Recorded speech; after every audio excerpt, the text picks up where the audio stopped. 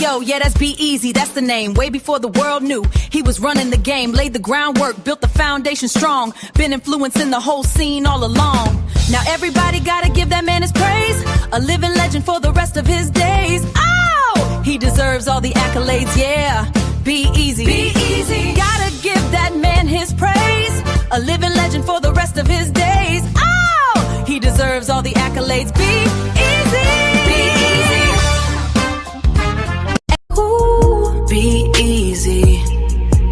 He got that certain kind of profile, smooth and effortless style. He's so fresh. Makes the whole room stop and stare a while. Hear him asking, who's that? Mama, there he goes again. The way he moves, you know he's gonna win. Oh, you ain't know? That's just B-Eazy. B-Eazy, that dude.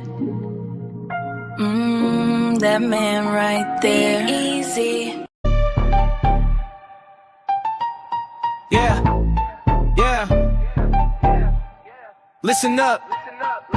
It's B-Eazy, that dude, the great. He ain't fake, he one of the real guys. Spitting fire every stream. You've been late to the party, now it's time to realize. From Pittsburgh to around the world, yeah, the flow is elite. Every beat that he slide on turns into straight heat. Came up from the grind, selling box on a laptop, running up a bag, feel like he hit the jackpot. Got the luxury visions, ambition vivid, never bluff. Person's progress, persevere when the going gets tough. B-Eazy, that dude, got stripes in the game. Every rhyme, every line, they gon' remember the name. From the streets to the stage, the energy don't fade. Legend in the making, yeah, history's what he's laid. Mic in his hand, heart in the flow and soul on every beat. Dropping knowledge, power, bravado, his legacy complete. Hustle, amplified, lyrics electrified, that's the truth. B-Eazy, that dude, established with certified proof. Feel the bass, feel the vibe, let it ride through the crowd. All the words, every hook, man, he keeps making us proud. King of his lane, rising above every feud. All hail the one and only, one and only, one and only. B-Eazy, that dude. Yeah. Yeah.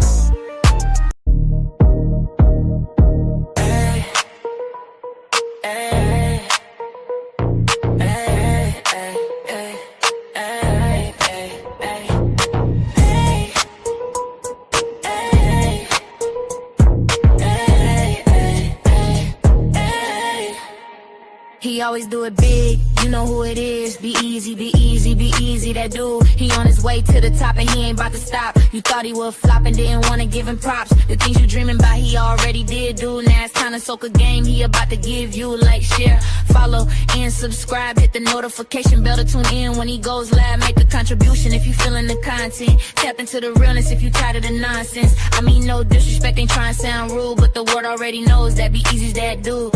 Ooh.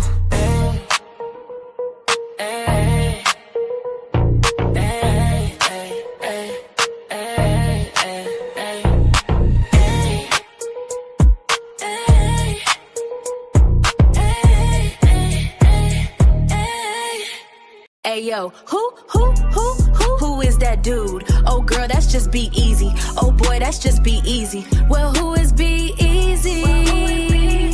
Oh, you ain't know, he been a pro for show, all about the dough. He been running up them racks and still trying to get some more. Don't care about the fame, just trying to gain and grow. He really one of them ones, his presence so pivotal. So hell yeah, he that dude, this is unequivocal.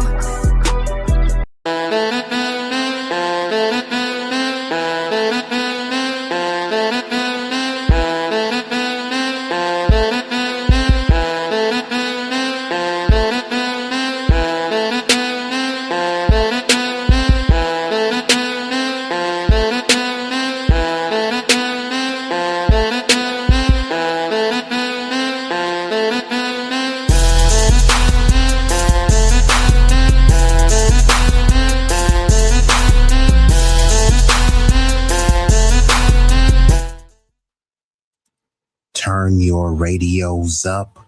Turn your radios up. Y'all know what this is. Y'all know who this is. B-Eazy, that dude. An impromptu stream back with another one. This one is gonna be a banger. We'll ruffle some feathers So it will be a doozy. I don't like to keep y'all waiting. So before we get this thing started, I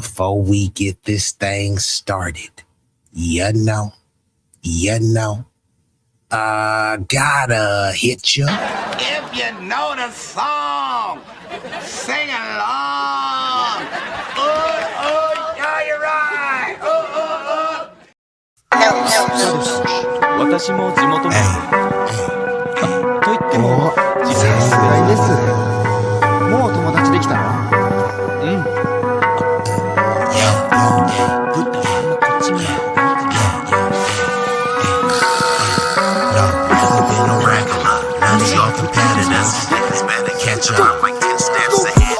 ？Promethazine got me leaning like a cholo in the club. I'm 20 deep. I don't be riding solo. Pull some bad bitches, they vanilla and cocoa. They wanna take some photos when we kick it out in Soho. Chicks are showing tits and popping pussy for my promo. Told them like juvenile, baby, move it for me slow mo. Then I'm right back to the block, cause I keep getting moto. I be flipping, not shrinking. I don't give a fuck about no ho. This nigga name ain't D-Lo, but pimpin' these bitches and stacking this bread forever be my stilo. This is B-Eazy, that dude in the trap making pass smooth. If I ever go broke, then I'm about to pull a jack move. Since a nigga healthy, I don't even gotta worry. With my bitch from Fiji, eating tandoori and chicken curry. That ism is really envy. My pimp game international. I design my own clothes, so I be always looking fashionable. Here's a couple facts about me that y'all didn't know. Some of y'all be getting bread, but I be getting bigger, dawg. I got bigger guns and a whole lot of bad. And we are activated, and it looks like we've already been joined by some illustrious guest, the hardest working mod on YouTube, Vibrant Low. We got Mr. Early, Never Late, Chakra King. We got the majestic, the magnificent, and the exquisite melanated agenda. We got the Brownsville bully, Cloudness 457. We got the East Coast finest, Mr. Roger Meadows. And Roger, I don't even gotta ask, where Brooklyn at? So those are the illustrious guests who have made their presence felt. We gonna get right into this thing now.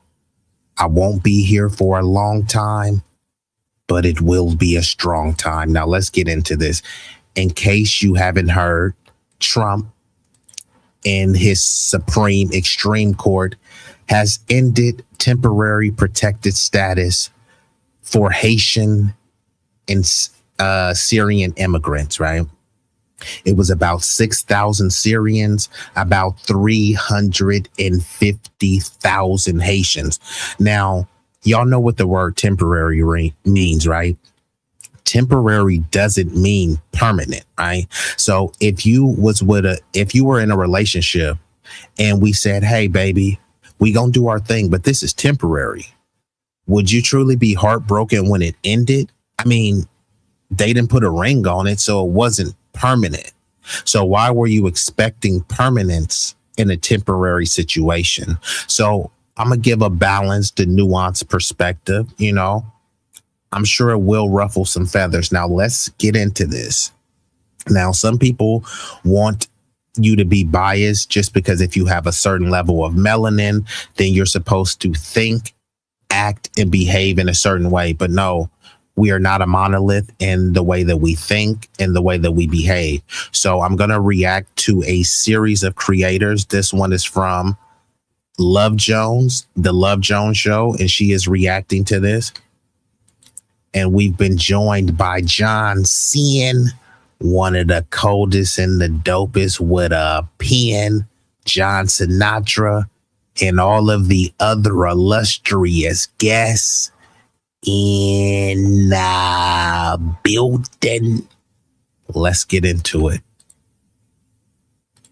Haitian community gathered at Miami City Hall to protest the city's agreement with immigration and customs enforcement. All of these battles are intertwined. My people, They can't go back. It's real. The reality in Haiti is real. In a 6-3 vote, the Supreme Court gave the Trump administration the green light. So again, I'm going to be an objective analyst on this. So she said, and just to be clear, I will be flipping back and forth from the screen just so that the video is transformative. Now, she's crying and she said the reality in Haiti is real. And I don't believe that she's making that up. But when you say vague things, right now what they're looking for is sympathy. They're looking for people to galvanize and say, hey, what's going on is unacceptable. This mistreatment of people is deplorable. So in order for people to be galvanized, they need to know exactly what are they being galvanized against and galvanized around. So when you just say, hey, the reality in Haiti, it's so horrible. What reality are you talking about? We need specifics, not just the very vague black on black crime and the culture things. We need specifics. And then when we talk about what's going on in Haiti, we need to talk about the corruption, right? It's other Haitians that are oppressing other Haitians. It's other Haitians that are killing other Haitians, right? Not all of them are doing that. I wouldn't even say the majority of them are doing that. But there is a corrupt apparatus of their leaders that are selling them out. So you have to call out your leaders, right? Yes, we can blame U.S. imperialism. We can blame the Clintons. We can blame Western powers who helped destabilize Haiti. Yes, there's enough blame to go around. But while we're passing the blame to the Western powers, to the dub supremacists, we have to look at the people who were complicit. Many people love to bring up the resistance and rebellion of 1804, which was phenomenal, right? But you can't just say 1804 was a resistance story and then stop there. Yeah, man, we fought and we freed ourselves. What happened after you freed yourself? Your people amongst the free population, amongst the free nation, loved white mommy and daddy so much. They loved white massa so much that they buck broke themselves. They voluntarily pulled their pants down and spread cheeks. Your own people sold you out. So as much as you want to talk about the rebellious liberation, you also got to talk about the disgusting betrayal of many of your own countrymen. And we've been joined by the marvelous my boo. What it did it do? And John says, shout out to the chat. Y'all know what to do. Hit that like button and share if you truly care. And you know what I'm going to say. Oh, you had to mod up real quick. Okay, that's why I was like, John, why you ain't in blue, bruh? But I forgot you got 2 different pages, right? But it won't cost you a fee. The likes are free. Let's get back into it. And John, let me know what time you gonna go, because I may push this to about 8:30 or 9, depending on how what time you gonna go live. So John, let me know what time you go live so I can inform the people as well. Let's get back into it. And just so you guys know, we're talking about the Trump in his Supreme Extreme Court ending TPS status for Haitians and Syrian migrants. And temporary protected status for more than 250,000 Haitians. There is no grounds for terminating Haiti TPS based on the country conditions inside Haiti. This is absolutely absurd. But with the State Department level 4 do not travel advisory still in place for Haiti, TPS Haiti advocates say the Supreme Court's decision. So Roger says, has someone tracked down that Haitian lady who called us dirty black Americans? You know what? It's like she only popped on the scene to call us dirty black Americans. So either the FBA freedman stood on business and ran her up out of the spot. A, we told her, you got to shake the spot. A thought, you got to shake the spot. So, it could be that the thought had to shake the spot, or it could be she just laying low. She got more heat than she was expecting, and then she's just laying low, and then she'll pop up a few years later and say, "Hey, big head," and she may be the most pro blackety black person that you've ever seen, because that's usually what happens. Because early in the 90s, you know how it was, Roger, especially in a immigrant enclave like New York, people were over there being disrespected. The Caribbeans were saying, "Hey, you know, we run Brooklyn now, we run New York," and all this stuff. So people were getting really bold, you know, saying that y'all don't have no culture and things like that. And, you know, a lot of us just allowed the disrespect. It's okay. You know what I mean? There are brothers, there are cousins, and they were saying, "No, you're not like us. I know black, papi. I'm not black. I'm Haitian. I'm not black. I'm Nigerian." And, you know, we were still pushing the line. No, y'all like us. Y'all black and all this stuff. And they kept telling us over and over that, no, you're not like us. And then when we finally had an epiphany and it snapped, and you say, you know what? Actually, we are different. Then they want to double back with the, "Hey, big head, we all black," you know, into the whole flat blackness type thing. So yeah, I haven't seen the chick. She went viral for calling us dirty black Americans. You know, most of the people I see was giving her excuses and giving her passes. They wouldn't say, "Yeah, man, it's a problem within our culture, you know, where we're anti FBA, right, or anti-freedmen." They weren't saying that. All they were saying was giving excuses and saying, "I got called an African booty scratcher." Like, no, you didn't. Like, nobody has used that term since like the 90s, bro. No one called you an African booty scratcher, so why are you even bringing that up? Most of us didn't even go to school with hella Africans and Haitians. We just didn't, unless you lived in New York or Miami. So where was all of this abuse and bullying going on? Many immigrants live next to other immigrants. They have immigrant enclaves, which is why they make Jamaica Queens and Little Haiti and Little Senegal and stuff. That means there's enough immigrants to transform the place into a place that they can call home, i.e. Chinatown, i.e. Koreatown.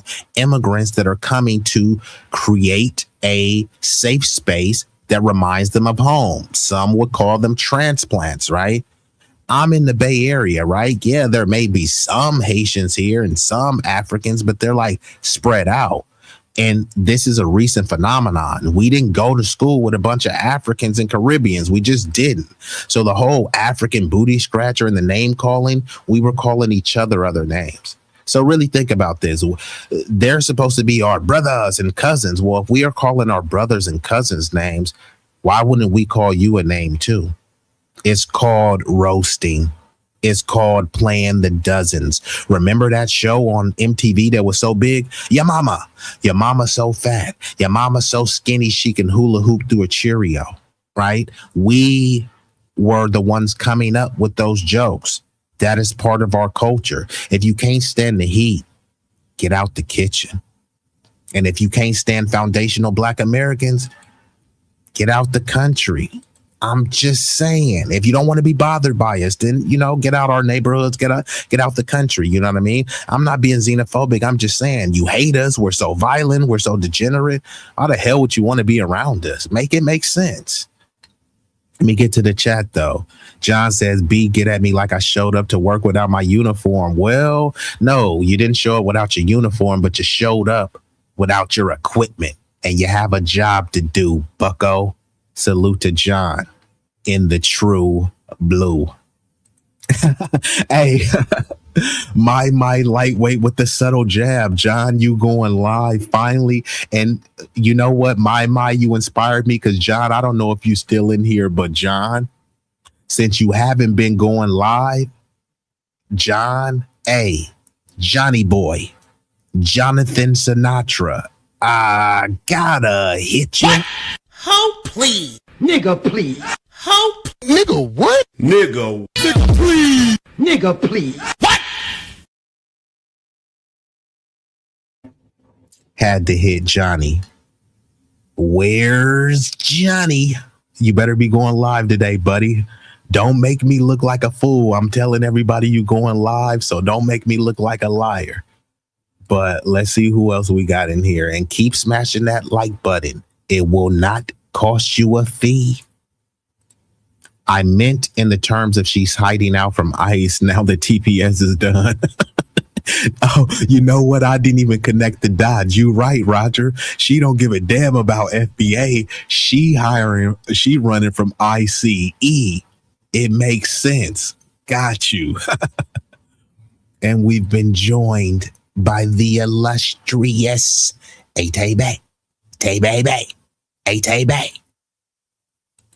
And Roger says, in New York, Africans we ain't see into this century, mostly blacks from Caribbean were here. And this is what I've been trying to tell people.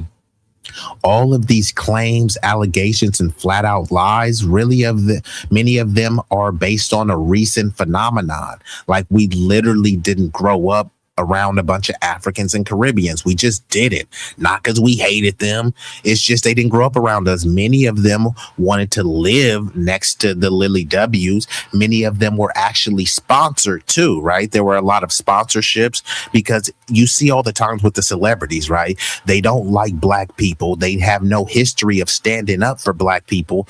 But then some of them, they always go and get a black child, but it's never a black child from America. There's plenty of black children that can be adopted in America, but they never do that. They always go to Africa or some Caribbean, some poor nation, and then we're supposed to commend them. And then they get a black kid, usually a super dark black kid, and then say, I don't see color. How don't you see color and you're a white person who adopted a black kid? Now they have a super dark black kid telling them, hey, you're going to grow up in a colorblind society, right?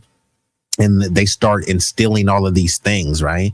So if you tell a black person, if a black person adopts a white kid and say, hey, yeah, I'm a foundational black American, but I could raise this lily white kid and I could bestow all the virtues of whiteness on them, right? I could tell them what it's like to be white in America. No, I can raise a productive citizen. I can raise a responsible young adult. I can't teach someone the nuances of being white. I'm not white, but we're supposed to pretend that, hey, a white person could raise a black person, which they can, and they can create a successful citizen. But we're talking about the cultural nuances. That's the thing that's overlooked. You know what I mean?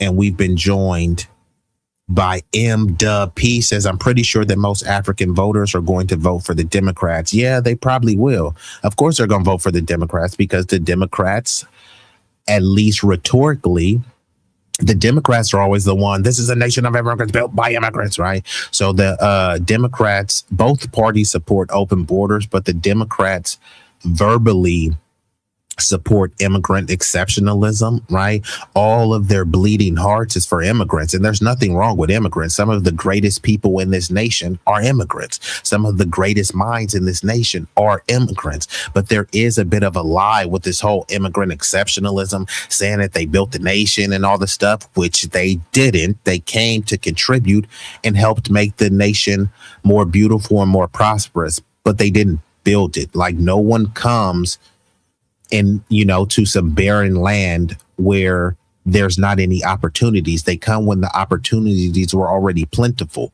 Opportunities that many of them they didn't create. They came to take advantage of and exploit. And, there's nothing wrong with that because this is the land of milk and honey. There is something wrong with reframing the narrative and to try to make it seem as if someone is exceptional just because they're an immigrant. And that's not the case, right? There's a bunch of people that are coming across the border that have no education. And then there are some people who are H-1B visas who have a superior level of education. And we're supposed to pretend it's like that, hey, all people and all immigrants are created equal just for the very sake of them being an immigrant. And it doesn't make any sense. It's just like if saying someone is just exceptional just because they're American. No, there's a lot of fat, lazy, slovenly, disgusting Americans. And they're some of the greatest, strongest, courageous, bravest people on the entire planet that are American, right? It's not one or the other. It's a nuanced discussion in its totality. America is a melting pot on paper, but it's not in reality. Ding, ding, ding. I concur. the melting pot language is just, let's just call it what it is. It's just some propaganda. It's some propaganda to pretend as if we're all united. We're all united, but people live in ethnic enclaves, which is why I wholly and vehemently reject goofy, disgusting terms like people of color. All of these people, or let me just say the majority of these people who immigrated here, they would tell black people, y'all dumb. Why y'all call yourselves black? That's just a color in a crayon box. So let me get this right. They were ridiculing us and disparaging us for identifying as a color. And now we're supposed to act like we are all united based on color. Huh? How does this make any sense to you? Calling someone, hey, that's a colored person. That's bad. Calling someone a person of color, that's good. Huh? Good. How? They have a bunch of very vague, nebulous terms. Asians are people of color. Which Asians are you talking about? They have Asian K-pop stars that came over. Those K-pop stars are lighter than most white people. But I'm supposed to pretend that the K-pop stars from Korea are people of color because they're Asian. Okay.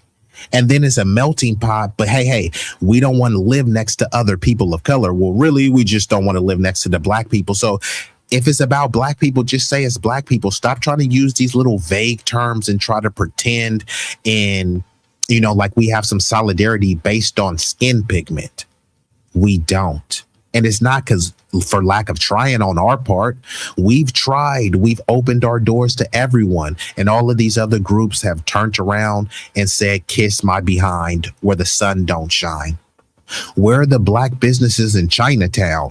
We're all minorities, right? We're all people of color, right?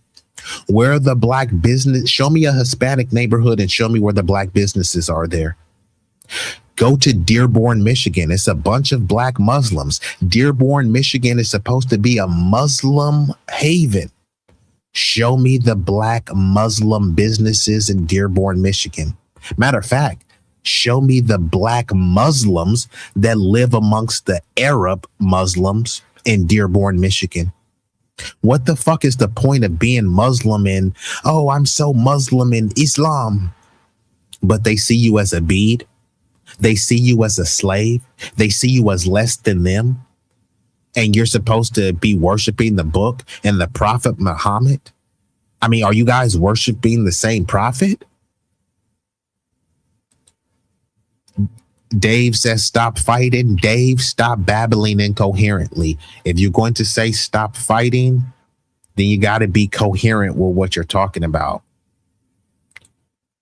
So shout out to Frank Nitty, Mr. Gritty, putting on for the biddy.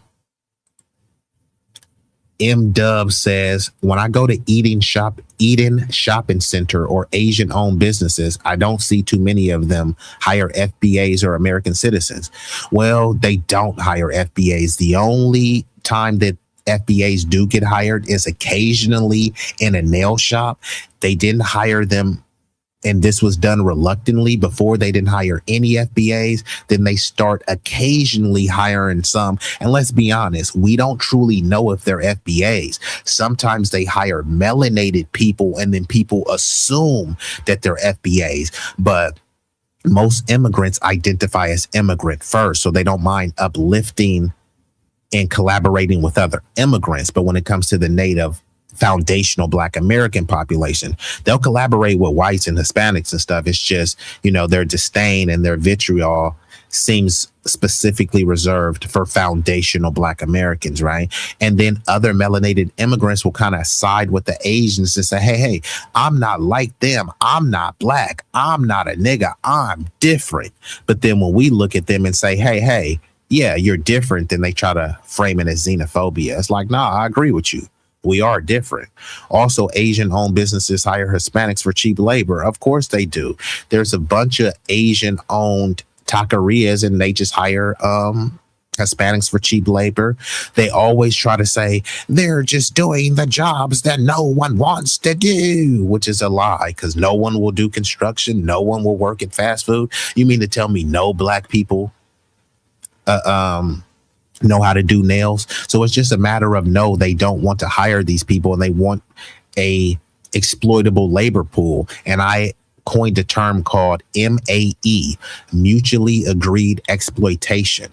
So yeah, these people and oftentimes know they're being exploited, but the exploitation is advantageous to them. Yeah, they may be getting paid $5 an hour, $10 an hour, but back in their homeland, they were getting paid 50 cents or $1 an hour. So they're making out, even though they're being exploited, their exploitation is advantageous to them. And it looks like we've been joined by Mr. 350, the big block boat rider, Big Rig Slaps. But oh, and you said you seen Frank somewhere. I know Frank be in the B1 spaces. Maybe you seen bro in the sectors too. I don't know. Frank, you be in the beef sector? It's time for a complete immigration ban. Well, some would say a moratorium. I think a moratorium sounds more sanitized, but moratorium, ban, pause. You know how they talk about a ceasefire, or how about a humanitarian pause, right? We've got enough people. We need to take care of our own people so that then we can, hey, if you want to open the floodgates after we establish people here, imagine this, right? Your kids are hungry at the house, but before you feed your kids, you go out and feed the neighbor's kids, and then you come back home and your kids are still hungry. But before you feed your kids, you got to go to the next city because some other kids are hungry, and then you come back home. And before you feed your kids, you say, but what about the kids in Gaza? What about the kids in Sudan? What about the kids in Congo, in Nigeria, in Lebanon, in Syria? The list never stops. I'm not saying I don't care about famine. I'm not saying I don't care about genocide, but right now, there's a genocide going on in Gaza. Many people have been in the streets protesting. Has that protesting lowered your gas costs? Has that protesting helped you afford a home? Has that protesting helped you afford daycare? Has that protesting helped you afford healthcare and life insurance? But you're supposed to put all of that aside and say, don't be selfish. You need to worry about Gaza. Look what's happening to those kids. And you know what? It's disgusting. And I don't want to see that happen to those kids. But then again, the question keeps coming up. Your kids are starving, but you're focused on Gaza. Your health is failing, but you're focused on Ukraine. Guess what? Ukraine is not focused on you. When all of these countries were at their height of, their civilization, they weren't focused on you. And you're supposed to be convinced, no, it's different this time. Oh, hell no. This can't be. Hell no. Oh, damn. Dr. Press, wait a minute. I know you. Wait a minute.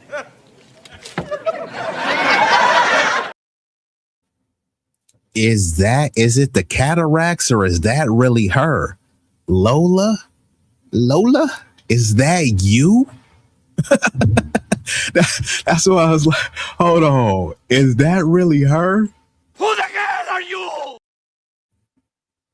Lola, salute to the Be More Beauty in the building. And salute to the hubby hubs too, or salute to the significant other and the family. And look, Big Rick said, oh, snap, is Lola. Holy moly. That's what I said. I had to wipe out the eye boogers. I'll start squinting, bucking my eyes. It's like, hold on. Is that her? Salute to Lola. Now, Lola is a very lovely person. She is a sophisticated person. And I'm the only person that beat her in a debate. I'm just saying. But other than that, Lola is an intellectual beast and I support her. So good thing to see you over here. Lola, the love experience slid through. Appreciate you. But let's get back into this video. Is cruel. They described forced deportations to the gang-riddled nation like a death sentence. I would not say we would likely going back. We're gonna stick together. We're gonna keep on fighting. The battle is not over. So TPS status was also removed for Syria because believe Syria, it was like a war that was going on, which granted them temporary protection status here in the United States. And for Haiti, I believe it was like some type of natural disaster that was going on that granted some of the citizens, well, 250,000 temporary protection status in the United States of America.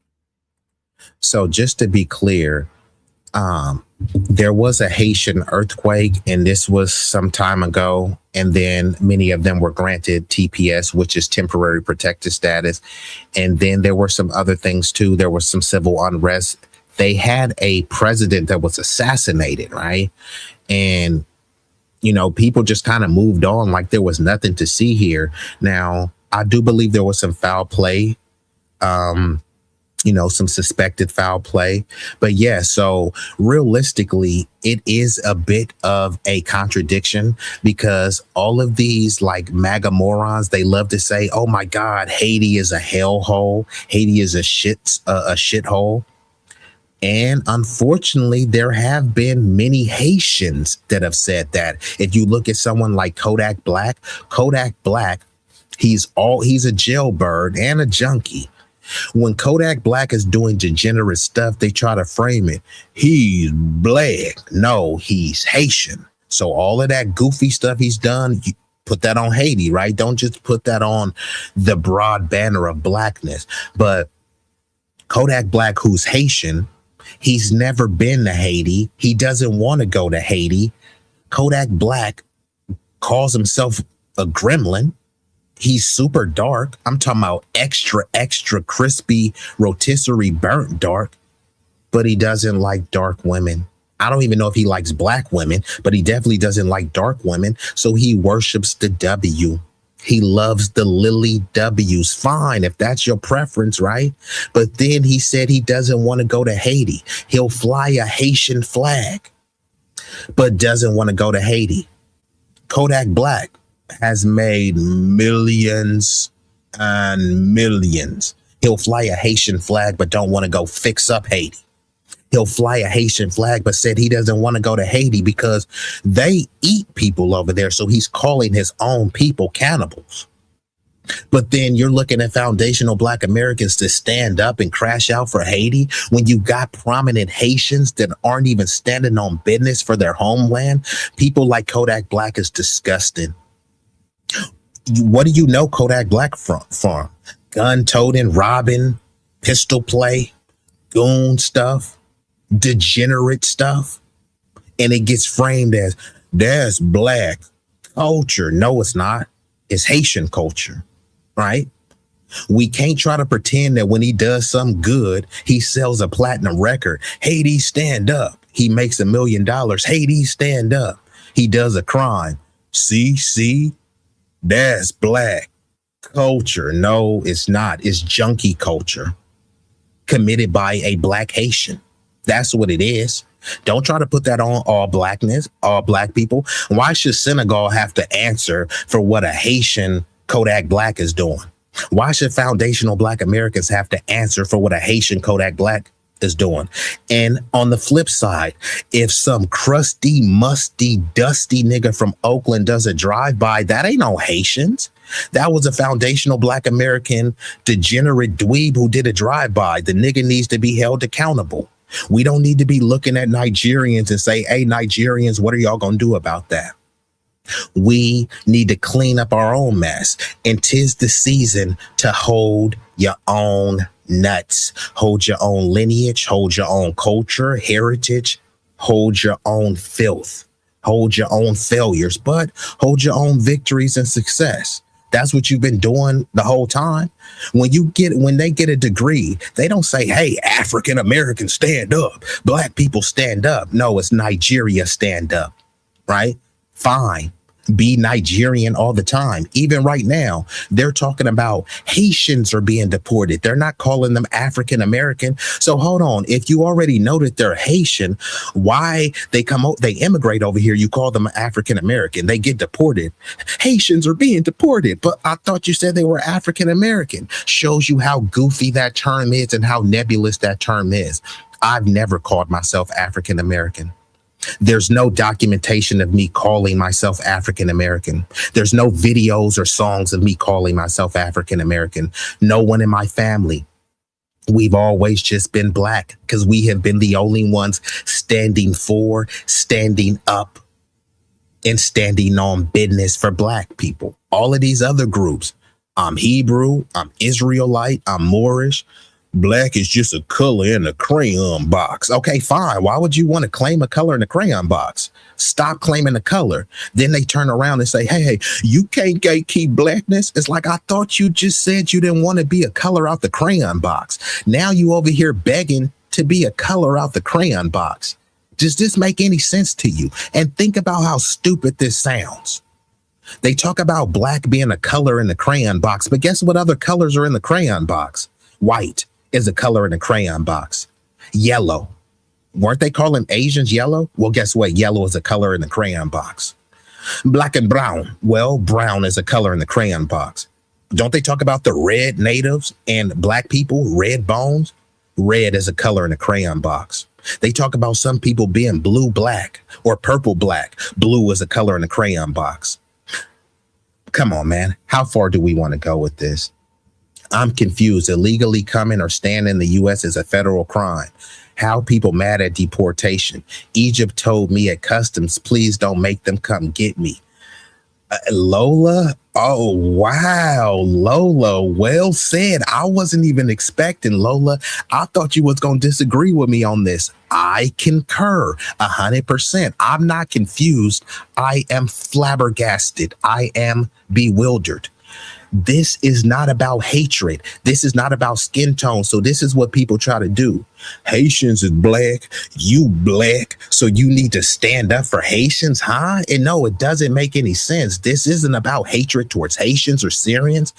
Some of the greatest people in this country happen to be of Haitian descent. I told you, some of the greatest people in this nation have an immigrant background. This isn't about picking on immigrants.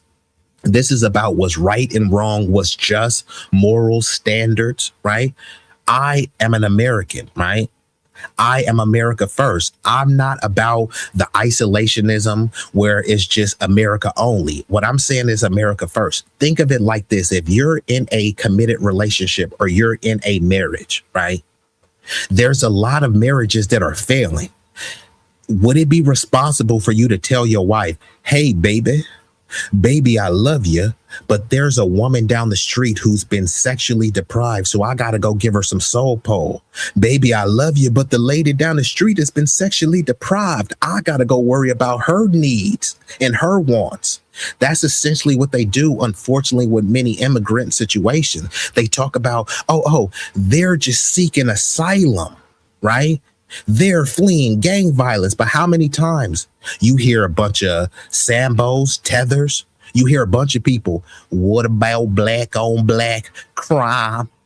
What about black on black crime? Fatherless homes, black women in bondage. You hear that all the time. Okay, fine. How the hell is me worried about what's going on in Gaza, me worried about what's going on in Ukraine? How is that going to stop black on black crime? So they want us to be focused on other. No, we got a lot of stuff to clean up here. They always talk about the black community is at the bottom here and all this other stuff. This is a nation of laws. Okay, so why are you saying that we should be allowing other people to break the law?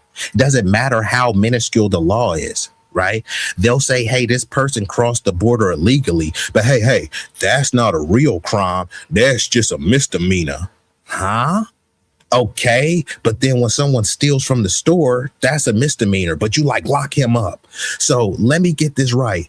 It's a misdemeanor for someone to come from a whole nother country and enter this country illegally, and you want them to get a slap on the wrist. But somebody stole something from Burlington Coat Factory and you want them to throw the book at them. Make this make sense. A citizen stole some clothes from Ross or Didi's Discounts. Okay, cool. They shouldn't have been stealing. But you want him to get locked up. Meanwhile, there's a non-citizen that you don't even know. Jorge came into the country. Miguel came over here. And then you're like, oh, Miguel is just trying to feed his family. Huh? So was the dude that was selling an eighth of weed. They got some dude still locked up for selling an eighth of weed. So make this make sense. The dude was selling the eighth, not because he was a thug and he loved the Menace to Society movie. He was selling a little bit of weed on the side to put food on his family's table. He took that risk. He took the risk of selling a little bit of some on the side, and he got locked up for it. Meanwhile, I'm supposed to have sympathy from someone from Tijuana fleeing the gang violence. Lola is from the Baltimore. There's a lot of gangs in Baltimore. Where could those young black boys go and seek asylum? You know what they say? Shut up, nigger. Pull yourself up by the bootstrap. Figure it out. Okay, fine. They need to shut up and figure it out. But tell those cats from Bogota. Tell those people from Brazil. Tell those people from Colombia. Hey, Medellin, y'all need to figure it out. If someone is fleeing the violence of a Colombian cartel, how is that my fault? Right? Hey, you need to figure it out in your homeland. But instead, we roll out the red carpet and say, hey, because Colombians are killing other Colombians, we need to help the Colombians who are not citizens. No, it doesn't matter if they're non-citizens. We're going to give them a pathway to citizenship. We're going to give them temporary protected status. Really think about this. Temporary protected status. Protected from who? Protected from their own people? Okay, fine. Ain't this what they always say? Black on black crime. Okay, where's the temporary protected status from Oakland? It's a bunch of thuggish niggas running around Oakland, and there's a bunch of young nerds. When I say YNs, there's a bunch of different YNs. There's YNs, young niggas, and then there's YNs that are young nerds. Where could those young nerds seek asylum at? There's a bunch of nerdy cats living in Oakland that would love to go and enroll into a STEM program, that would love to find a place where it wasn't murder and mayhem. But guess what? They tell them, who cares? You guys got to figure it out. Well, you know what? Those people from these other countries, from Haiti, from Syria, from Ukraine, y'all got to figure it out. 'Tis the season to hold your own nuts. We're not putting the capes on anymore. We're not coming to save anyone. Nobody is coming to save us. And then really think about this. I don't support a brain drain. Did you know that there's more Jamaicans living in America than there is in Jamaica? Jamaicans can't even access their own beach. This isn't to ridicule them. I'm not trying to make light of this. I'm not trying to denigrate or disparage.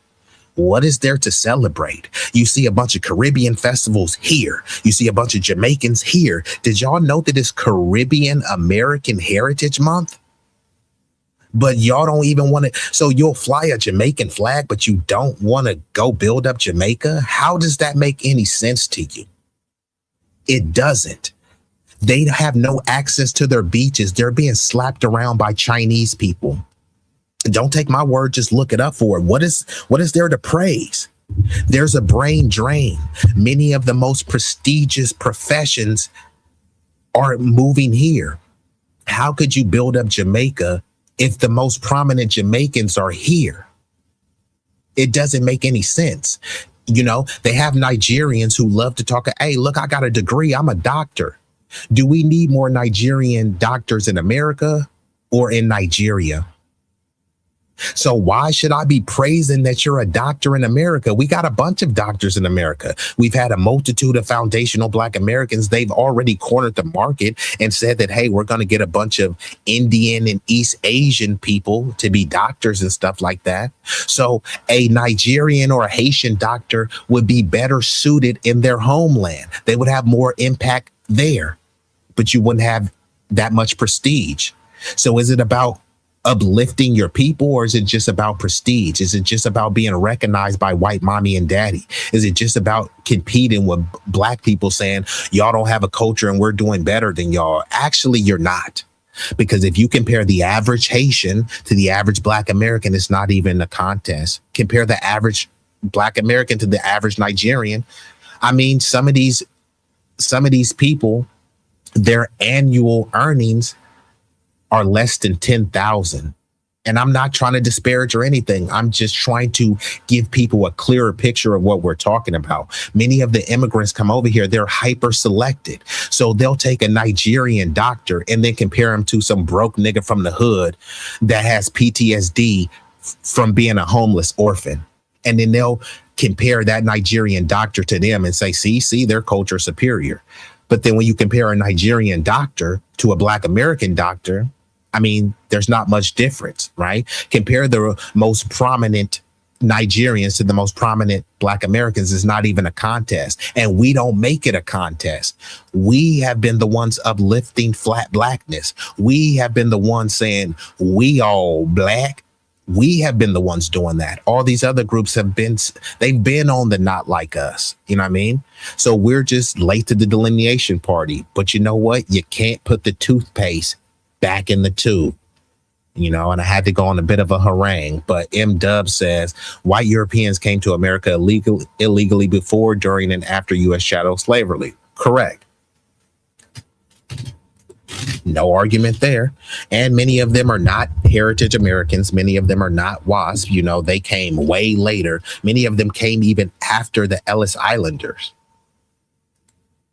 And you says American freedmen need a permanent legal protective status. So they pretend that we have one, but we need it clearly defined. It's a good thing that we didn't come out there and protest. You hear about those Antifa activists. One got 100 years for shooting a cop in the neck. Others got 70 and 50 years for protesting. One who wasn't even there got 30 years. Yeah, and this is what many people want. ICE out, ICE out. They want us out there crashing out for ICE. And then there's a bunch of anti-Black Latinos. And then not only that, even if I said, you know what ICE is doing is wrong, why the heck would I go out there and crash out? Do y'all remember? I will vote for Donald Trump, right? That was a jam. There was no gun to their head forcing them to say that. You heard the Cubano drums and bongos. I will vote for Donald Trump, right? They were saying that with their full chest. Like there was a lot of aggression the way they were saying that. I will vote for Donald Trump. Like, okay, this is what you voted for. Trump was saying that, hey, they're bringing crime. They're not sending their best. They're grapists. He was calling your homeland a shithole. And you still voted for Donald Trump. But then you want me to crash out for ICE? Did you know that most of the ICE are Latino? Most of the Border Patrol, Latino. Trump got a huge, significant boost from the Latino vote. But I'm supposed to be crashing out for ICE? Nah, I'm good. Yeah, John, it's not just crazy. It's rather insane. And John, have you figured out what time you're going to go? And yeah, they had the whole band. Now, that band was good. I ain't gonna that band was jamming. I will vote for Donald Trump. Like, I caramba. That song, I ain't gonna lie, it did have a little catch to it. I can't lie. That band was jamming. But this is what you voted for. A mutual friend told me an immigrant who does her hair told her on the documents they received as entering the country that they can stay here as long as they don't involve themselves in protests. Correct, which is why many of the Asians would say, hey, look, we wanted the benefits of the civil rights, but they were too afraid to risk their citizenship. Many of them claim they feared being deported, but I'm like, how are you going to be deported? You are a citizen. But they were like, hey, we didn't want to be denaturalized and all this other stuff. That's why when I always ask, who's the Asian version of MLK? There's no one to name. There's no Asian version of Malcolm X. There's no Asian version of Fred Hampton. Now, people will quote Fred Hampton and talk about the Rainbow Coalition, but they can't point to anyone from their racial or ethnic group that could hold a candle to these people. And then they turn around and say that we're in some mythical coalition just because they use the term people of color. And then when you ask a simple question, okay, I'm a foundational Black American, but my color is brown, really copper colored. What color are you? They start stuttering and stammering because they don't identify as a color. So if they don't identify as a color, then why the hell are you calling them a person of color? Does this make any sense to call someone a person of color, yet you don't know what color they are? Okay. You said you're changing this thermostat. I'm starting to set up. Okay. Well, that's vague. I mean, give me a time, nigga. 9:30. Let me know. But you said that's why they count on us to protest them. Yeah, and this is what we have been. We've been society's doormat. We've been going out there. We've been crashing out for all of these protests. But what do we get? All of these other groups, they turn around and say, hey, kiss my derriere. You know what I mean? And just like I always say, right? Think of it like this, right? Let's just say, and I'm going to put it in graphic terms because then y'all will truly get this vivid picture, right? Self-preservation is the number one rule for survival.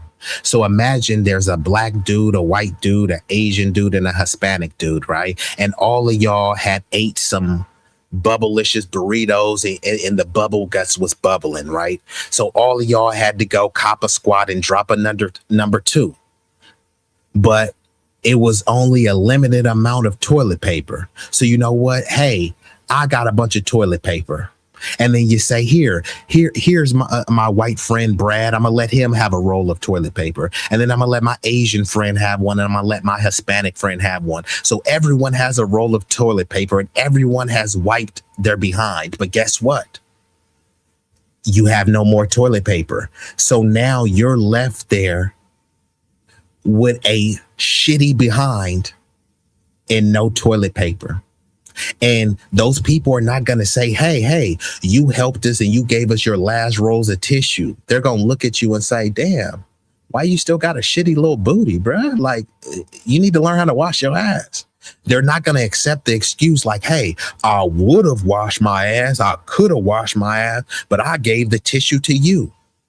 That's not going to fly. They still going to look at you like, hey, you need to wash your behind. And that's how it is with everything.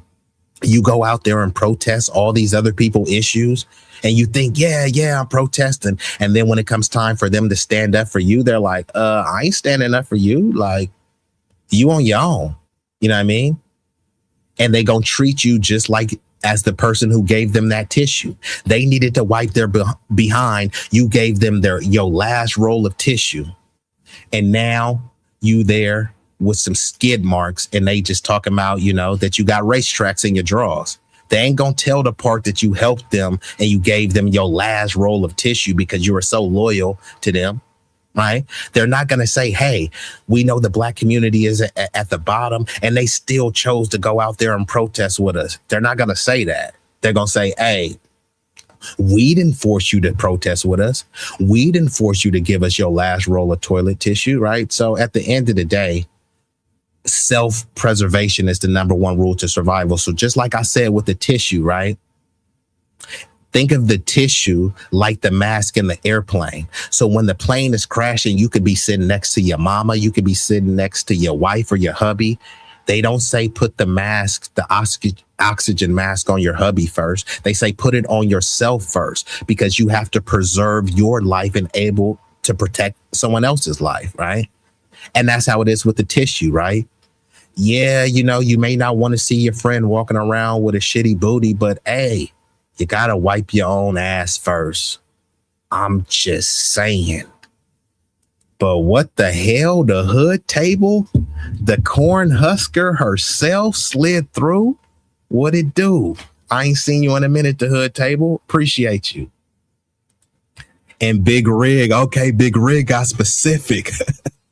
Use a wet wipe. And shout out to Cameron. Get your wet wipes. Get your wet wipes. Now, it sounds funny, but yes, many people don't have a bidet, right? And some people, you know, I know Big Rig, if I'm not mistaken, I know Big Rig said he don't know if he can do that. Some people, they said they love the bidet, you know what I mean? Some people like Malik think just having a bidet is a pause moment, right? It's crazy how cleaning your ass could turn into a pause moment. Like, nigga, what are you thinking about? What's the alternative, right? So it's funny, right? If a nigga cleaning his ass is a pause moment, I don't get it, bro. Like, are you niggas allergic to niggas allergic to wiping? But yes, get the wet wipes. And please get the 2-ply. I don't know how cats be doing this. Some cats really be having the 1-ply and they like, it's a better deal. If you get the 1-ply, bro, you got to wrap like a whole thing around. You got to wrap damn near a whole roll around your hand. It looks almost like a mitten. Bro, that 1-ply ain't it, bro. 1-ply, all it takes is one wipe and then next thing, you know, I'm just saying, you're gonna have a little special surprise. You're gonna have a handful. You know what I mean? You're gonna have a handful of some brownies. I'm just saying. No captivity. Oh, Tampon Timmy, what it do? I ain't seen Tampon in a minute. Where the hell you been, Tampon Timothy? Fingering themselves with 1-ply? Yeah. And like I said, then they come through and like I said, they got a handful of brownies, you know, they got, you know, their fingernails go from clear to tan. I'm just saying, the hood table, don't let me find out you using that 1-ply. You got sons, so you bet not be using that 1-ply.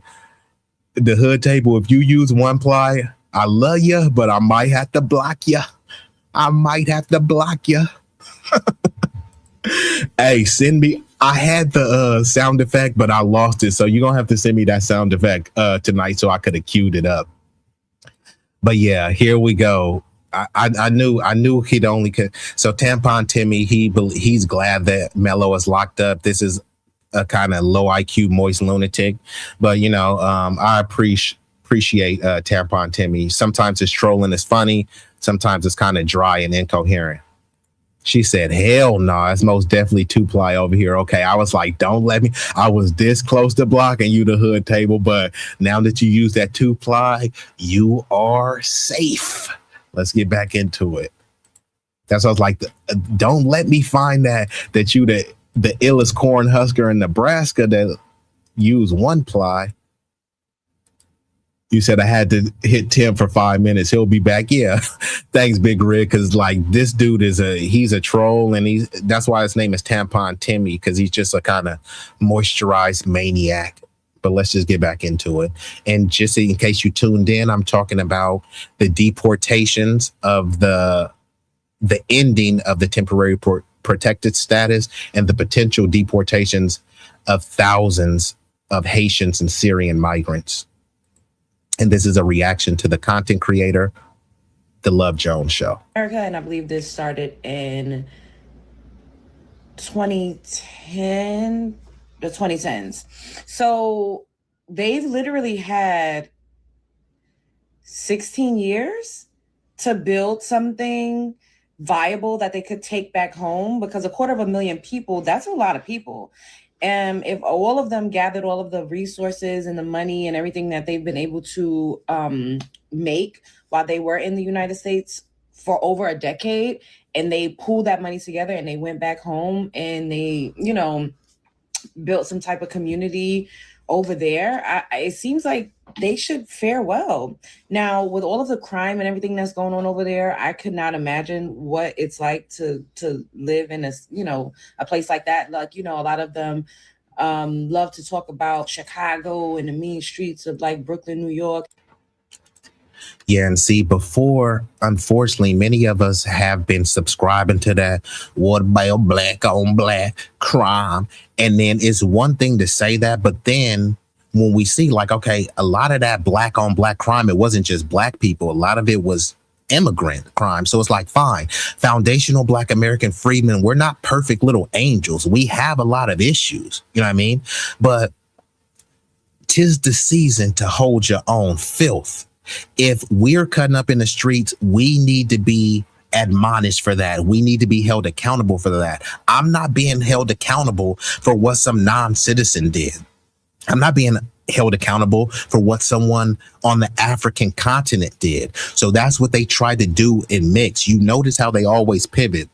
They'll be talking about black people and then they'll say, in African mud huts, huh? I never lived in a mud hut. No one in my family is from Africa or haven't been to Africa. So why are you trying to pivot and bring up Africa? You know what I mean? When they start talking about low IQs and all this stuff, they're measuring African IQs, and the whole IQ thing has been debunked. Most of that stuff is environmental. It's almost like chaining a junkyard dog up, but expecting that junkyard dog to act, behave, and comport himself like a little sweet lassie dog or airbud. No, they haven't been brought up in the same environment or conditions, so of course you're not going to have the same outcome. But they've done studies that show once you increase the environmental conditions, the the wholesome nutrition and stuff, IQ levels rise astronomically. So it's more about nature and nurture, you know what I mean? So being nurtured, but also having the natural environment that's conducive to success, you know what I mean? So they always try to do that, they'll try to pick some prominent white person and compare them to some poor African with their ribs touching in some anonymous village and try to say, see, this is a apples to apples representation. And Red 6 in the mix like Twix says, y'all remember when a Haitian girl called us a dirty black American? Pepperidge Farms remembers. Yeah, Roger Meadows brought that up earlier. Now, Roger Meadows says she might be on the hide. She might be on the hideout from the ice cream man. And I ain't talking about Yuck Mouth or Master P. I'm talking about that ice truck. So she dissed FBA and now she's running from ICE. It gets deeper. Let's get back into it.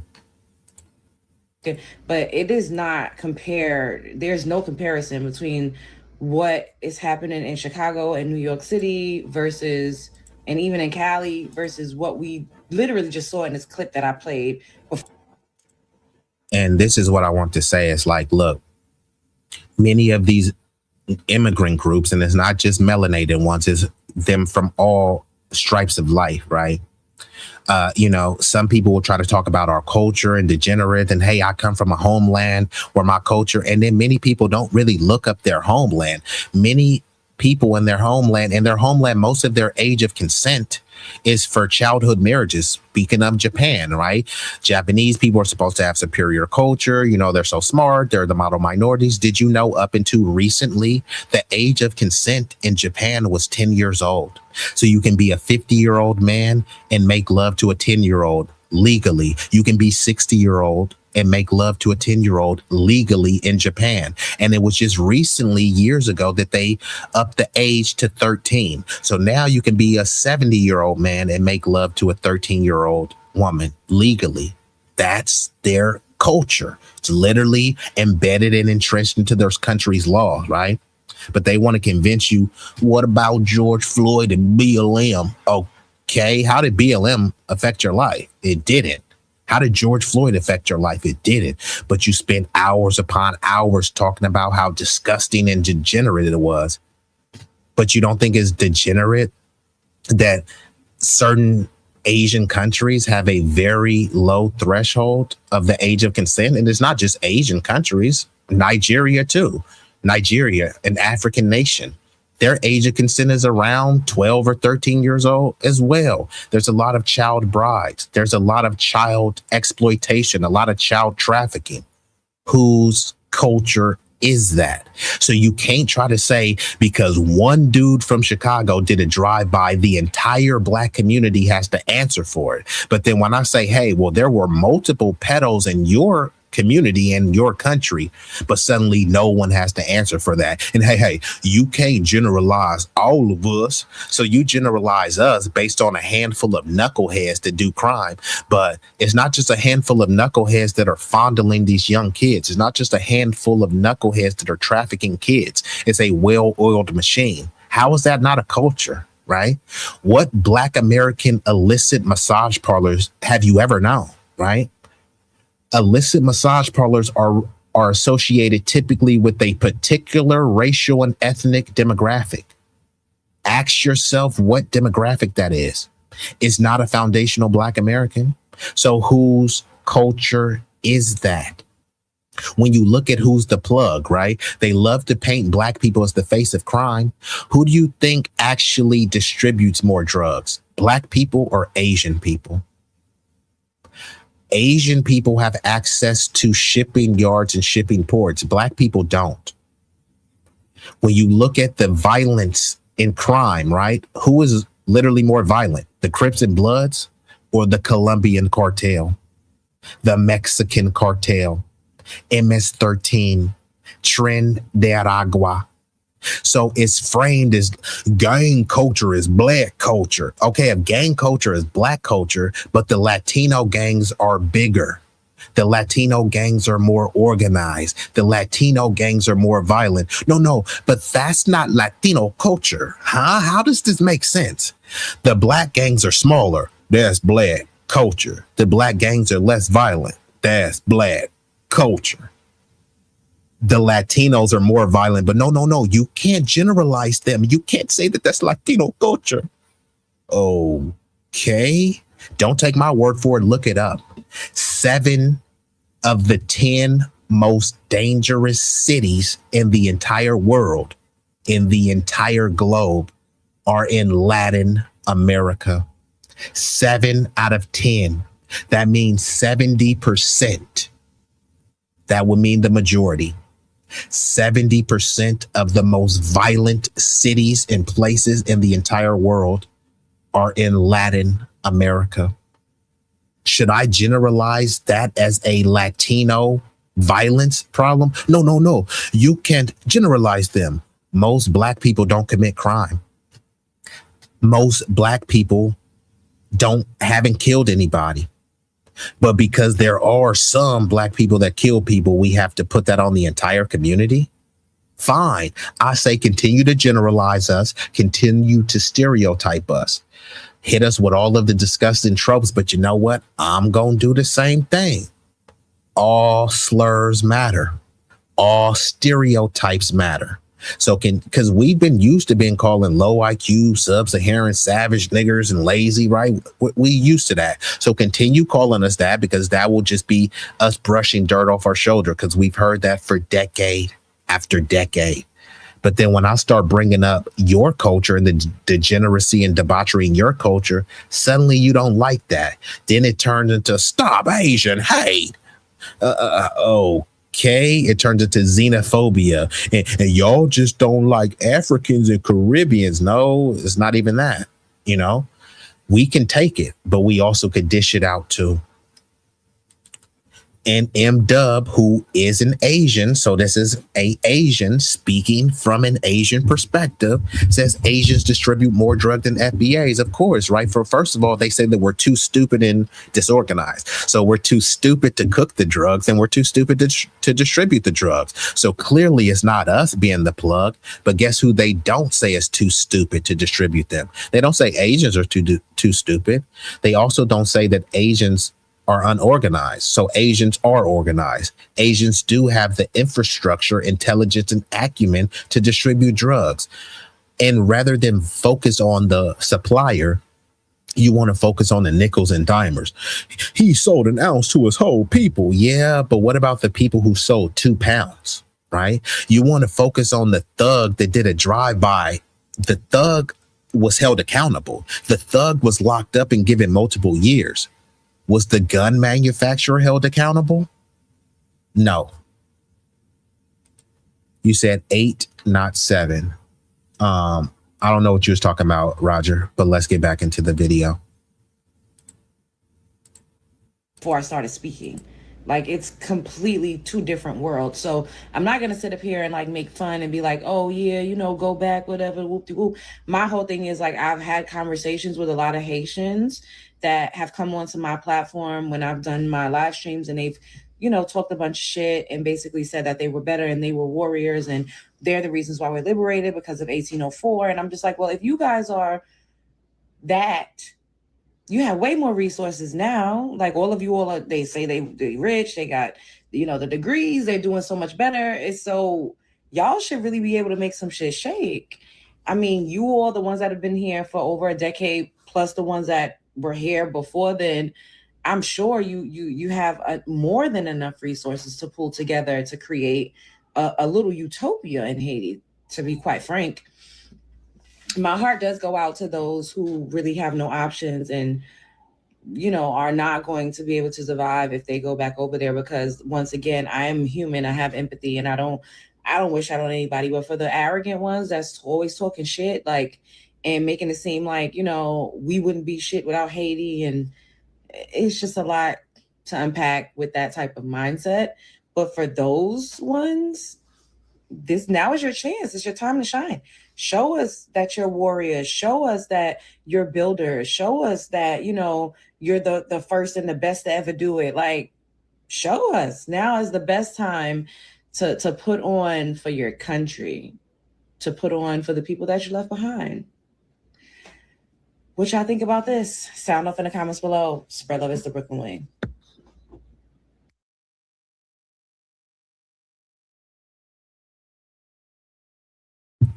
So shout out to Love Jones. So I'm going to go ahead and get ready to pull up the other video. But Roger says, Colima, Mexico, Duran, Ecuador, Ciudad Obregon, Cajeme, Mexico, Mexico, Zacatecas, Mexico, Manta, Ecuador, Tijuana, Mexico, Guayaquil, Ecuador, Michala, Ecuador. I said 8, not 7. Oh, so Roger was correcting me. So I said 7 out of the 10 most dangerous cities and locations in the entire globe were in Latin America. Roger corrected me and said it was 8. So I said it was 70%, but it actually is 80%. So 8 out of 10 of the top most dangerous, most violent places in the entire world are in Latin America. How is that not Latin culture? Right? But me saying that, no, you can't generalize them, but they can generalize Black people all day. You can generalize the entire community and the entire population based on less than 1% of the population, right? So imagine if we had our own country as a result of being free. The whole country was a no-go. We'd be failures. Haiti, sit your asses down. Well, this is another thing too. Let me bring this up too, because I just want to be, and like I said, I'm a humanitarian, so I love people of all racial and ethnic backgrounds. It's just, I'm a foundational Black American freedman, so I have to protect my lineage.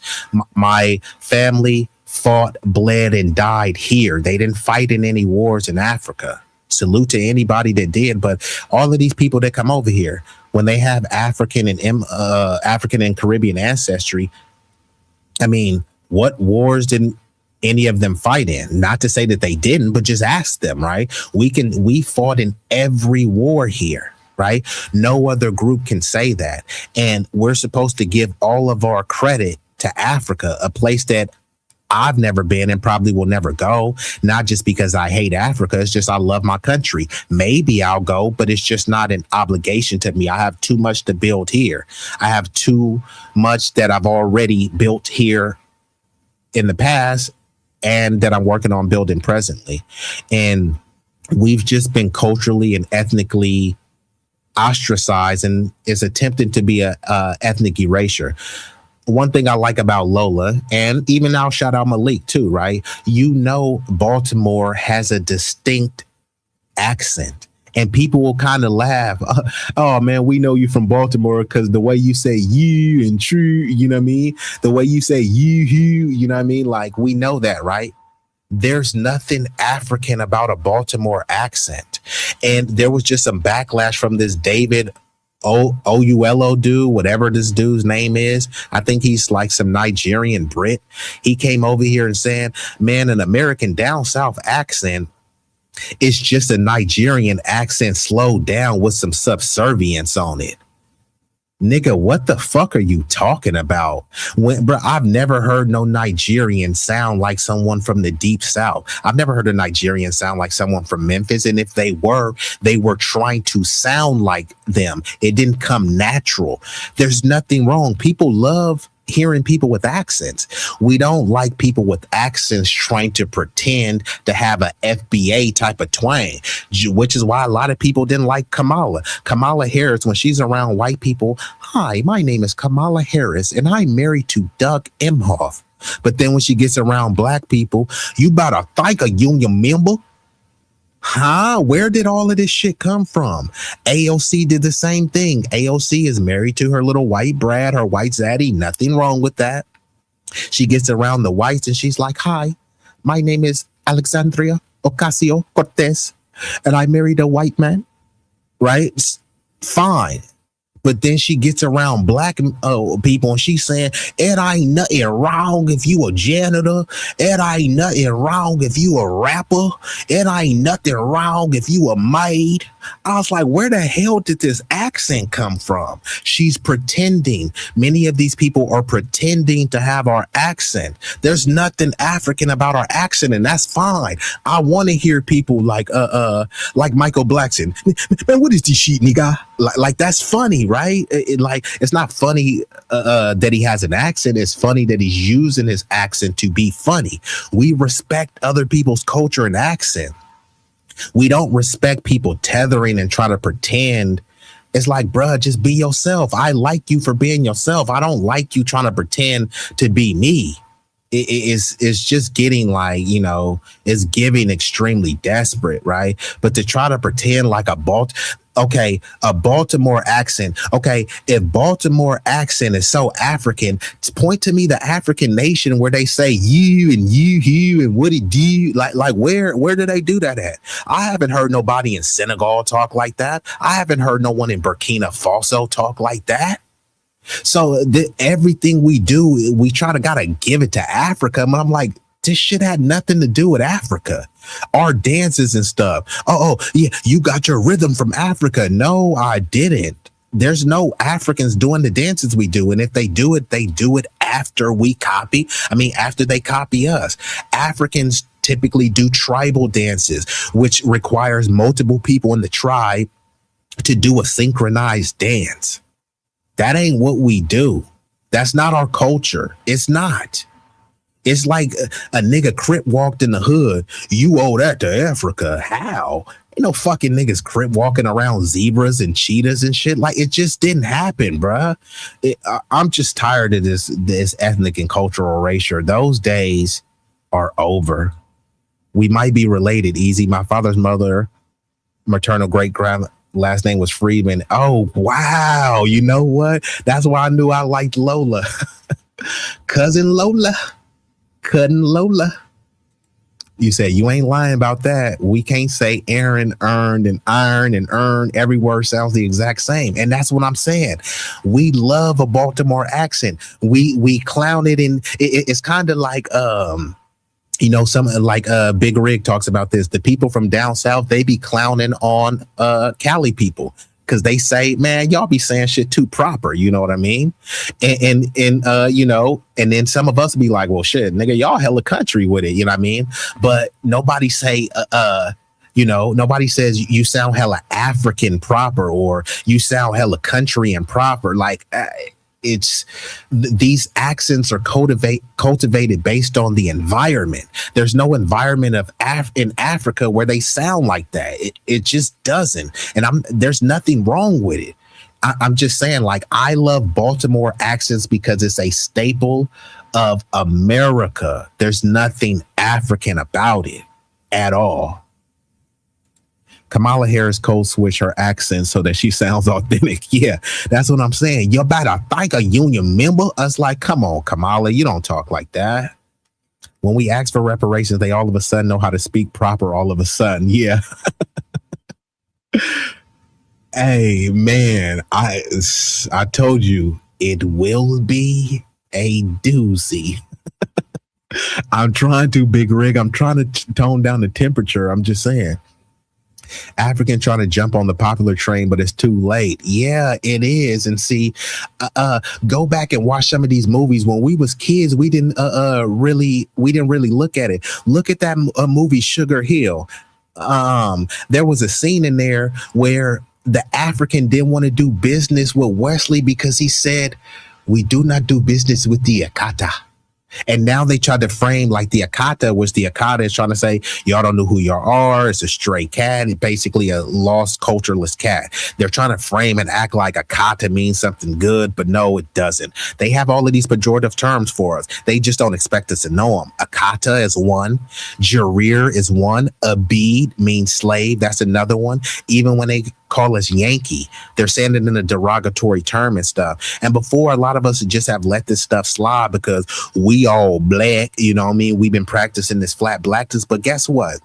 If you got a cousin that's acting foul, you check your cousin. Some people check their own mama.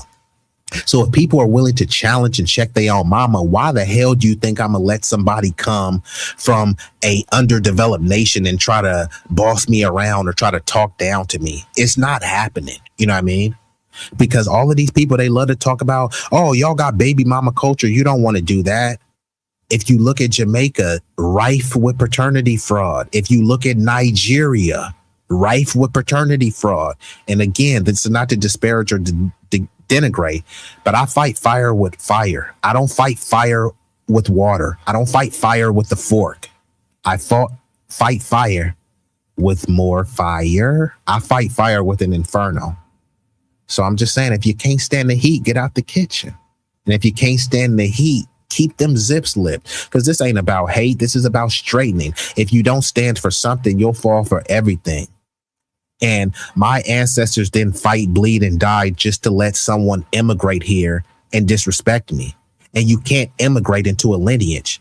You can go to China right now. You can immigrate there and you can stay there for 30 years. And guess what? They'll say, yeah, you're a Chinese citizen, but you ain't Chinese. You can't immigrate into being Chinese. You can't immigrate into a lineage. If you right now, as a foundational Black American freedom, and move to Jamaica and you live there for 50 years, just because you're a citizen doesn't make you Jamaican. You can't immigrate into a lineage. I actually thought Lola would have a different perspective. You know what? I am extremely shocked. You know, as a matter of fact, you know what? I'm going to have to mod Lola up. Lola, let me play some more of this video. Lola, you have impressed me. I'm going to have to put Lola in blue. Now, Lola, I know I won't be seeing you too often, but I will put you in blue. Okay? So, Lola, I appreciate you for coming through. So and she put the blue hearts too. So Lola is Lola-ly. Lola-ing. You said Jiddle Utes, Bible of Utes, Jiddle Yang on the Diddle Yang, Baltimore. And I would have to concur. Lola is the shit. Like Mr. Hanky. Oh, damn, I missed her. I missed it. The Florida fam. Sunlight from the Sunshine State, shining brighter than a diamond. I missed that you was in the building. Salute to the Florida fam. So yeah, just stick around, Lola. I'm about to play this other video, but I do need you to, like, I'm gonna mod you up. I just want to play this other video real quick. So just give me uno momento, and I'm gonna pull this up. And this is carrying on with Trump ends TPS, and we gonna break this down.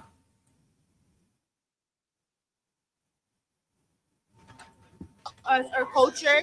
I was born in Haiti, and I want to represent my country in every way. I feel like America don't give us a fair chance to show us our culture. The right call. You know, I've been doing this since 1984. TPS has never been temporary. That's why the whole statute exists. Temporarily give people protection while the country's in turmoil or after they suffer a hurricane. But the problem is no administration have had the guts to actually follow that statute. President Trump has the guts to follow the law. So temporary means temporary. When the condition of that country gets better, they need to go home. There are millions of people standing in line want to be part of the greatest nation on earth. It's crazy how the gatekeepers of Blackness will extend the branch of blackness to everyone but the people who are black. So they trying to tell me because my mom is Haitian, I'm not black. Right? Crazy. Might have to drop a dime on them. For sure. And this is from the Brody Water God TV. I think my bro was out in New Orleans, so salute to the G Water God. And he always talks about wealth, health, and a better understanding of self. So appreciate the bro. So let's get into this. Blackness will extend the branch of blackness to everyone but the people who are black. So they trying to tell me because my mom is Haitian, I'm not black. Right? Crazy.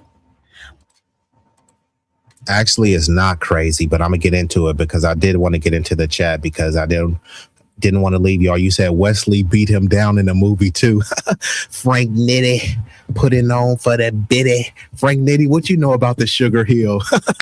But Frank Nitti, do you remember that? They was all calling us all types of akatas and stuff. Don't want to do business. Do not date the akata. They never say do not date the white man. They'll say do not date the akata. They'll talk about baby mama culture. I'm like, bruh, you fled your homeland. You left a bunch of kids back there. Some would call them bastard children. I'm not calling them that, but some would call them that. And then, so sometimes many people, they immigrate here and they like, oh, I have 3 kids. Yeah, you got 3 kids in America, but you got 5 kids at home. What, you just forgot about those kids in your homeland? No. So many people that come here, they come with a clean slate. If somebody was a criminal in their homeland, they come here, their criminal record doesn't transfer here. If someone had failing credit in their homeland, they come over here. It's not transferred here. They get a new line of credit here. They get a clean slate. And then they say, hey, we haven't committed any crime. Yeah, not here. You came with a long rap sheet. You were a thug in your homeland. And now you're trying to act like you're just on the straight and narrow here. Like, okay. And Sunlight says Baltimore and New Orleans are the most obvious. Yeah, they do have very pronounced accents. And we love them. No one listens to a New Orleans. And just like, you know, other people will say New Orleans and we say New Orleans. Some people say Florida or Florida and we say Florida, right? There's nothing African about those particular accents. Those accents are forged and cultivated on this very soil. Right. So people just got to stop pretending everything we do and say we owe it to Africa. No, we don't. People tend to forget Holman worked for Obama. Yes. And Obama was considered the deporter in chief. And like I said, both parties are the same. They praised Holman. They loved Holman because they knew that he was effective at his job. He was the one to get the job done. Now they're trying to pretend as if he's Adolf reincarnated. They're trying to act like he's just, you know, the leader of the Gestapo. Like, no, he's not. You said Sugar Hill was a classic. You said they do believe in their kids. Yes, but we're supposed to not pretend. I mean, we're supposed to pretend as if this doesn't happen. So no, we're not just going to just take the disrespect. Unfortunately, many of our parents and grandparents just sat back and just let the disrespect fester. And on top of that, also the numbers weren't as astronomical as they are now, because the most immigrants, they came after the year 2000, right? So when people were talking about Jim Crow, debt peonage, sharecropping, convict leasing, many of these people, they have no history to it because they immigrated here after that. And this is no issue with immigrants. We don't care what color you are, what country you come from. All we're saying is respect us. We were the only ones fighting to make a lane for you to come here. All of these people, right? They'll try to act like America's, such a racist country, which it is, but like, it's racist, but like we fought to change the conditions here. Many of these people come over here and tell us that we talk about racism too much. So then we say, you know what? Actually, we do talk about racism too much. So we ain't just going to say nothing. Then they say, ICE out. Where are all the blacks? It's like, nah, the ICE ain't being racist. Y'all said we talk about race too much, but now they want us to talk about race. They say we talk about white supremacy too much, but now they want us to talk about white supremacy. They would say we talk about Jim Crow and slavery too much, but now they want us to tie Jim Crow and slavery to immigrants, to LGBT and trans and all this other stuff. They got some trans people that can't go to a men's bathroom and they say, this just like Jim Crow. Okay, what? Trans people are being lynched. And then all you hear is crickets. But they will call biracials black. They will put black on Dominicans and Puerto Ricans, and they scream loud and proud they aren't black. But you're trying to tell Haitians, mind you, Haiti was the first black nation. You're trying to tell Haitians, Nigerians. What does that even mean when they say Haiti was the first black nation? Like seriously, like what does that mean? Because they'll try to say, hey, you know, life started in Africa, you know, Egyptians, you know, Nubians, all these other people were black, but these were all other so-called black people who had thriving nations, which is where the whole we was kangs come from. So you're telling me that those weren't black nations, but Haiti was? And then they say, oh, well, we had black in our constitution, but then when you look, it's like it didn't even use the word black. Tell me what word you use. Well, we used a different word, but that word translates into black. Well, say you were the word that you use. I don't want to hear the translation term, because remember, you're not, you know, you're not American, right? You're Haitian, right? So use your terminology. So this whole, there was the first black nation, I mean, that's kind of debatable. I don't, you know, I think it's just kind of an irrelevant point, but let's get back into it. Jamaicans, etc. We're not black?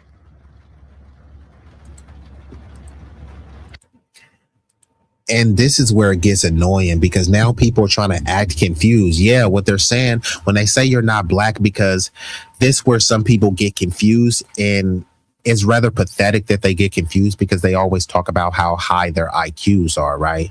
So when we're looking at the term black, right? Black is our ethnonym. Now, it could be viewed as a racial category, but the racial appropriate category and title is Negroid. And they try to say, hey, well, Negro translates to black, so we all black and all this other stuff. There's a difference between being racially black and ethnically black. People have always understood this, but now they're trying to pretend like they don't know, simply because people like reaping the benefits of blackness, because blackness is associated with foundational black American freedmen. We are the culture bearers. We are the standard of blackness. You don't have to like it. You can have disdain, but that is the truth. If you think of a prominent black actor, you're going to think of a black American actor, i.e. Denzel, Morgan Freeman, Forrest Whitaker, Samuel Jackson, something like that. If you think of a prominent athlete, it's going to be a black American athlete across the most popular sports. Basketball, it's going to be somebody like LeBron James, Michael Jordan. You know what I mean? Boxing is going to be somebody like Muhammad Ali, Mike Tyson. Right? You can go down the list. It doesn't mean that there's not great Nigerian boxers, but when you think of an actor, you just don't think of a Nigerian actor first. You don't. And some people have a bit of a disdain that, hey, well, why do they get to be the standard bearers? So it's like, well, why don't you stay in Nigeria and build up Nigeria and make Nigeria the standard for blackness? You can't be Nigerian or Senegalese or from any other country, then try to immigrate here and then try to usurp the hierarchy of blackness. Now, you can argue that there shouldn't be a hierarchy of blackness, but the thing is, it's a social construct, right? So it's about what's socially popular, what's socially accepted, you know, what's socially viable, what's socially profitable. And what's socially profitable is the black American currency, which is why people want to see stories about black American stories, right? Even if it's a degenerate story, even if it's a hood story, it's a hood story in black America. They have hoods in Africa. Why don't they bring an African hood story and put it on the mainstream in America? Because Americans don't want to see it. And even so-called African Americans don't want to see it, which is why the black Brits and all the Africans, they come over and they cosplay and they get the roles to play us. There's not a push to have more African-centered roles. It's to have Africans play the roles but pretend as if they're Black American, dumb down their accent, practice so they can hide their accent. How about you just get a Black American that doesn't have an accent? Oh, no. We'll get a British person who talks like Cheerio. Would you like a spot of tea? We'll get him and we'll act like he's a thug from Baltimore. Like, you could just get a thug from Baltimore. Actually, there's plenty of prominent actors in Baltimore. You know what I mean? But this is the world we live in. But the thing is, people are trying to pretend it wasn't ancient history. All of these groups, it wasn't just Dominicans. I know Black, Papi. They were saying, I'm not Black, I'm Haitian. I'm not Black, I'm Nigerian. I'm Black, I'm Igbo. They thought that Blackness was too vague. I can pull up the articles. I can pull up various videos because they thought that being African was too vague. That's why they don't call themselves African. They say, yeah, I'm Nigerian. Nigeria is in Africa, but they don't limit themselves to a flat Blackness. They don't limit themselves to being a flat African or a generic African. They are about ethnic and cultural specificity, and there's no problems with that. The only problems arise when foundational Black Americans say, hey, salute to you, salute to my Nigerian brothers and sisters. I'm not going to try to claim Nigeria, even if I may have a similar phenotype to some people in Nigeria. That doesn't mean that I'm Nigerian. But on the flip side, some Nigerians will be like, hey, we have similar levels of melanin, and hey, you got a big nose, I got a big nose, so we the same. No, we're not. I mean, leopards and jaguars have a similar nose structure, but a jaguar is not a leopard. Let's get back into it. Help me understand the logic, because I don't understand.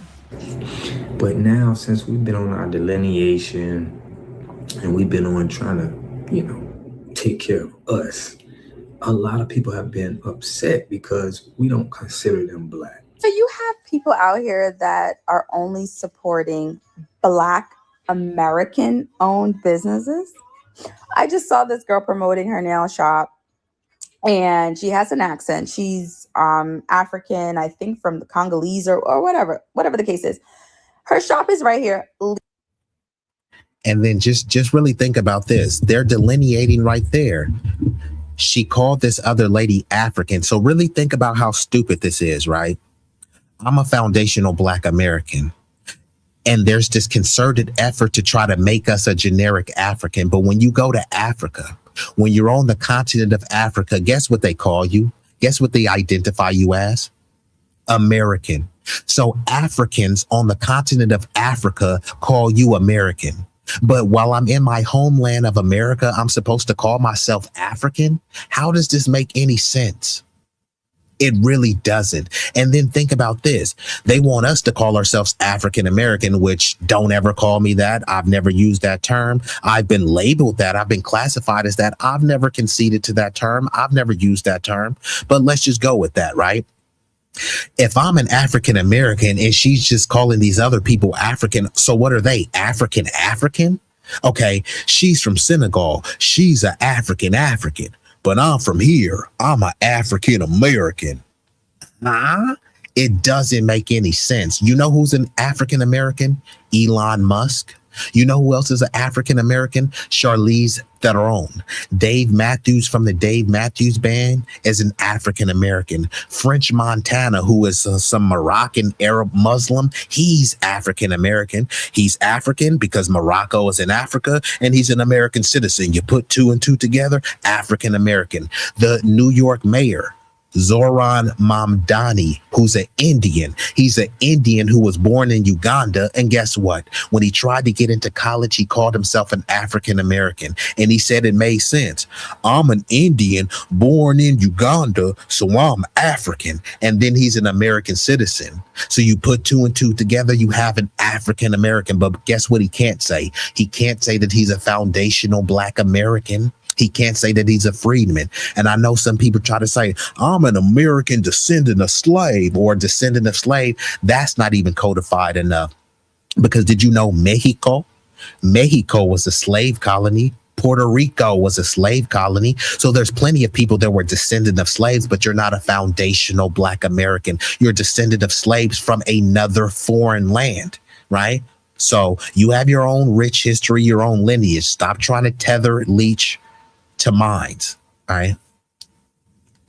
You said Africans are so steeped in delineation, they don't even intermarry between tribal groups within Africa. And this is why it is very disgusting, because they come over here and talk about, oh, why y'all being divisive? Delineation, that's just division. No, it's not. Did you know on the continent of Africa, 54 countries, over 3,000 tribes, 2,000 different dialects? Does that sound united to you? They're living next to people within a 20-mile radius, and they're not calling them their brother. They're not saying we all black. Yoruba is not saying we all the same. They're saying, no, we're not the same. You're Yoruba and I'm Igbo. Hausa is not saying, hey, we're all the same. No, we're not the same. You're Hausa. But then they come over here and then we're supposed to all be the same, right? No, we're not. And there's nothing wrong with that. It's like getting a bunch of dogs in the kennel and saying they're all the same. No, that's a Dalmatian over there. That's a pit bull right there. That's a Saint Bernard. That's a German Shepherd. They all dogs. They all the same. No, they're not. A tangerine, an orange, and a grapefruit, they're all citrus fruits. So they're the same. No, a grapefruit is not an orange. Just as well as a foundational Black American freedman is not a Jamaican. I didn't grow up eating jerk chicken, nodding curry, curried goat, a goosey soup, fufu, none of that. Not knocking it. I'm just saying it's not part of my culture. I'm not going to pretend that it is. And then when you go over to these places, right? They don't cook the cornbread like you. They don't cook the mac and cheese like you. They don't cook the greens like you, because they don't have access to all of these spices, herbs, and all this different stuff. That's what shapes your cuisine, is the cultural environment that you're in, right? I've never eaten bushmeat. I didn't grow up eating that. Shout out to the people that do. But, you know, I'm just sick of this game where people are trying to pretend like, oh, Black Americans, y'all are divisive and all this other stuff. Like, and then this is all they keep hanging their head on. Y'all called us African booty scratchers. No, you weren't called an African booty scratcher. Nobody has said that since like the 90s. And people really wasn't saying that to Africans. I didn't go to school with a bunch of Africans. I really didn't. I went to school with a handful of Africans, and we treated the Africans just like we treated each other. And some Africans would be like, I got bullied. Okay, you got bullied because you were musty, not because you were African. You got bullied because you was dressing janky. And guess what? They got bullied, and it wasn't really bullying. It was just really clowning and playing the dozens. We clown on each other. One time my mom cut my hair, and it was a janky haircut. Guess what? They clowned me. They didn't clown me because I was Black.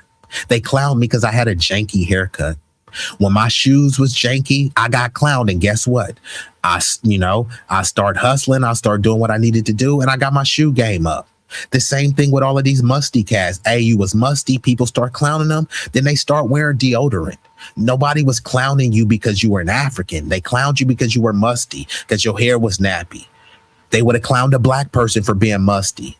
They would have clowned a Black person for having busted shoes. So, and most people that are saying this, I'm like, nigga, you're 50.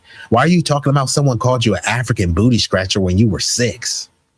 It's bewildering. Let's just say that. And then this lady is over here mad, like, she's mad at Black Americans for wanting to support Black American businesses, but no one tells this to Asians, right? Why is it called Chinatown? Chinese people are Asians. Why don't they call it Asia Town? No, it's called Chinatown. Now everyone could go, but they're letting you know that this is ethnically for Chinese economic advancement. Why do they have a Koreatown? Why isn't it called Asia Town? No, they have a Chinatown that's separate from Koreatown. They have a Japantown that's separate from Koreatown. They have a little Vietnam separate from all of these other. And all of these places are racially, ethnically Asian, but they want to preserve their ethnic and cultural sovereignty. But with us, we have to pretend that we all Black. And then think about this. If we all Black, why would there need to a need for little Haiti? Think about this. You'll move into a Black neighborhood or a Black adjacent neighborhood and try to transform it into your homeland. This isn't Haiti. This isn't Cuba. This isn't China. So we supposed to be all black, but yet you come to a black neighborhood and want to turn it into Little Haiti. You come to a black neighborhood and say, hey, this is Little Senegal. Why would it need to be Little Senegal? I thought we were all Africans. No, when they do that, they're delineating. And that's okay. Just don't have an issue when we do it. And then they're getting mad. Y'all can't gatekeep blackness. Yes, we can. We were the ones. What did James Brown say? Say it loud. I'm what? And I'm proud. He didn't say it loud. I'm African and I'm proud. Say it loud. I'm African American and I'm proud. He said, say it loud. I'm black and I'm proud. Look at all of our schools. Historically, is it historically African colleges or is it historically black colleges? When we were talking about black power, was it African power or was it black power? We were the ones standing on black business. Same thing with the civil rights, right? We were fighting to uplift everybody, and all these other groups were fighting for ethnic specific things. They talk about Cesar Chavez. Cesar Chavez fought for Chicano rights. We were fighting for civil rights to uplift everybody. He's fighting for Chicano rights to uplift his specific nation. We were the leading victims of hate crimes, and then we have Asians talking about stop Asian hate. They didn't say stop all hate. They didn't say all hate matters. They didn't say stop people of color hate. They said stop Asian hate. And we were the leading victims of hate crime. So all of these other groups delineate. All of these other groups are about ethnic and cultural specificity when it comes to political and cultural advancement. They just want us to be society's political doormat where everybody just piss and poops on us and we don't say anything about it. No, those days of docility are over. Legal entity doing things Congolese or whatever the case is. Her shop is right here. Legal entity doing things legally, right? She came here legally. She's opened her business, doing her thing. And the comments are like, oh, well, it's not Black American owned, so I'm not supporting it. So now we're picking and choosing what Black owned businesses to support because they're not Black American owned. Like, are y'all slow? Okay, so y'all saw the disrespect. Are y'all slow? And then again, she's saying we. And see, before we was just looking at everybody with a little drop of. And then when we say, oh, okay, they Black just like us. But now when people are just making these outlandish comments and saying we and us and we, hey. Who is we? Who is we? And what is wrong with ethnic specificity for your support? Now, we don't mind supporting everyone else, but this is the thing. It just doesn't make any sense. They'll say that Black people are failing. Black people are at the bottom. Black people have fatherless homes. Black people have a bunch of Black women in bonnets twerking. Black people have a bunch of deadbeat dads. Black people have a bunch of diseases. Black people are broke. Okay, let's just say that that's true. How the hell are we going to fix all of that stuff by worried about every other community? What about fatherless homes? Okay, how is me worried about Gaza gonna help fatherless homes? What about Black on Black crime? Okay, how is me focused on Ukraine gonna help Black on Black crime? What about pulling our resources together? How could we pull our resources together if I'm always at the Asian nail shop, at the Arab 7-Eleven, at the Mexican taqueria? How are we pulling our resources together, right? So when we say, you know what, we need to be like the other communities, we need to pull our resources together. We need to uplift our own. In order to do that, we need to make a concerted effort to spend with foundational Black American businesses, right? That's who they say is at the bottom. So in order for us to get off of the bottom, we need to help enrich and uplift each other. You can't get your community off the bottom by enriching everyone else, right? If I say, man, you know what I mean? I want Big Rig's shop to make some, let's just say Big Rig had a car shop and I wanted Big Rig's car shop to thrive. How could Big Rig's car shop if I'm always going to the Mexican car shop down the street and giving them money? Right? No hatred towards them. I'm just saying it's about ethnic and cultural survival, because this is what these groups are trying to do, right? They say it's la raza. We're just trying to survive. Okay. Hey, I tip my hat to you. You're trying to hold it down for your community so that you survive. Well, it's the survival of the fittest, not the survival of the nicest. You're trying to be hella nice. Oh man, let me go buy some tacos so I can be nice. No, how about you go make some tacos at your house so you can save money? And then when you do have some money, go get some tacos from a black person. Doesn't mean you hate a Mexican person selling tacos. It just means that the Mexicans should support the Mexicans and the blacks should support the blacks. Because think about this. The blacks are supporting the Latinos, but the Latinos ain't supporting the blacks. So Latinos support Latinos, blacks support Latinos, but no Latinos support blacks. No Asians support blacks. No whites support blacks. And I mean in a large concentrated numbers. There will be individual allies here and there, but collectively, no. These people are competing with us. You're in a race war. What is the objective of a race? In a perfect world, in a utopia, the objective would be, hey, we're in a race, and how about we slow down so that we can cross the race and the finish line at the same time? But that's not what people are trying to do. People are trying to obliterate you in the race. People want to lap you in a race, right? And that's what you're dealing with in terms of the racial social construct. People are putting their race and ethnicity first, right? Which is why there's no black businesses in Chinatown. Right. But they say, hey, you guys are minorities and people of color. OK, so shouldn't we be collaborating with Chinese people? It's not that we don't want to. It's the Chinese people don't want anything to do with us. They'll take our money. It's an extraction process. They'll take our money, but it's at a distance. Yeah, they'll take our money, but they don't want to live next to us. They don't want you marrying their family. It's just hurry up and buy. And that's how all these groups are collectively. Not the individual. There may be some individual taquerias that you love. You said, well, where's John? I don't know. I asked John when he was going live. He didn't give me an exact time. So, I'm going to play a little bit more of this until, John is about to get ready. You said, hold up, rewind. Your mom cut your hair. I'm imagining how that went down. Mom want to go to the barber. Come here, baby. I'll cut your hair. Mama going to give you a good haircut. Oops. Don't worry about that, baby. No one will notice. Now you go outside and make yourself some friends at school. Love you, baby. Come give mama some sugar. Roger, you were pretty spot on. And peep this, right?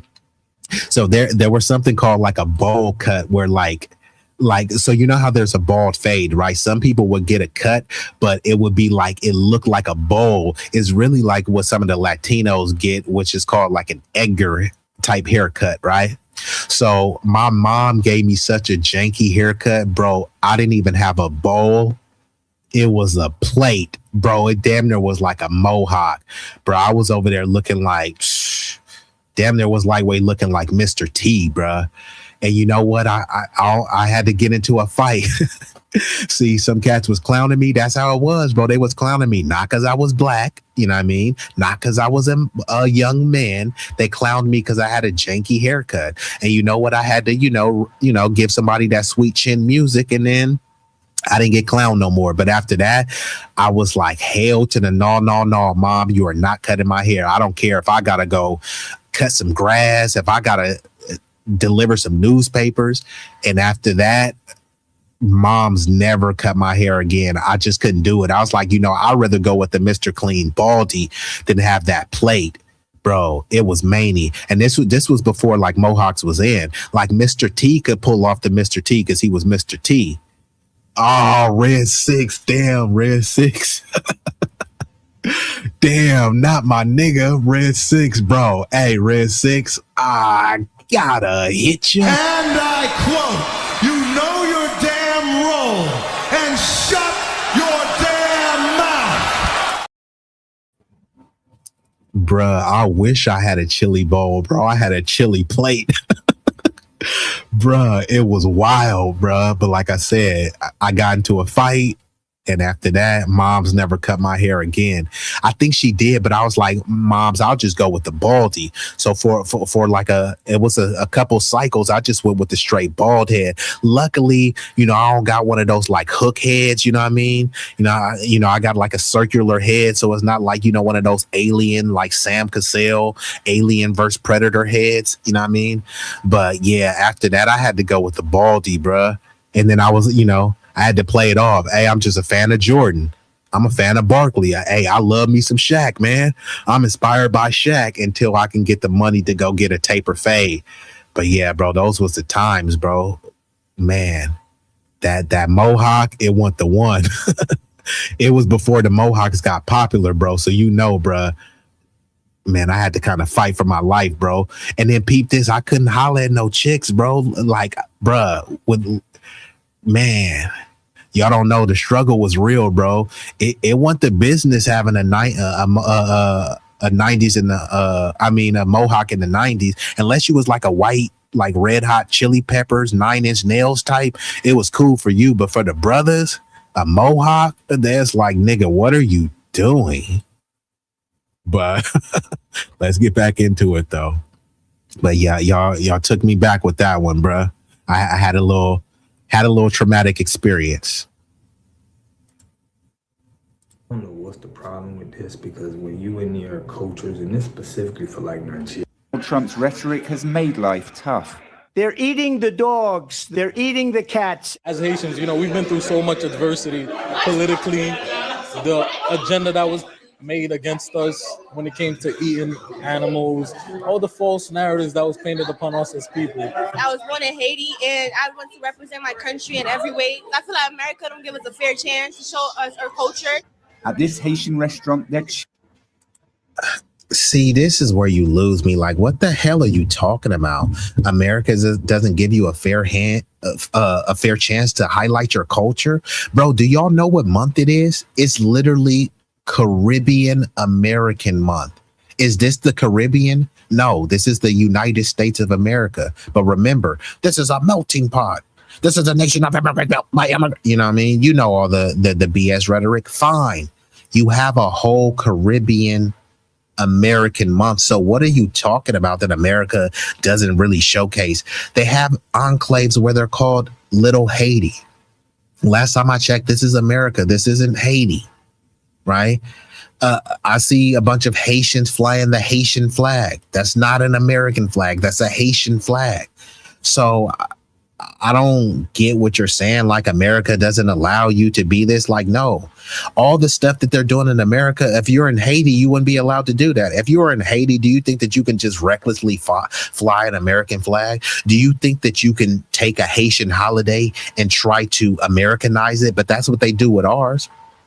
Juneteenth is about foundational Black American history. First of all, it's about the state of Texas, the city of Galveston, and the lineage of foundational Black American freedmen. Now you got some Ghanaians talking about Juneteenth is for Africa. Juneteenth is for Ghana. No, it's not. Ghana has nothing to do with Juneteenth. And when Ghana has a parade, we don't try to tether on to it. It's Caribbean Heritage Month, but some of y'all don't know that. The only reason why y'all don't know is because many of the Caribbeans are too busy trying to hijack Black History Month. Black History Month is about American history. Don't tell me about some Africans, what they did in the village. There's other days for that. There's months for that. It's not for Black History Month. And then even in these other countries where they have a culture to represent, whether it be Nigeria, Senegal, whatever, rather than repping their specific culture, they drop all of that and just want to do a flat Blackness thing.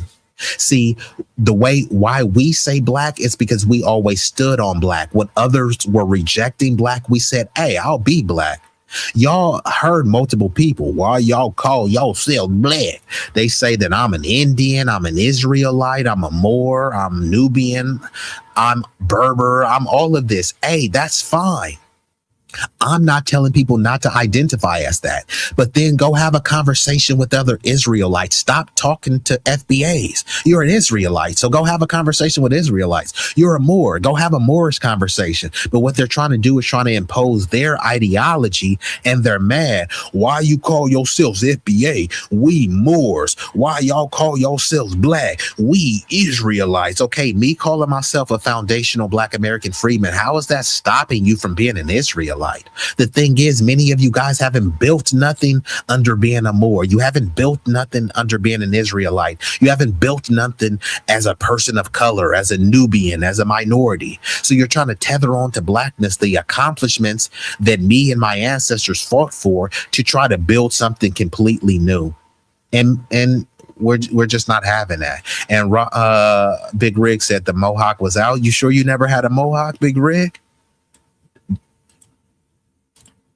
Choosing to celebrate. Football brings us together. It's a sense of belonging. Being on the world stage put us on the world map. Haiti's back at the World Cup after 52 years away. To made it this far today and to see us united as one again, it's something to me. And I'm sure it's something to all my Haitian brothers and sisters too. You heard what he said. All of his Haitian brothers and sisters. He didn't say all of his black brothers and sisters. He didn't say all of his African brothers and sisters. He didn't say all of his African American brothers and sisters. That's all delineation is, just standing on your ethnic and cultural lineage. There's nothing wrong with that. I'm proud when people proudly fly their flags, right? I love to see some of those flags. Oh, wow. I didn't know those were your colors. Oh, wow. Your flag is actually pretty fly. You know what I mean?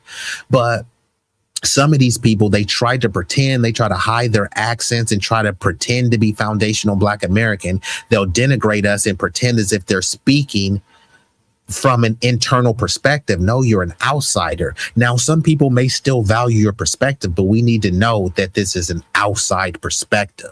That's all it is. You know what I mean? It's almost like you're at a family dinner and the neighbor comes and gives his or her perspective about the ongoings and dealings in your family. Yeah, you have an option to respect that opinion or reject that opinion. You don't have an obligation because that person isn't part of your family.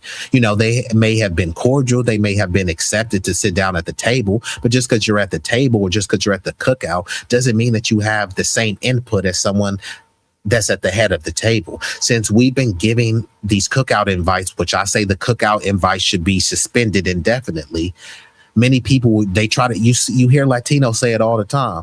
I grew up around blacks and that's why I say nigga. No, there's no gun to your head forcing you to say that. You just want to say it and you don't have any sauce and you just look to us as your blueprint for standard swag and everything, right? Because I always say this, if they say they grew up around us, guess what? That means we grew up around them. So they grew up around us and they're trying to mimic our slang and our style. We grew up around them, but we're not trying to mimic any of their slang, any of their style. You know what I mean? How is that Black fatigue again? You got fatigue, but you're using all of our slang, dressing like us, doing the little baby hair bangs like us. You know what I mean? Doing all of our dances and stuff, but you got fatigue. And Lex, where the hell you been? Chocolate glow. Salute to Lex 925. Let's get back into it. Back home, Haitians suffer under gang violence and political instability. This World Cup is making everyone proud. Knowing everything that's happened in our country, it's nice to be able to see everybody supporting our country while they're playing at the World Cup. But it's a problem. But see, this is the thing. What are you excited about? No, seriously. They're saying, oh, everyone is supporting our country at the World Cup. How are they supporting your country? They're supporting your country by watching a game. Many people in Haiti are still fleeing violence, are still subjected to violence. But hey, the Haitian national team is on the World Cup stage. So now you're flying your flags and you're proud? No, there's bigger fish to fry. These people should be using this humongous stage to talk about the turmoil going in Haiti. Instead, there's just symbolic victories that, hey, look, the Haitians are on TV playing football. Okay. Are Haitian kids still poor? Are there still rolling blackouts? Is there still a food insecurity crisis there? Yeah, but the Haitians are playing in the World Cup. Okay. Well, no, they're not playing in the World Cup, but it's the tournament, right? They're trying to make the World Cup, right? What does that do for Haiti? Let's just think of the best possible outcome, that the Haitian team wins the World Cup. Is Haiti going to suddenly just be flush with resources? They have resources. Their resources are being pretty much pillaged by Western imperial powers. The Haitians that freed themselves, they had to pay not thousands, not millions, billions and billions in reparations to France. So they so-called freed themselves, but had to pay billions to their former slave masters. Is that what you call freedom? I don't. When we say that you're only black when you're from this land, that's it. And it's not a skin color thing. They're like, gonna push me on the algorithm. I greatly appreciate that. And like you said, when we talk about black, it's not a skin color thing, because none of our skin color is black.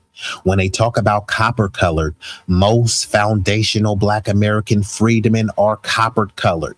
None of our skin is black. When they were calling Asians yellow, you've never seen a yellow Asian. But guess what yellow person you have seen? You have seen yellow black people. You have seen red black people, and you have seen brown black people. When they talk about the black and brown, no one knows who the hell you're talking about. They try to frame it as, it's the Hispanics. Yeah, but many Hispanics are white. So what brown are you talking about? Oh, it's the Asians. Yeah, some Filipinos are brown, but some Filipinos are lighter. And most Chinese people are not brown. Most Japanese and Korean people are not brown. So who are the browns that we're talking about? Most foundational Black Americans are brown. So when we use the term black, no one is saying that our skin color is black. Trump, they call him the orange man, but isn't he white? Right? But is his skin tone white? But we know that Trump is a white dude. So again, just because it's a specific color, we're not saying that it's a crayon that's identifying us. We're saying that it's deeper than a color, because all the people that are against using a color, their country is being dominated by a color. Their country is being dominated by white supremacy. You know, the same color white that's in the crayon box. Every crayon box has a color white. And it's a shame, and the ship has sailed, but indigenous. And just like I said, you've never seen a yellow Asian, but here you have a foundational Black American sister on the screen. And guess what color she is? Yellow. Yeah, and like MWP says, it's about ethnicity. We have another Asian gentleman in the chat. He's never called himself yellow. I can go on a limb and say that his skin pigment is not yellow, but hers is. When they were talking about yellow peril and all this stuff, those were white people cooking up Asian propaganda, right? And unfortunately, many of those people bought into it. Foundational ethnic Americans, ourselves, the descendants of those who were in bondage here in America. Thanks, Mike. See you next month. So you can get these delivered? It's literally water.com. Your favorite water brands. You know, we tried to help you, and we were helping you for so long, and you guys were so rude and so disrespectful, and you don't have our support anymore. And you didn't understand what our support meant because you were too new to the country, and you got too arrogant, and you just wanted to side with YT supremacy so bad. And so now all your protections, everything's going away. And it's going away because we no longer are fighting for you. We're no longer supporting you. We're no longer having your back. And this is just a warning in terms of just, you know, it's not even a warning. It is what it is. And we're putting ourselves first now. And it's just a shame because I know there's some good people caught up in that, you know.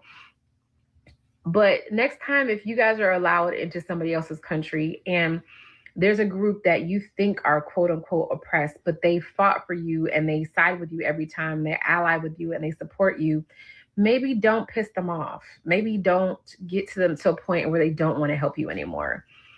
And so now, because the people, if anybody from Haiti or other countries are watching this, the people who are from your country once they get citizenship, once they get to a certain position, they don't care about you anymore. And that's just what we've seen in America. There may be some that care, but the majority don't. They feel like they're better than you, or they want to be better than you. They immediately incorporate classism into how they look at things, and they want to say, well, I'm now an American citizen and I'm better than those people, and those people shouldn't be here, and all these different types of mindsets.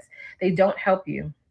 So one thing is, YC people aren't really going to help you. You may have some liberals, but not really, because liberals basically use us to do their dirty work. So like liberals have an idea that what they want to do, and then they turn and they try to get us as ethnic Americans, indigenous Americans, foundational, to do their dirty work and to fight for it and to get it passed.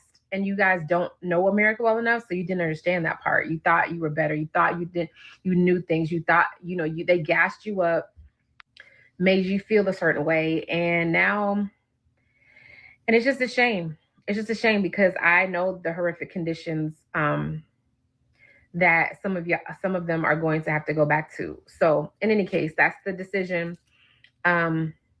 Foundational stand up, Sulani stand up. I'm glad we're putting energy back into ourselves now. And it's just, people are just so foolish. I mean, You know what I'm recognizing about this 154 show is that it's doing more damage than help. Okay. And just to be clear, she's talking about this 154 Africa show is from the comedian Godfrey, and he got some other NFL tether football player that is from Nigeria. So it's called 154 Africa. So it's supposed to be like, hey, they're bridging the gap and uniting Africa, but a lot of their content and many of their guests, they always find a way to mention foundational Black Americans. Now, of course, and especially Godfrey knows Tariq. Godfrey has at least heard many of these grassroots spaces. He knows that we're rejecting the term African American, but still they try to double down and triple down on calling us African American. But then when you see like these Haitians right now, these Haitians in this country are called African American, but then they get deported. Oh, the Haitians are being deported. So if you already know that there's a distinct difference from them, then let us all know the difference, right? That we have enough intellectual apparatus so that we can know how many Haitians are here. We can know how many Nigerians are here. We can know how many Senegalese people are here, because this is what these other groups like to say. Hey, we're doing so much better than you. How could you know if you're doing better than us if all of our numbers are just jumbled up and combined? Now let's separate the numbers. Hey, you may be doing exponentially better than us, but how will we know?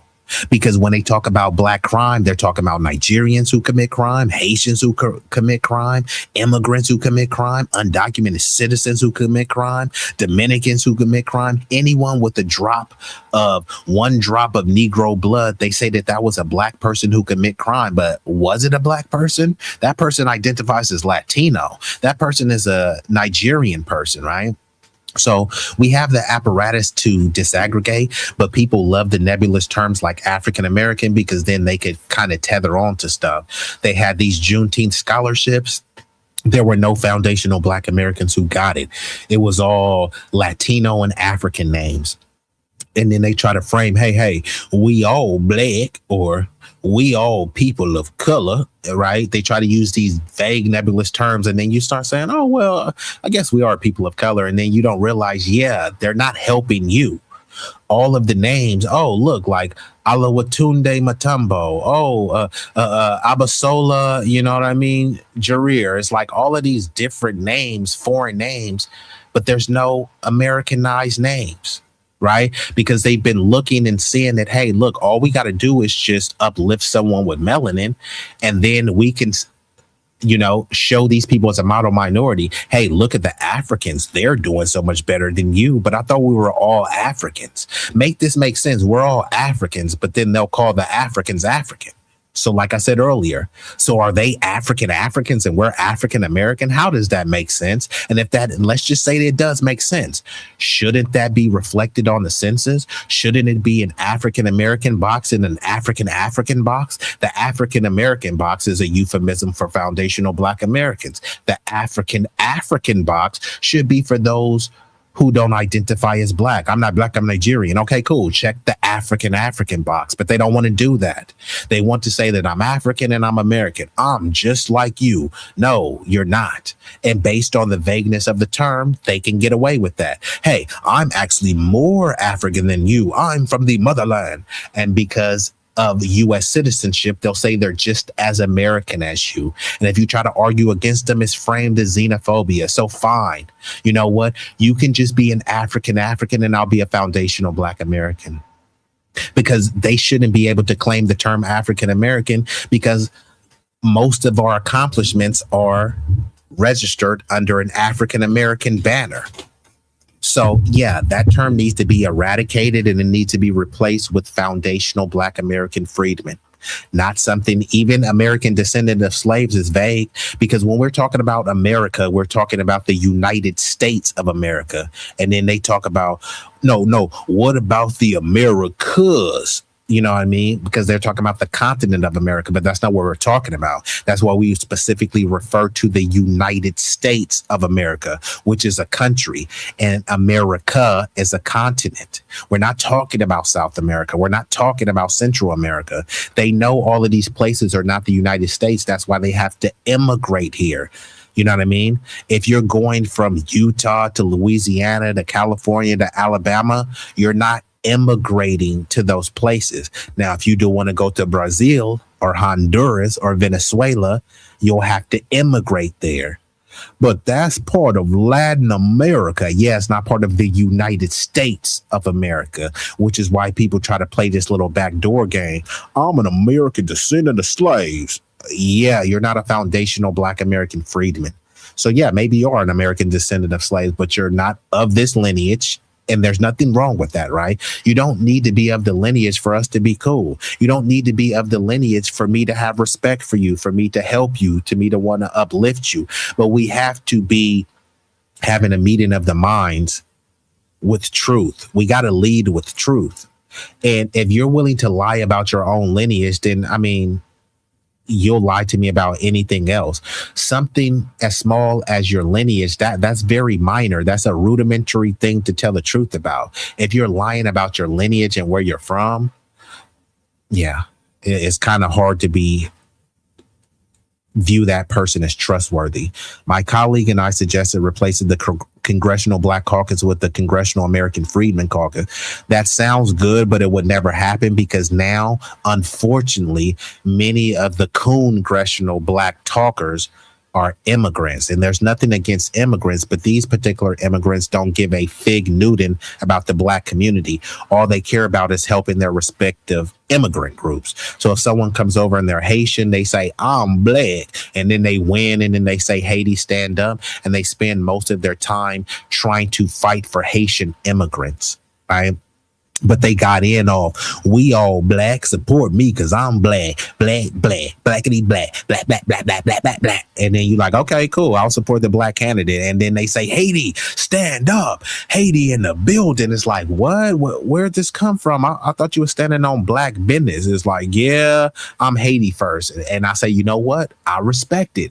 You're Haitian first. So when I say that I'm foundational Black American first, why are you tripping? I'm just doing the same thing as you. Same energy, same logic.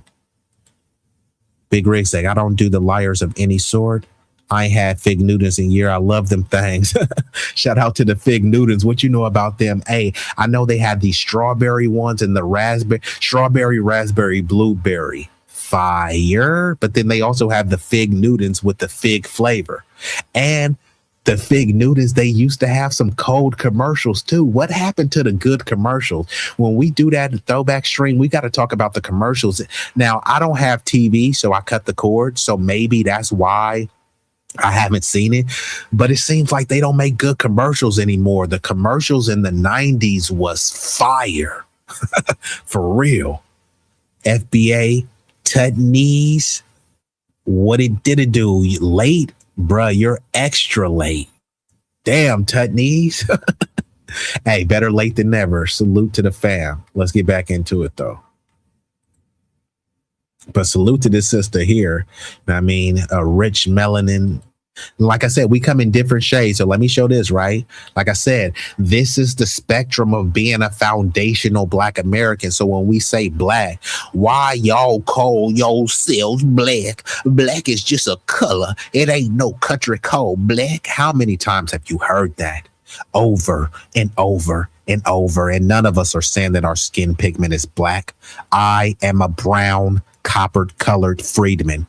This sister on here is a yellow bone, a red bone. This is the color spectrum. When we talk about Blackness, we're not talking about the color Black. Here we have another sister, brown, not Black, richly melanated. This is the pigment spectrum of a foundational Black American. Is that it's doing more damage than help, okay, with the diaspora. They try to sit here and say, well, you know, we want to bring, this why we have the 154, because we want to bring the diaspora together. You cannot bring us together if you're disrespecting foundational Black Americans just so that your story can fit the narrative that you. And Big Rig, while you still here, I know John was leaving something in the chat. Did he say when he's going live? Just let me know. If you know an exact time, if he's going live now, then I'll get ready to shut down. If not, then I'll be here for like 30 more minutes. But yeah, salute this sister, because one thing that Godfrey does, and I know that where she's at, Lex, Miss Chocolate Glow said he's an op. Godfrey is an op, and I think you're being generous with that. Godfrey, I was giving him the suspected title. I was calling him a suspected tether. Now I have to call Godfrey a tether, because you know what? Okay, 30 more minutes. Okay, cool. I'm gonna rock out the 30 more minutes. So I'll be ending this thing at 10. Yeah, Godfrey is a tether, right? Because a tether is as a tether does. He keeps inviting these people on. So look, he knows Tariq Nasheed, right? Godfrey is a comedian. Now, you can say whether he's A-list, which he's not, B-list, C-list, or maybe D-list, whatever, or maybe G-list for Godfrey, right? But Godfrey does this little slick stuff. He'll bring on a bunch of African non-FBAs and then ask them questions about FBA. That's some hoe shit right there. That's like me hosting a panel and then asking people, hey, bro, how do you feel about Big Rig's content? It's like, bro, you know Big Rig. Why won't you have Big Rig on and just do a panel? And then if these people want to ask Big Rig a question, Big Rig is on the panel to speak for himself. So that's what he does. He'll ask these Africans who don't know anything about our lineage, what do you feel about FBA? Oh, it's just divisive and stuff. Like, bro, why won't you have some FBAs on there? The ones that stand on business. He has some random whack job Pan-African, Pan-Goofy on there pretending like he was speaking for FBA. Like, nigga, you don't speak for us, bruh. And no one individual speaks for us. But what I'm saying is the code is our leader. You know what I mean? So it's a lot. And she says Tariq is an op too. I don't know if Tariq is an op. The thing is, I would say that Tariq is on code. And you know what? If you want to criticize Tariq, go ahead. That's the thing. The lineage is my leader. The code is my leader. It's almost like when people said that Sharpton is a sellout, which he is, and Jesse Jackson is an op. People was calling Jesse Jackson an op, but they still were going around calling themselves African American, right? So the thing is, I mean, I don't look at Tariq as my daddy, as my leader or anything. I rock with Tariq. I respect Tariq. I don't agree with everything Tariq says. But you know, I personally haven't seen definitive proof of him being an op. If someone can present it, I know it's a lot of speculation and maybe people don't like him, how he runs his broadcast. Fine. Criticize that nigga. That's the whole thing about you know, a lineage, right? No one is above reproach, right? People could agree with me, disagree, criticize, break down my stuff. That's the beauty of the lineage, you know what I mean? So it's a new day. It's an awakening, right? So we checking everything moving, right? So even if you FBA, you can get checked. You know what I mean? Like, we ain't giving no passes. So if you got smoke for Tariq, then yeah, I hear you. Want to present on the show. You know what I mean? Like, if we tell you, we know who we are. You know what I'm saying? Because many of us have never been to Africa. We don't know nothing about Africa. Our culture don't come from Africa. None of that shit. Many of us know that. If we can tell you that, and you can sit up here and say no, we ain't gonna never get along. You feel what I'm saying? But like, and that's real. And like she said, many of us don't know anything about Africa. Many of us have never been to Africa. Many of us probably will never go, not just because they hate Africa. Some people just don't have the money. And then if they do have the money, they're like, I probably don't want to go to Africa. I'll probably go somewhere closer, or I'll probably explore somewhere in my own country, my own homeland. But what happens is people keep trying to reject us. Many of us have indigenous roots, and they trying to say, hey, you know, y'all just pretendians, you know what I mean? They always try to make us generic Africans and stuff. And there's no unifying with that, because you won't even acknowledge our ethnogenesis. They want us to claim some vague place. No, you're Nigerian. Like, no, my family was fighting, bleeding, dying here before Nigeria was ever even thought of as a concept. So then they want you to claim some empty, barren landmass, and like, yeah, it wasn't Nigeria, it was some landmass, but you got to claim it before Nigeria. What was it called before Nigeria? You don't know what it was called, so I'm just supposed to call it Nigeria. Nigeria, what became like a country in what, like the 50s or 60s or something like that? I mean, come on now, bruh. Some people in my chat is older than that. At least your grandma is. I used to rock with Godfrey, especially my former Pan-African delusion, but platforming and centering anti-FBA rhetoric is scum. That's why I'm saying I went from him being a suspected tether to a full-blown tether. Because again, like I said, you don't have to like, there's Tariq, Jason Black, Phil Scott, Terrain Walker, Black Alpha, Afro Elite, right? You don't have to like any of them, but you know that these people are standing on ethnic and cultural business. So bring them on. And if you think they're dumb, humiliate them. If you think that they're an op, expose them. Many people believe that Tariq is an op. Okay, fine. Invite Tariq on and prove that he's an op. You know what I mean?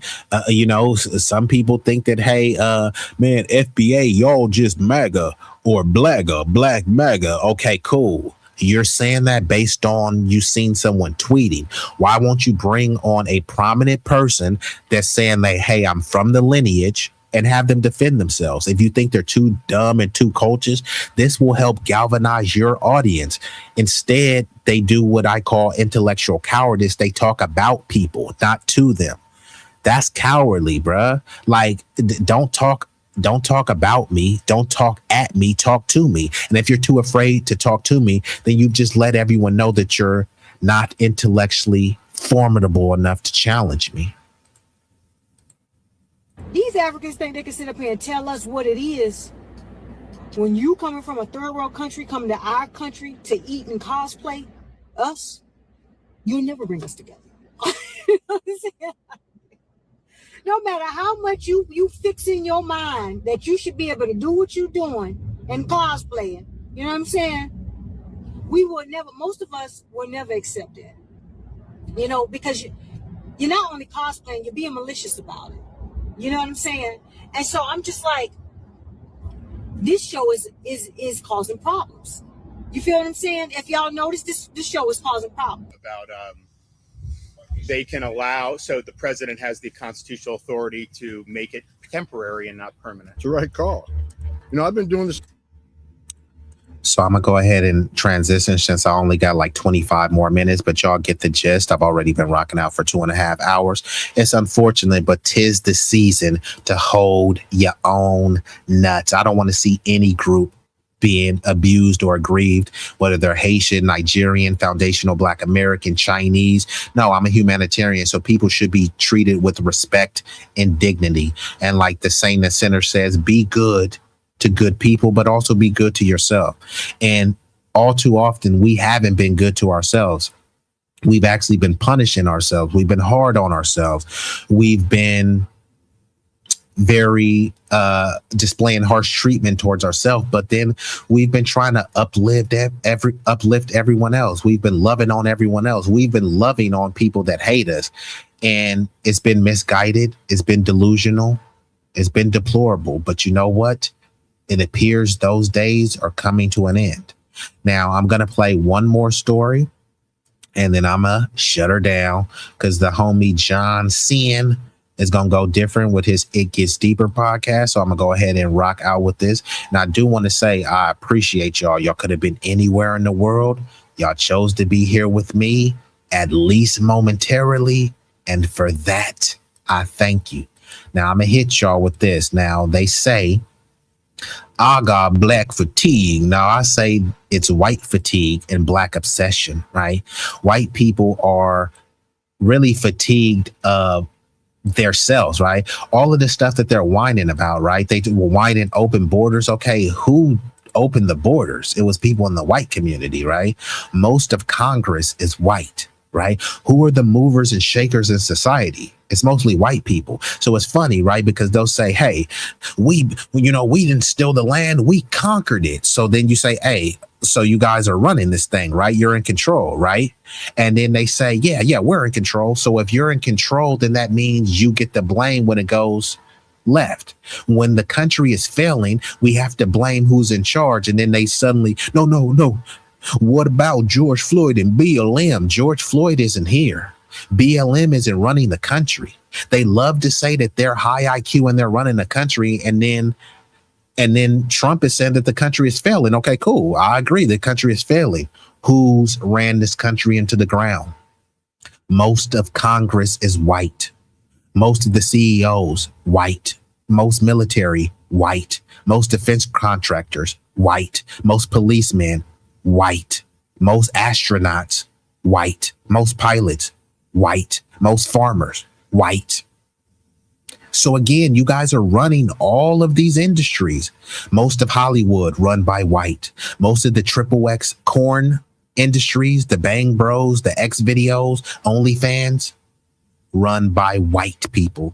Y'all run all of these industries, but then when it's time to take blame, y'all love to talk about accountability, and then y'all keep blaming George Floyd. What about Trayvon Martin? You know what I mean? No. What about you guys who are running this country into the ground? So let's hear some more of these, this black fatigue that they say, oh, no, we're not obsessed with you. Okay. And I'm only got like 20 more minutes, but cousin Lola, if you want to come up, let me know. And just let me know. Actually, I'll just drop the link. Like I said, I am going to shut it down in like 20 minutes because I'm going to go support my boy who's doing his stream. But I'm going to just drop the link, and if anybody wants to chop it, y'all can come through. Otherwise, enjoy the ride. Let's get into it. This is a video from mi hermano, Ricardo Ignacio. Obsessed with you. They're trying to move away from you. You hate on Latinos. You hate on Arabs. You hate on Indians. You hate on Asians, as we see recently. And, man, nobody's obsessed with you.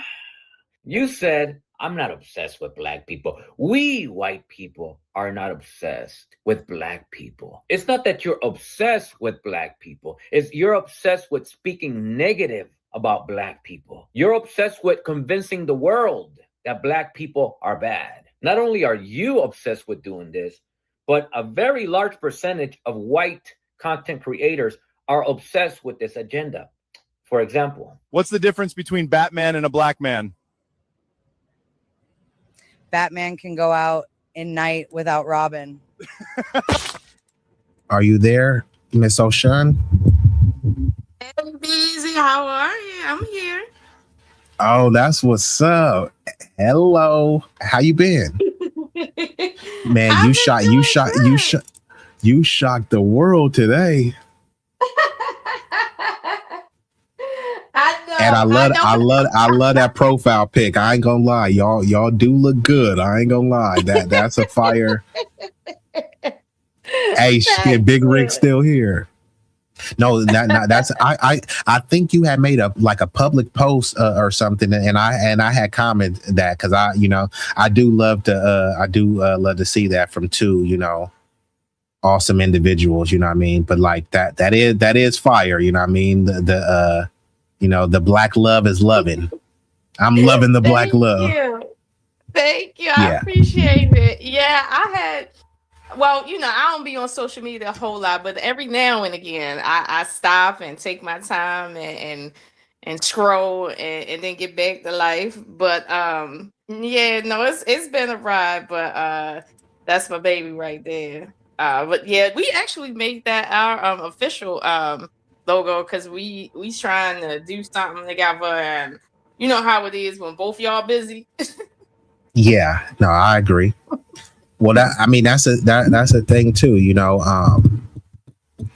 so when you say you're trying to do something together, you're talking about as business wise, right? Yeah, as for business wise, so we got a few things happening, but we just as we both agree, it's not about actually like doing something specific. It's just about being consistent at whatever you're doing. So we staying 10 toes down with it, but that's we trying to make a comeback for the 80s babies, because we missed the train with the marriage stuff. So now we on it last.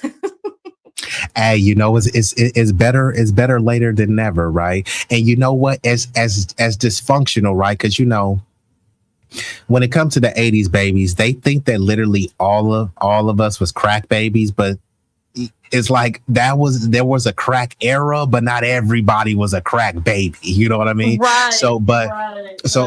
And some of our people do be like, man, we grew up in the crack era. It's like, nigga, I'm not no crack baby. I know about the crack era. I was around it. You know what I mean? But I'm not no crack baby. But then also one thing that I look back to is when you think about the 80s, there's a lot of stuff that you can say, oh man, like let's say for instance, you look at the crime rate. The crime rate was exponentially high back then, right? It was way more violence, all the domestic abuse and all this stuff. And now, people want to act as if things are way worse. I'm like, bro, you think Baltimore is bad now? Do you know how bad Baltimore was in the 90s? Do you know how bad Baltimore was in the 80s? And now they want to try to pretend as if it's the same. And I'm saying all this to say is that growing up in these tumultuous, crack eras and these dilapidated neighborhoods and stuff like that, it did forge and cultivate a certain type of person that I'm not seeing now with some of the younger generations, right? Because 80s babies are still considered millennials. You're just on the older end of a millennial, right? But like these new generations coming up, like it seemed like, damn, man, maybe y'all did need to grow up around some crack and some gangs and stuff. Cause like a lot of the men, I mean, let me say this. There's a lot of the men that are much more advanced, much more astute than many of the men were back in their day, right? But then there's a lot more men that are definitely more sassy, right? More moist, more feminine. There's a lot more women, that may be giving off, like a masculine vibe, maybe because they were around a bunch of effeminate men, so someone had to wear the pants. So it's a lot of dynamics involved. But I think that even though in those eras that we grew up in, at least the roles were defined. I think it was, there was dysfunction, but I think there were more defined roles and stuff. Because just even simple things, right? Like I always bring this up, like now people don't even know about like trick or treating around the neighborhood. When I went trick or treating, we never went with a parent. It was just all kids. You feel me? Right. Like, so those types of things made us mature enough to know now these kids, like, why so much traffic when you go pick up your kid? Because everybody is dropping their kids off. Kids ain't they ain't like really riding bikes like that. Like I was catching the bus. So it's like some of those times, like I think the 80s to 70s babies, like, there was some dysfunction, but I think it forged and cultivated a certain type of breed of person that I'm just not seeing. Like a lot of these young people are delusional, just kind of lost. Like what is your perspective based on that? Well, you know what? I have to regrettably agree. And I will say that my generation, some of us have taken part in that because, I grew up in Baltimore and I lived in Baltimore till I was like in my mid 30s or so. And then I moved out to the suburbs. Like when my kids was like, they had a little age on them. My oldest was like 15. I think she was like 16 or something like that. And my youngest was like 6 or something. And I'm be honest with you now that I tell you this, right? So my youngest son, he's been out here in the suburbs since he was like 6 years old. And he's 16 now. And he had this idea. He's like, "Man, I wanna go to Baltimore. I wanna go to Baltimore, just walk around." Cause he just kind of wanted to be in the city to see what the city like, because he watching all these movies and stuff, right? And then I looked up and I was like, "You want to go where?" And he's like, "I just want to walk around the city." I said, "Oh, okay." So I took him to the edge, to the Baltimore County edge, and I just stopped at a filling station. Where where the niggas is hanging out in the front. And I was like, go pay for me some gas. And he got out and he didn't feel comfortable. Now, granted, he ain't been around that. And my oldest two, they grew up in that. Like the whole nine. Like I'm cuffing them to the radiator. But with him, he been out here since he was little. So when I went to Philadelphia, same thing happened. He was out there and I told him, I said, "Bilal, do you see the cultural difference between where we live at and where I grew up at?" I said, "Now you do need to know how to handle yourself out here. There's certain rules to being out here. It ain't like the county. So when you come out here, this is not a vacation. You come out here and you keep your head on a swivel and you watch your 8, not your 6, your 8. So this is what it is." Now, after that, he kind of got a little bit of act right. You feel me? Like he got a little act right. He like, "Okay, I understand what you're saying." When my oldest came back, because they all moved out in the county too. They came back and they was like, "Oh my God, this is bringing back memories from the 2000s." And I was like, "Y'all talking about the 2000s? I grew up in the 80s out here when you couldn't see the street because it wasn't the crack era. It was the heroin era out here. Like, I don't know nothing about the crack." No, and that's the thing too. Like they talk about the crack era, but like there was a bunch of simultaneous eras, right? It was a crack. So this is why they talk about the war on drugs. It wasn't the war on the crack. Right, it was the war on drugs, but the war on drugs was really the war on blacks. And then, like you said, it was cracks, and then we called, the heroin is either called the H or the black, right? And then on top of that, so now you dodging crack heroin junkies, but then there's gangs. Those were the height of the gangs. Now you see a lot of cosmetic Crips and Bloods where cats want to look cute. Like, but back then the Crips and the Bloods, they were really banging and busting heads, and it wasn't just Crips and Bloods on the East Coast. It was GDs, Vice Lords, etc. Then on top of that, the pimps too. You're a young, attractive lady, right? So even if somebody wasn't trying to pimp you, it's gonna be some older dudes just trying to, get between your legs and stuff. So you're dodging crackheads, you dodging needles, you dodging, you know what I mean? Sometimes the girls too, right? It's some girls that, that bitch was messing with my boyfriend, or the same thing with dudes, like so and so. I do like what you said about with your son, how it builds resolve, because this is the thing.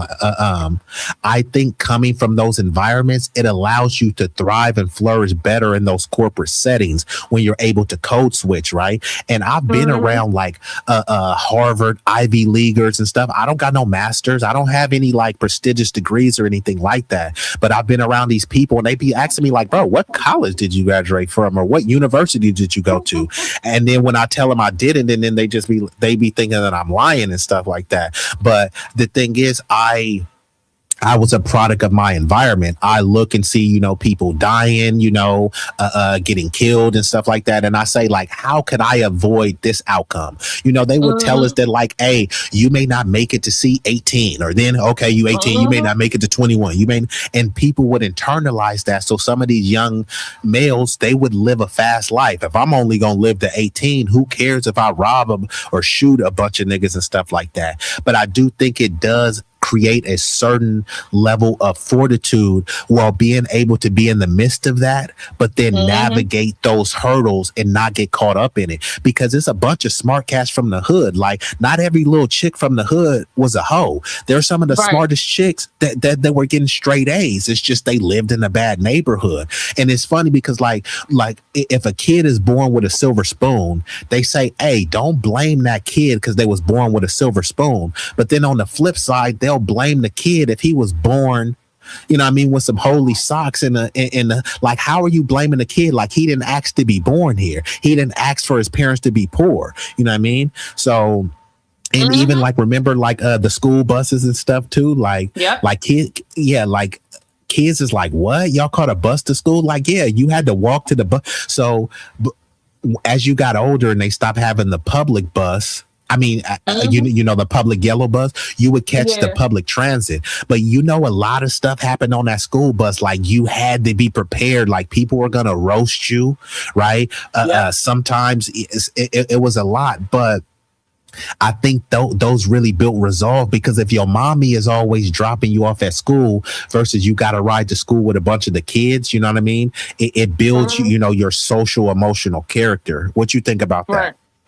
It does build social and emotional character, but I'll say this. I think nowadays, because I don't know what's going on, but these children are becoming more demented, which is like when we was young, right? I went at my high school, first day of high school. There was a shootout. Kid brought a weapon to school, shot himself trying to shoot somebody else. Stuff like that happened, right? But it's like nowadays, kids come to school, they trying to shoot somebody they got a problem with because it's a beef, it's neighborhood beef, it's gang rivalry. But nowadays, niggas is just mad at the world, at their parents coming to school or coming to other people's schools, killing up people they don't even know. And I'm like, I seen one black boy do that. He did that. He just started shooting aimlessly in a crowd because there was one person in there and he was acting like one of them and stuff. And I was like, no, bruh, we don't do that. No, we catch them in their neighborhood in front of their house. We don't just be aimlessly shooting. Like, no. Like, that's nothing to respect. Yeah, and that's why people talk about sliding on their ops. Their ops is your opposition, which means you have a personal grudge and beef with them. And this is not to promote violence or anything, but at least that's, you know, and most crime is personal. You know what I mean? It's like, okay, cool. Someone did something to me. Yeah, you should have better ways to resolve the issue, but you can understand so-and-so, man, and Tyrone knew each other and they was beefing, and that's how it escalated into that. But if Tyrone is doing drive-by on random school children and trying to sexually assault random girls, that I can't respect. And there's nothing street about that. That shit is some sucker shit right there. And that's where at least I could say there were some standards in the hood.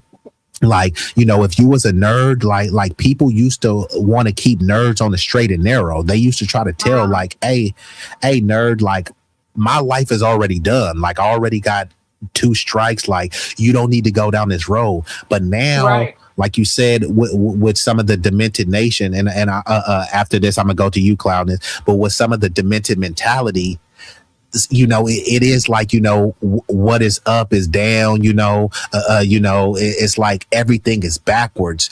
And I do think that this goes back to a lot of that childhood stuff that we were saying, because many of these people are mentally fragile. But see, you going to school on the bus with other people, you couldn't be mentally fragile. This is where terms like never let them see you sweat, because those kids are going to clown you. So you have to build some level of resolve, right? But then when these people go out into the world and they're already, you know, emotionally unhinged, then they don't know how to deal with their emotions. So they lash out in some sort of violent way rather than having some level of emotional intelligence to where you can just walk away, or you can try to resolve it in, you know, a more mature manner. Now people think the maturity is actually shooting up some random person because that makes them look hard. But you know what they say about a hard head makes a soft, you know what?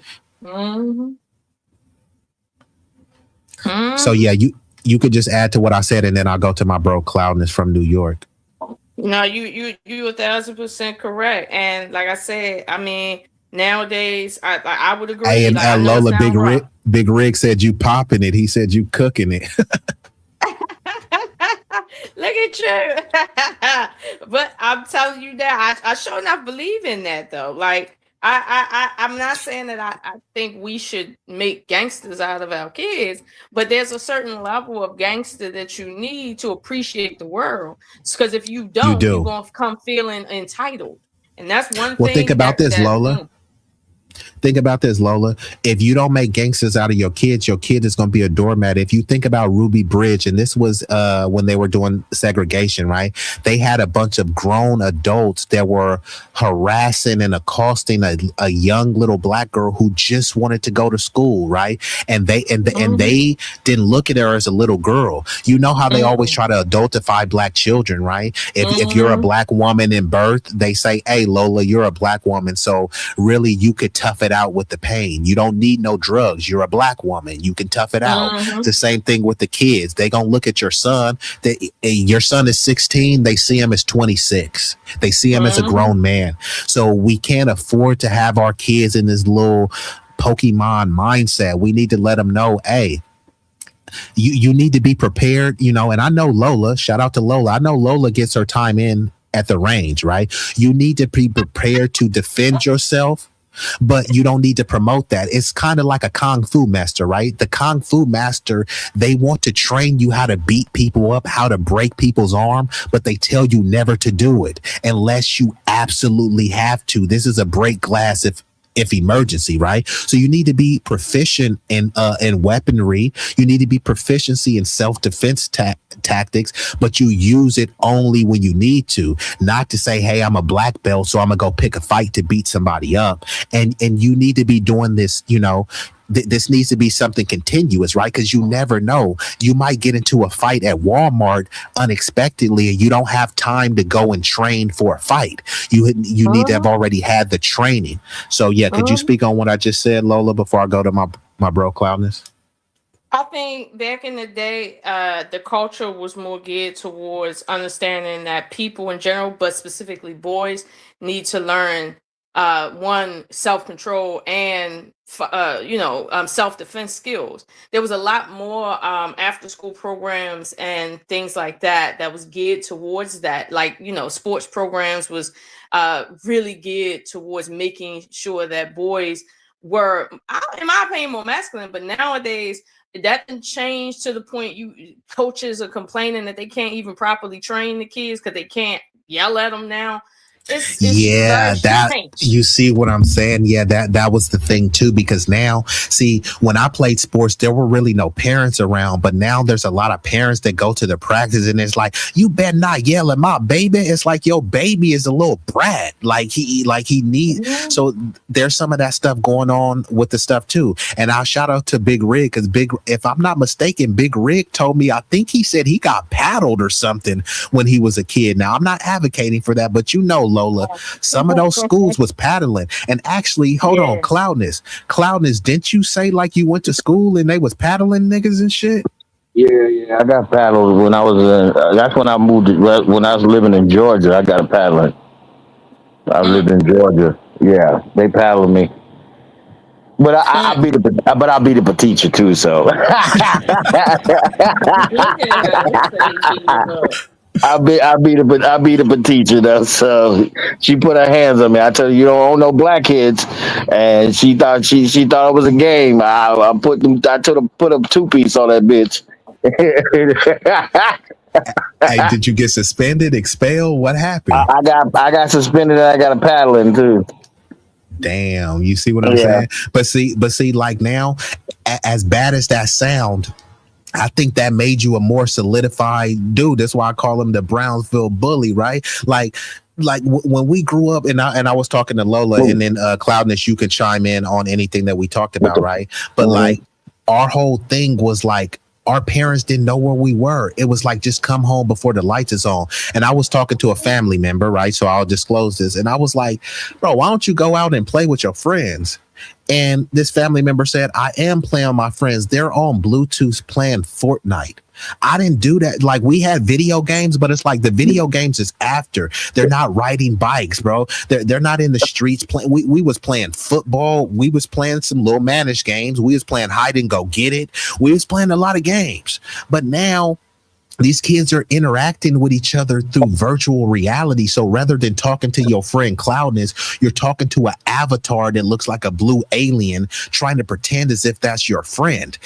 My mom said, hey, you ain't gonna keep coming in and out this house. Once you go out, you gotta stay out. So I was like, fine, I'll just stay out. They didn't know where the heck we were.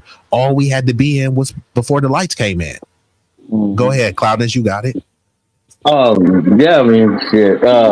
You gotta remember too. People were on that angel dust too. That embalming fluid. Yeah, that PCP. That PCP. Yeah, Sharm. Yeah. Because I remember like this gotta be early '80s. Niggas was jumping off the roof because the niggas was going crazy out that shit. So that shit was bad. That was right before. That was right during the crack era too. Yeah, people doing that. And Cloudness, you grew up in the crack era, right? Yeah. When it first hit, I was living in New York still when that hit. You was in Brooklyn or where? Yeah. I was living in Brooklyn. I was living in Bushwick at the time. I was living in Bushwick then. Yeah, that was, man. It was crazy, dog. Like so for the people that didn't live through that era, like when you say it was crazy, like how was it? Crime, junkies, break-ins, robberies, what? Yeah, crackheads. They was all over the place. Like, dude, you couldn't even go to the playground no more. Pretty much, like there was no going to the playground no more. Once the crack, because that's where they was posted up at the. That's where they were posted up most of the time. Either the fiends or the dealers. They was in the playgrounds, man. They were posting up. So we just figured out something else. Like our grandfather was like, nah, don't go to them. Like especially when I would go to Brownsville to visit my cousins and them because they lived in Brownsville. At first they lived in Jamaica, Queens. They lived in Queens with my grandmother and them. But then well, it was Ozone Park. That's where they lived at, Ozone Park. But that's part of Jamaica, Queens, though. But it was the Ozone Park section area.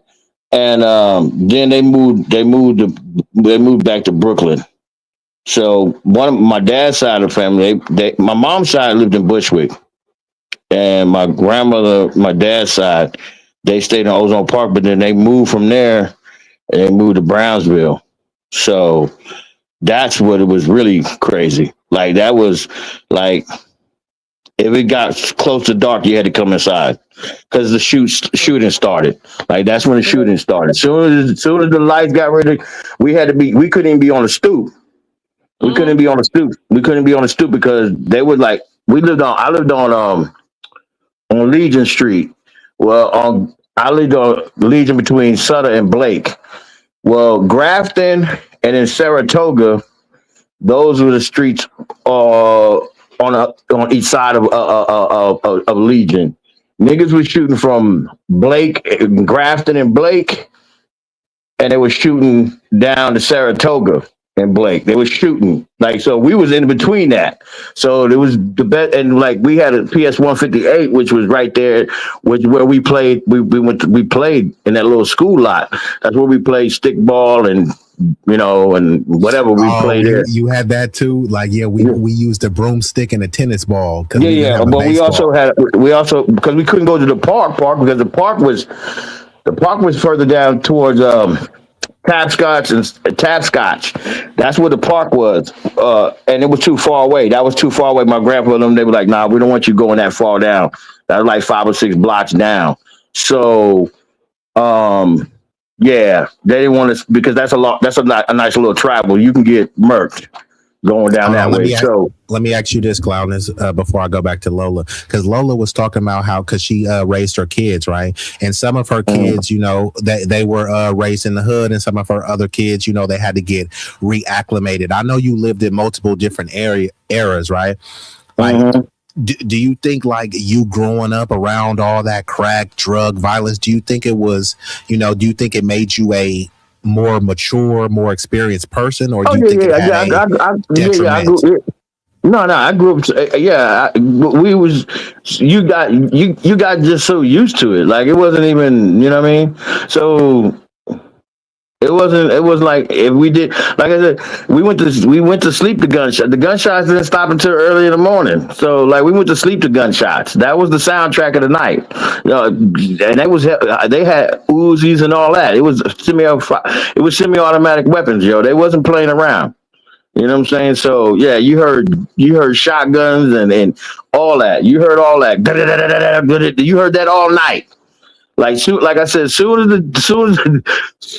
as the fucking street lights came on, it became Beirut around that bitch. It was like living in Beirut because it was gunshots nonstop.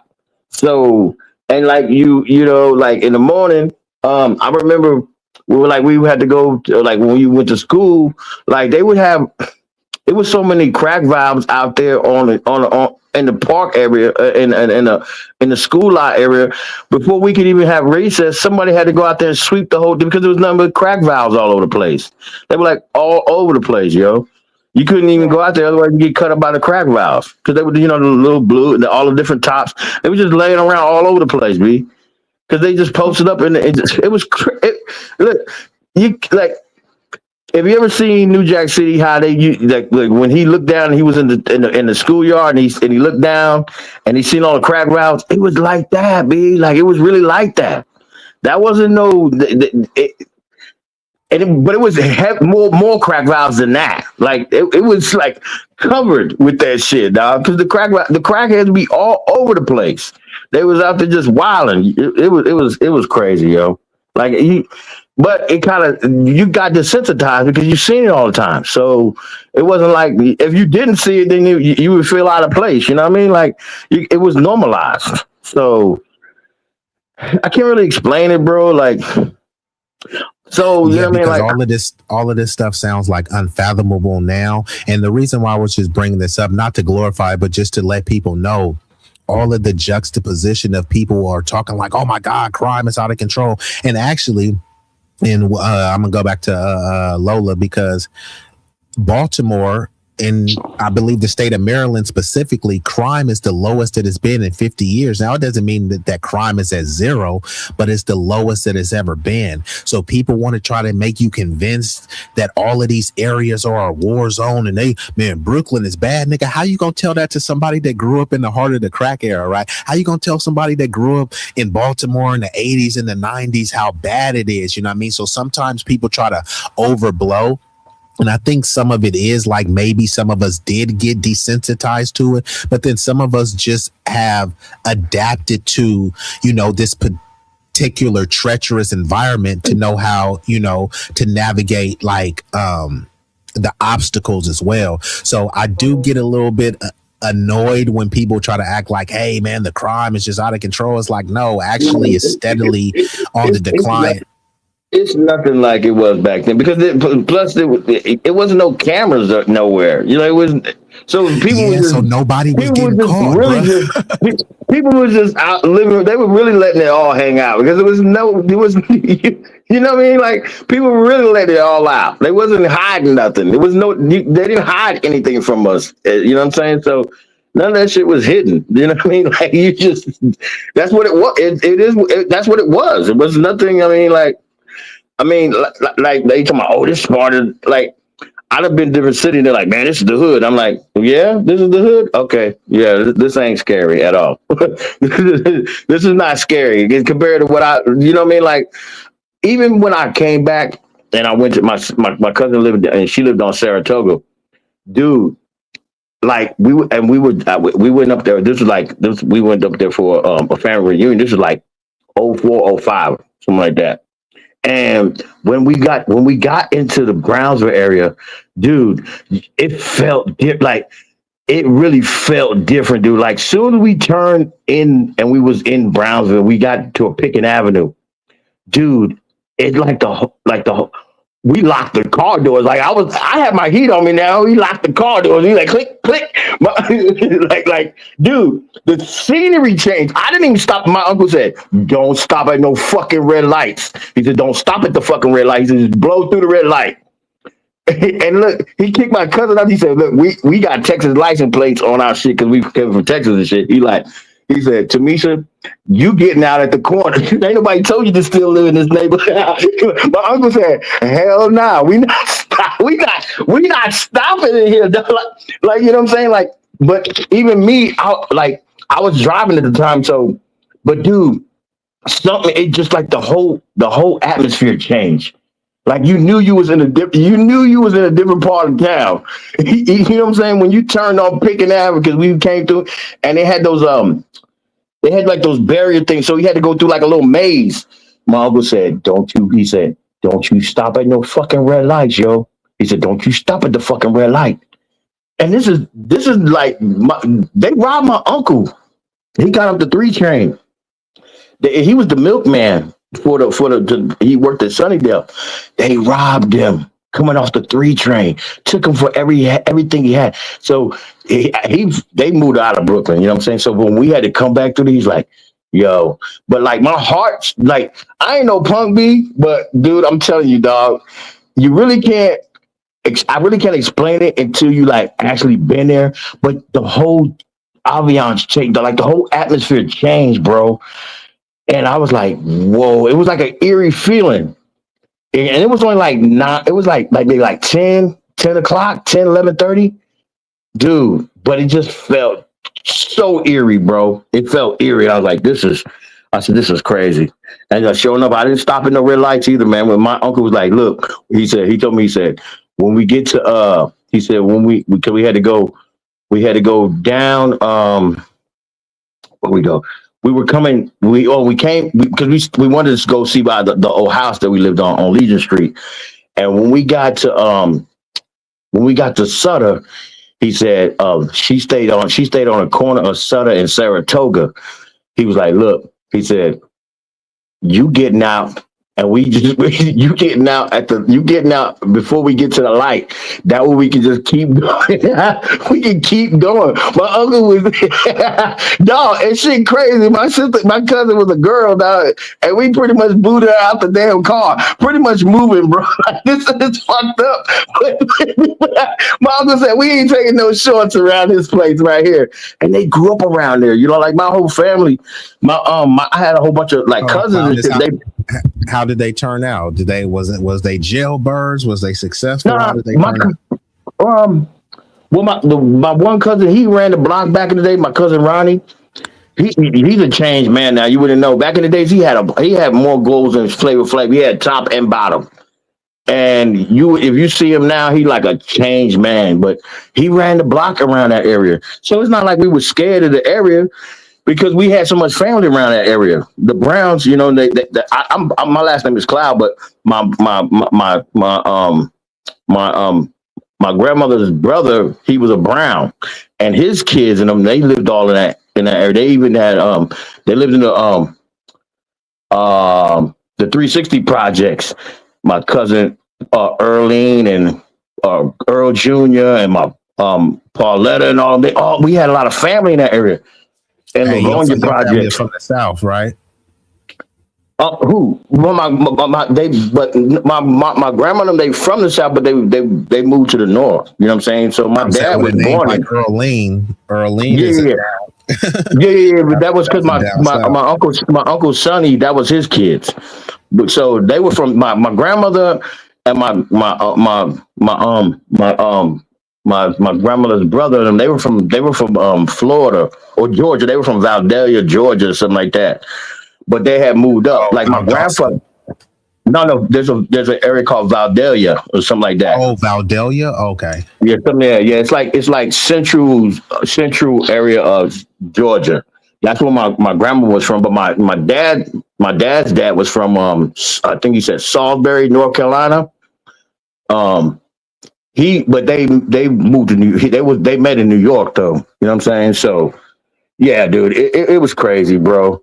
But yeah, man, and just being in that atmosphere when we came back, because I hadn't been there for a while, and I came back.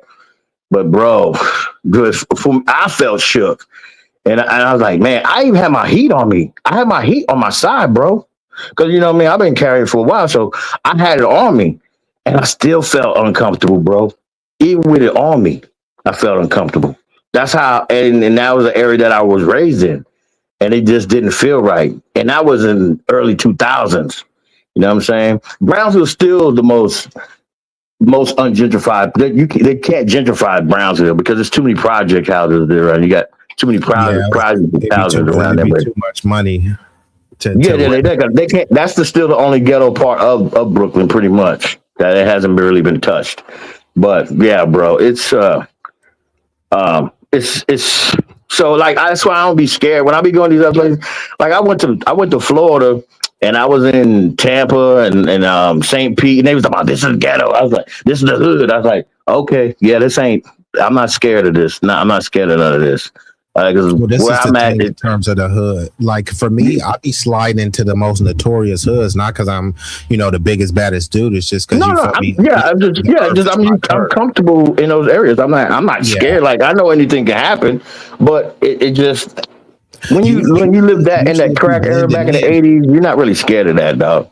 Yeah, it's like it's 80s like and you like 90s. Teflon Dom coming through there, and I'm gonna come back to Lola Go ahead, after go ahead, this, go ahead. but yeah, I always say this, right? Like a lions don't really announce themselves when they're in the jungle, right? They're just walking around. They see other lions. You know what I mean?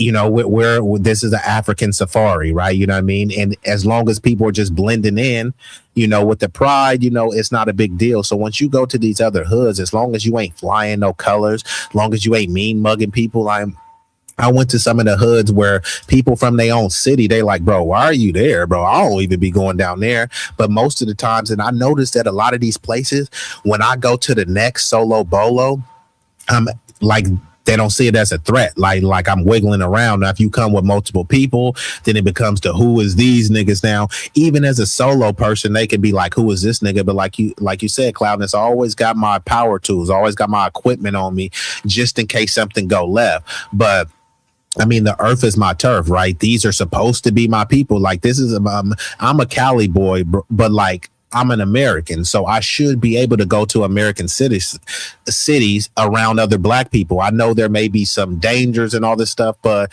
like you said, Cloudness, if I've already navigated some of the most treacherous areas, I don't look and be like, oh, I'm scared to go to Jersey. Oh man, look how bad Baltimore is, man. Maybe it is bad, but I've been in bad places or worse places and stuff. And I think that sometimes people being so petrified, it puts like a bigger target on them.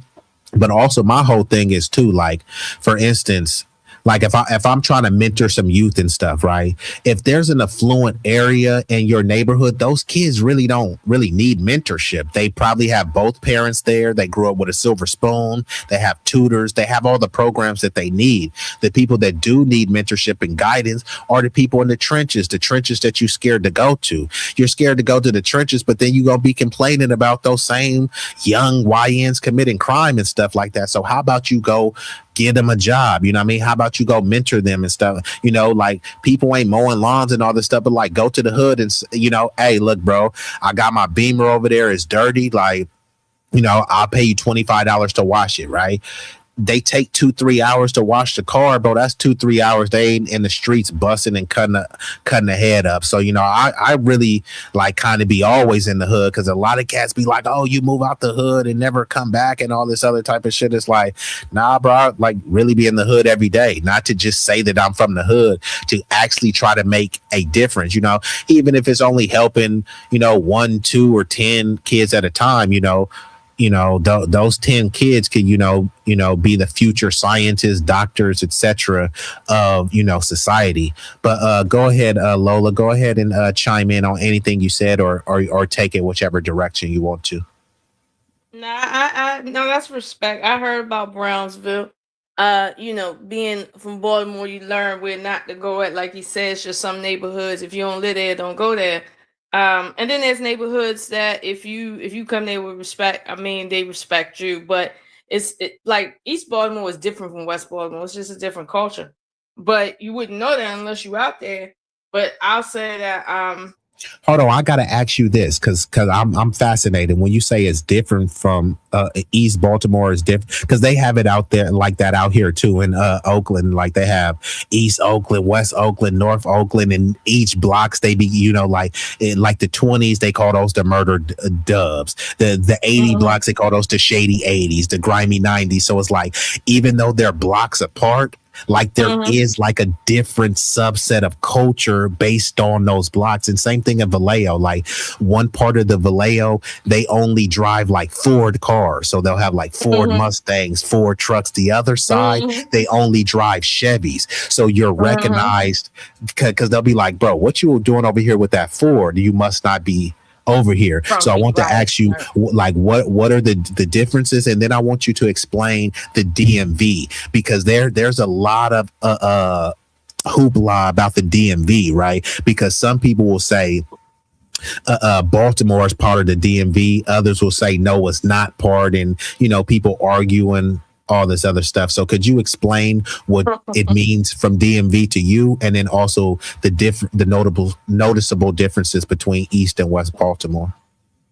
So the DMV it's like a tri-state, right? DC is a district, it's not a state, but we see it like as a tri-state.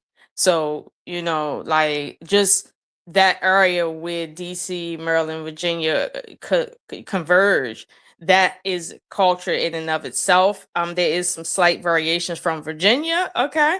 But that's what that is. I can understand why people say Baltimore is not part of that because Baltimore is 30 minutes north and on the highway.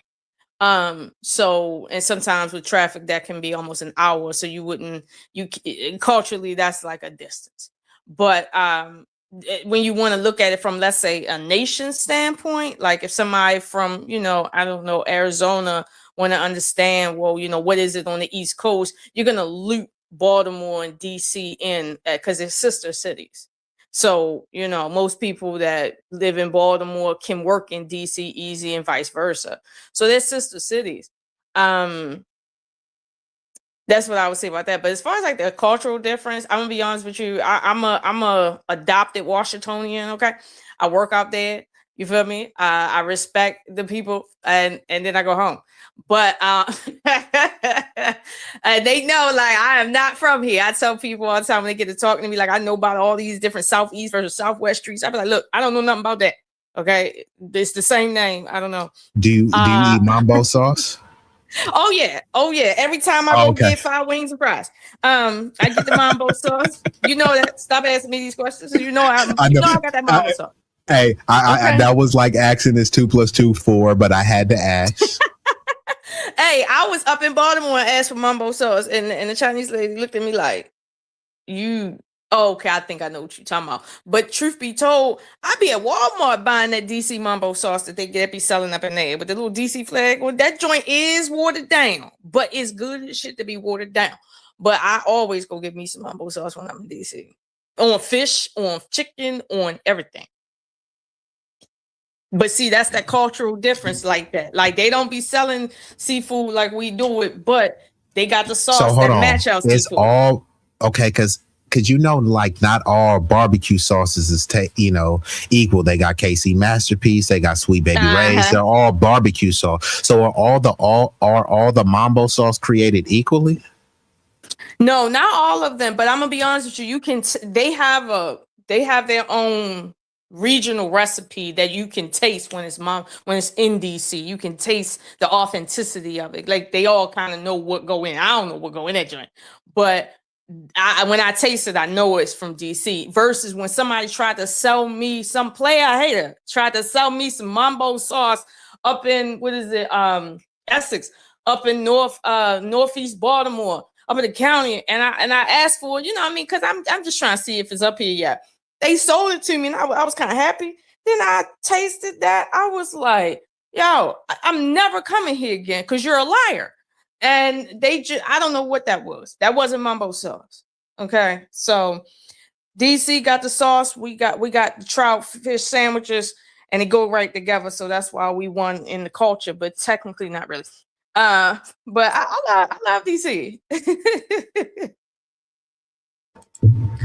Yeah, shout out to DC. You know, I know DC has a really rich culture, especially for Black people. You know, before it got gentrified. You know, I know it's still a heavy Black population, but you know, there's a reason why it was called Chocolate City. You know, Yeah. but in DC in the 90s was insane. Like the bodies that was dropping with Rayful Edmonds and all this stuff, the crime was insane. So you can't try to tell me that it's still on that same level. But even then, with the Marion Berries and all this other stuff, that you had more people that was standing on business, that was on code. You had a lot of like innovation coming out there. The music, right?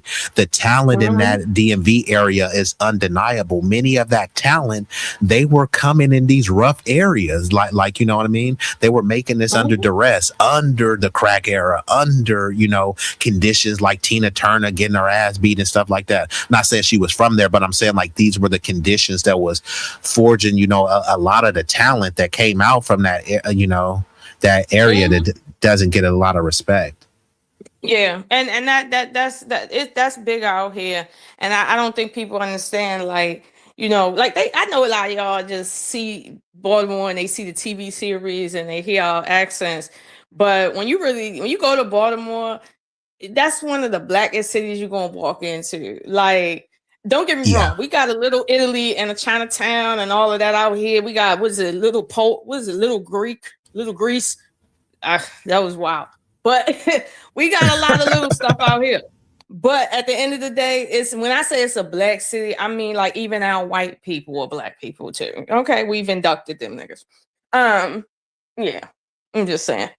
It's really a black city. Like the culture of celebration of black culture, black people is no matter what the federal government is doing, we do us. And I will say that, like, I remember one of my friends, she came to Baltimore. She was from up north a little bit, not far as New York, but she came to Baltimore and she was like, oh my gosh, she was like, this is like a black power city. I was like, no, we're not like black power type city, but yeah, you come out there, yeah, you get that black experience. You can.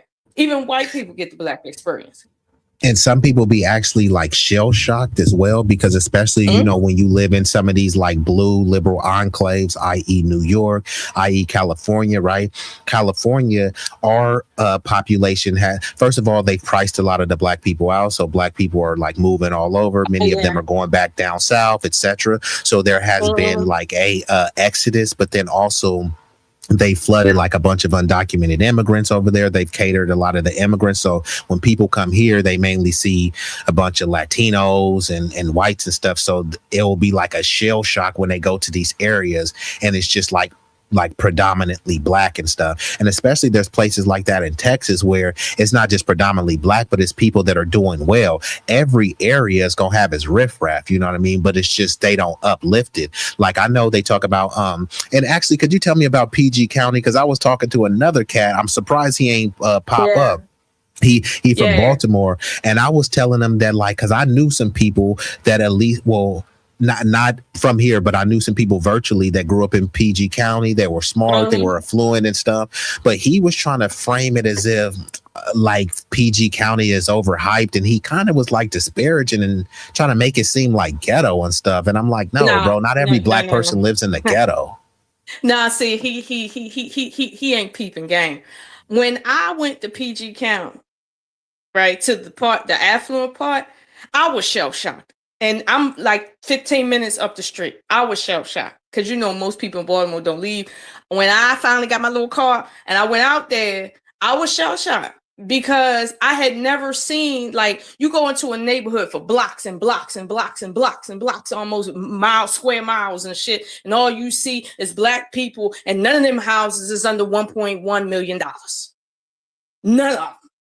And you like, that's their house, okay? And it's all black people. Some of them black people look like they live in Baltimore. Like, they might be drug dealers for all I know.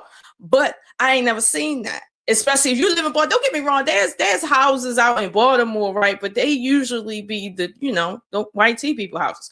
There's a few of us sprinkled out here, but not like PG County.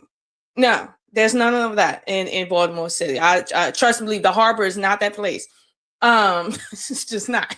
So, I was shell shocked. I came out there looking around. I know people was looking at me like, who is this bitch looking like she about to shoot us up, driving slow and shit?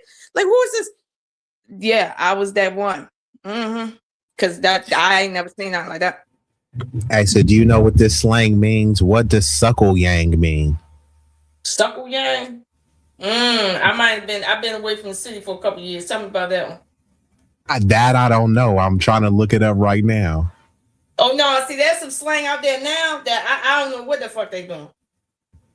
Okay, yeah. Some people just be trying to come up with slang, just trying to come up with some new phrases. I don't know what that is. I don't always subscribe. So apparently this is some new slang that he was asking me about, but Red 6, we don't know. So if you do know, then let us know. Right, let me know, because I don't listen. I see what they be doing now with that dummy stuff. I be like, I wish one of them Negroes would, John. Yeah, I'm gonna have to pull up on Baltimore. Like I always could, appreciate the history of Baltimore. Like you said, regardless of what the government is trying to do in terms of the gentrification and all these little enclaves popping up, people respect it as a, they respect the history of what Black people have stood up for in Baltimore, right? Mm-hmm. Yeah. And that's the same thing with Oakland, right? All the cities that they complain about. What about Chicago? Chicago is Chirac. What about Baltimore? What about Oakland? Like, all of these are very rich cities with a prominent history, that they have a history of like producing people that have been like, very successful, very prominent, not just for our community, but for the country in its entirety, right? But when they think of Baltimore, all they think of is The Wire, you know what I mean? They think of Oakland, they think of some pimps hoes and all this other stuff, which, that is a cultural aspect of it. It's just a lot deeper than that, right? There's a lot of thought leaders, there's a lot of conscious people, there's a lot of beauty, right? There's a lot of beautiful women in Baltimore, not a bunch of bitches just walking around with bonnets and flip-flops. Yeah, you may see that, but is that all you gonna see? So that ain't all you're gonna see out here. No, you gotta travel around out here, because you got different types of Black people out here. You got the bonnet type, if you like that, but then at the same time you got your eclectic type out here. Then you got your your white girl type out here, Black girls. What colleges are out there? Regular ones. Well, it's a lot of colleges that like, for instance, Morgan State. Everybody know about Morgan State. That's an HBCU, right? Yeah, that's an HBCU, but that's right in the city. So they got a lot of HBCUs like right smack in the hood. I think it's not a HBCU, but I think Temple in Philly. I know that one is like in the hood. Yeah, I've been out there. That one's like God bless them. God bless them. God bless them. Because, see, I ain't about to be sitting in class and get shot. I'm going to be online. Oh, he said, what about Towson and Coppin State? Are those out there too? Yeah, Towson ain't that far from Morgan. Like, truth be told, it's not that far from Morgan. Hold on, Red 6, are you in Baltimore? I think Red 6 might be in Baltimore if you know all this stuff. And then he said he was asking about that suckle yang, because he said he heard that's some Baltimore slang. But yeah, Lola, she wiped up. She ain't got an ear to the streets no more. Well, that ain't right. I my time. I don't be in a city like that like I used to. Before, when I first came out here, I was up in Baltimore 4 times a week just for some reason. I don't know. But now I have to make an appointment to go up there. When I go up there, I'm up there for a while, because I ain't commuting back and forth, because my parents are still up there. So salute to your parents. What about your kids? Your kids go to school in DC or in Baltimore?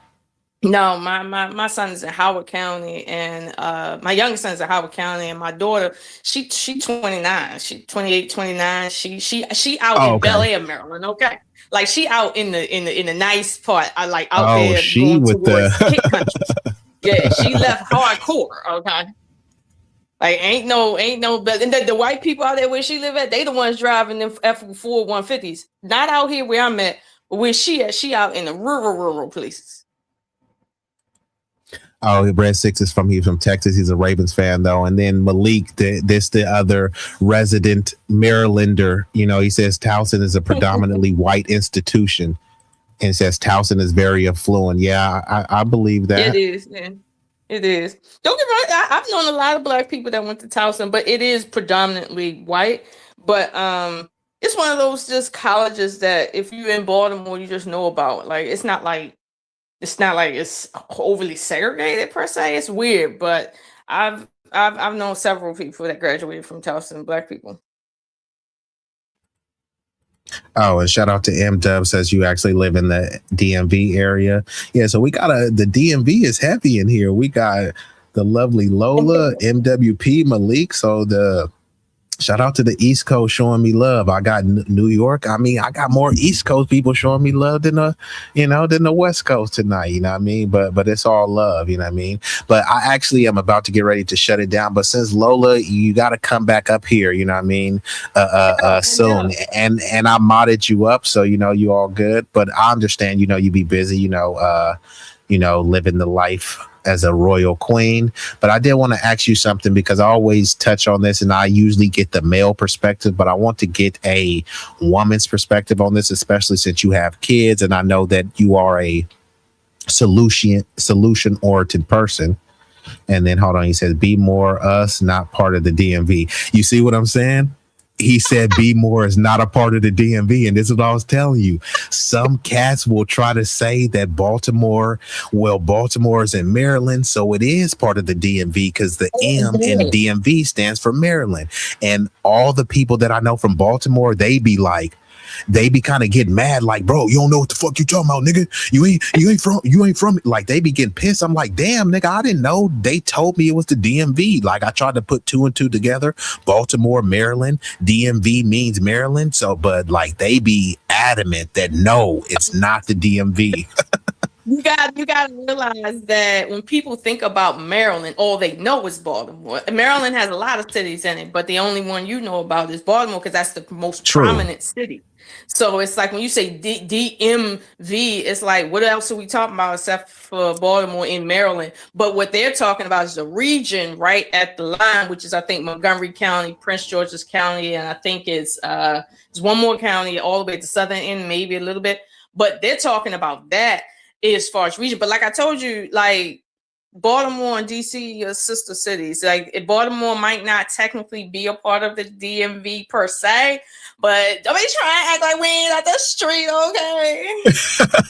That's what I was saying. I just didn't want to misspeak, right? But like I said, some of the Baltimoreans, they're like, do not put that DMV label on it. But I want to ask you this before we get up out of here, Lola, because I know you are a solution-oriented, pragmatic person, right? And you're a parent, right? So, and I talked to some of my other people like this, because since we did this, trip down memory lane and stuff, and we talked about how the kids were raised with the fortitude and stuff. Like, now I'm going to assume, because Lola, I know, you're a beautiful soul, but I know you're not an innocent angel. So I know that you probably got your behind spanked. You probably got punished corporally some type of way, right? So I want to speak, like, now I know, like, we grew up in the era where, whatever your mom could find, where it was the sandal, it was a switch, go give me a switch off the tree, and then you get spanked with that. Sometimes you get whooped with a belt, bare booty. Sometimes you get smacked with the hand. There was all sorts of forms of corporal punishment. Now, I think it was a fine line between the corporal punishment and abuse, but now they consider any form of spankings as child abuse. Now, as a parent, did you spank your kids? Did you whoop your kids? And if you didn't, what is an alternative to, like, basically laying down the law without physically beating your kid? Or is there a way? Do some kids just need to get their butts whooped? Could you speak to that, Lola? Let me say this, right? Sometimes if you prevent, it's easier to prevent a problem than to fix it. You see where I'm going with that? Yes, that's why I always talk about preventative maintenance, right? It's easier to prevent you from getting sick rather than wait till you get sick, then try to fix it, right? It's easier for you to curtail this toxic behavior rather than let your kid get out of control. And now you're trying to pick up the pieces. Right. Now, what I mean by that, where children are concerned, is that what you got to remember when they're infant, when they're in your stomach, they're being infiltrated with sounds, images, energy, right? Like they say with boys, by the age of 7, he has to respect you in a way where you don't have to discipline him by the age of 7. There's some tall 7-year-olds out here, okay? By the age of 7. Now, if he get to 9 and 10 and he still ain't right, you about lost his ass. And then once he hit 12, 14, you not about to start spanking on him like he 4. That's not what's gonna happen. And if his father ain't around or his uncles or somebody that's willing to put hands on him, that's not gonna work. So the preventative measure is when he come out the womb, when they come out the womb, you make sure you train them in a way where you don't have to sit and be wailing on them like that, because some children don't need that. Some children do need that, but they need that very, very early. And I don't mean abuse them to the point they got like marks on them, but you definitely corporal punishment ain't nothing else. Like the way I was raised, I can't even talk about some of the stuff because we had makeup on us. But when it comes to my kids, they knew if I'm talking to you, I wish my daughter tried me one time. I was talking and she stood up and crossed her arms like she about to walk out of the room, and I just blacked the fuck out. All I know is somebody called the police and they came and they was like, they told her, they was like, let me tell you something. Sit on this step and breathe, because if we come back here, we not taking you where you think you're going. Okay, so you better do what your mother said. Because then I literally blacked out. Because I'm like, I'm talking, nigga. Like, like you don't gotta sit and talk back. Like that's how I was raised. Like I was raised, don't look at me. Yeah, like there was no roll in your eyes. Like remember, so like if my mom was in the back room and she called me, there's no and there's no what. If she called you, you need to go back there. But now I be hearing these kids, they call, hey, little Johnny, what do you want, mom? Like that, like anger. I'm like, what the hell? These kids be slamming the doors. You know how it was. If you slam the doors, like you ain't paid not a damn bill in this house, don't slam the door. Matter of fact, keep the door open. The thing, like my parent, like, you know, and I grew up in the hood, right? So my parents wasn't like well educated, but they had manners. They're like, we're gonna raise these kids to be better than us. So there was no talking back. Even then, like we used to, when grown folks was talking, you know, it was the kids, y'all go get some business, y'all get out of here and go play somewhere. Now these grown-ups be having these full blown conversations, cussing up a storm, vulgar language in front of the kids, and then they be telling the kids, don't eavesdrop, don't listen. Like, like why the hell are you talking like all of this stuff around the kids? But then now I only had to get the corporal punishment a few times. Now I still was cutting up, but I just got more cunning with my waist and I get caught up. But the worst punishment I got, I had to go stand in the corner. I was literally like, please whoop my ass. I do not want, like, the standing in the corner. That psychological punishment was for me was way worse, because the ass whooping, you get whooped, it hurt, and then you get sent on your way. The standing in the corner, I had to stand in the corner the whole day. If I tried to sit down, no, stand in the corner. Then little kids come into the house. Could he come out and play? No, he's on punishment. He got to stand. So I'm looking at my friends at the corner and they looking at me and turn around. I'm just like, man, yeah, I would recommend that to anybody, because you won't have to whoop your kids like you were saying, Lola, if you nipping that in the bud.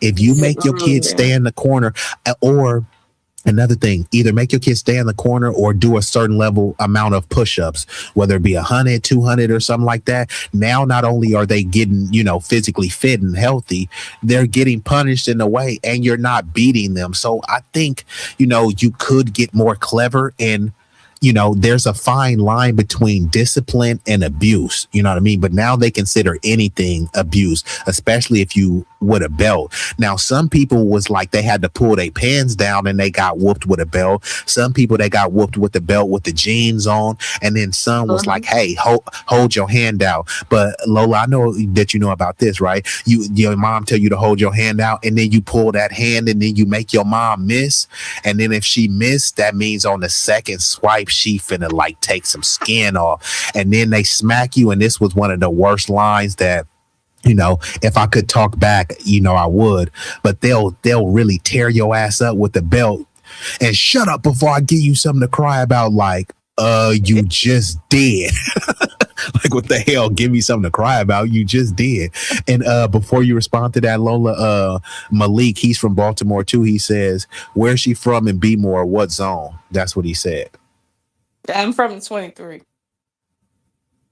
There you go, Malik, the 23. So go ahead, Lola. I'm gonna get ready to shut it down. So go ahead and give us some final remarks about anything that we touched on, or just anything you want to bestow to the people. Well, I do know about what you was talking about the hands, but see, my mother, she was raised by her grandmother and them, my great grandmother. So when she told us put our hands out, it's because she was whacking it with that thick ass wooden ass spoon. And yeah, if you make her miss, that next time she throwing her back into it. Okay. So listen, that's now I'm not saying I don't approve of that for my children. That's something I did take out of my root. That's what I'm saying. You know, that's what I'm saying. Like, I personally don't approve of that. However, I don't look back. And let me ask you this: do you look back at your parents or your grandparents as like this kind of evil monster that was just kind of like taking advantage? Because when I got whooped, I know I was cutting up, so I didn't look at it like, hey, I was just this abused child or something like that. Like what was your perspective looking back on it? No, anyone who disciplined me, and it was a lot. My older sisters were old enough to give me spankings, okay, and that's how I learned not to fuck around, as they say, because I seen what happened to them, and I was smaller, so I'm like, nah, that ain't happening to me. So I did exactly what you did. When they trying to take punishments for 3 months at a time, the whole summer, I'm falling on the floor screaming, taking my whooping, like acting and shit almost, and I'm outside that next 5 minutes. But no, it wasn't like it was like completely abusive, because you only got spankings when you was defiant.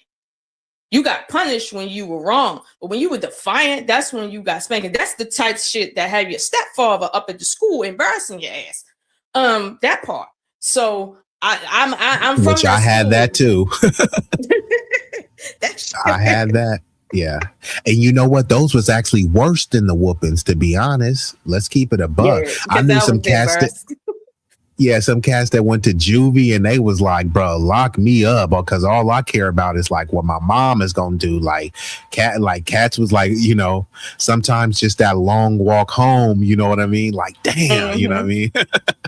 Yeah, and that was bad. But see, that's what I'm saying. People who talk about like crime, and granted, crime happens all over the world, as we see in South America, but they don't look at the children that grew up in the hood with discipline, that went to college, that started businesses, that became celebrities, that became wealthy, like that became servicemen and women. Like, they're not looking at that. They're just looking at the small minority. So for me, I didn't feel less love. I didn't, but I will say that when you are a single parent and you have to recompensate for the other parent, that can come off abusive to children, which is why, like, and I was single for a large part of my raising of my children. Like, certain things I just did not do, and I refused to do, like smack my boys in the face. I didn't want to do that, because I didn't want them getting used to that from a female. Because my father always told me, don't put me up on the farm fucking around putting your hands on no man.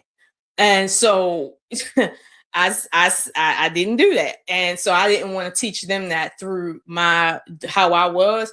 But don't get me wrong. One time, my youngest son and my middle son and my nephew, I was at the beach, And I wasn't supposed to have my grill out there, but it was a small grill, and they was running, and I told them to stop running.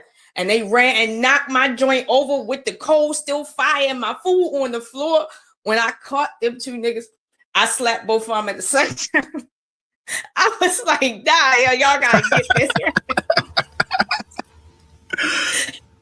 They was like 8 and 10 at the time. I said, y'all gonna get this one. Nah, I've been being nice to y'all for a decade. No, not the grill and my food on my goddamn floor. Out in the street, no. That was the worst vacation. So, I have done it. I'm sorry. I am guilty of doing it at least one time. But that's something I couldn't take from my parents. Not because it was abusive, but because there's certain things, psychology even, that goes into what you do to your children and what you don't do. And so you teach them that through what you do and what you don't do. So that's why, like, when you say, well, in the house, one thing you don't do is raise your voice, be yelling out what and shit like that. You talk to people based on their station. Like, my children know when you walk into a room, you say hello first to adults, the oldest to the youngest. And like, when I call you, they already know, like, you seriously, they don't call nobody by their name. I did not raise my children calling no adult by their name. You call them by their station. So if they Mr., Mrs., Dante, Tonton is uncle for my youngest son, or auntie, mom, cousin, grandma, uncle, whatever, you don't call them by their name. And that's a certain level of respect that children learn just in language. Like, the language you use has to show your level of respect for who you're in the room with. So when you get the children that's saying, what do you want? These are the children that did not learn that small little thing when they were little. Like, it's certain ways you can talk to your peers.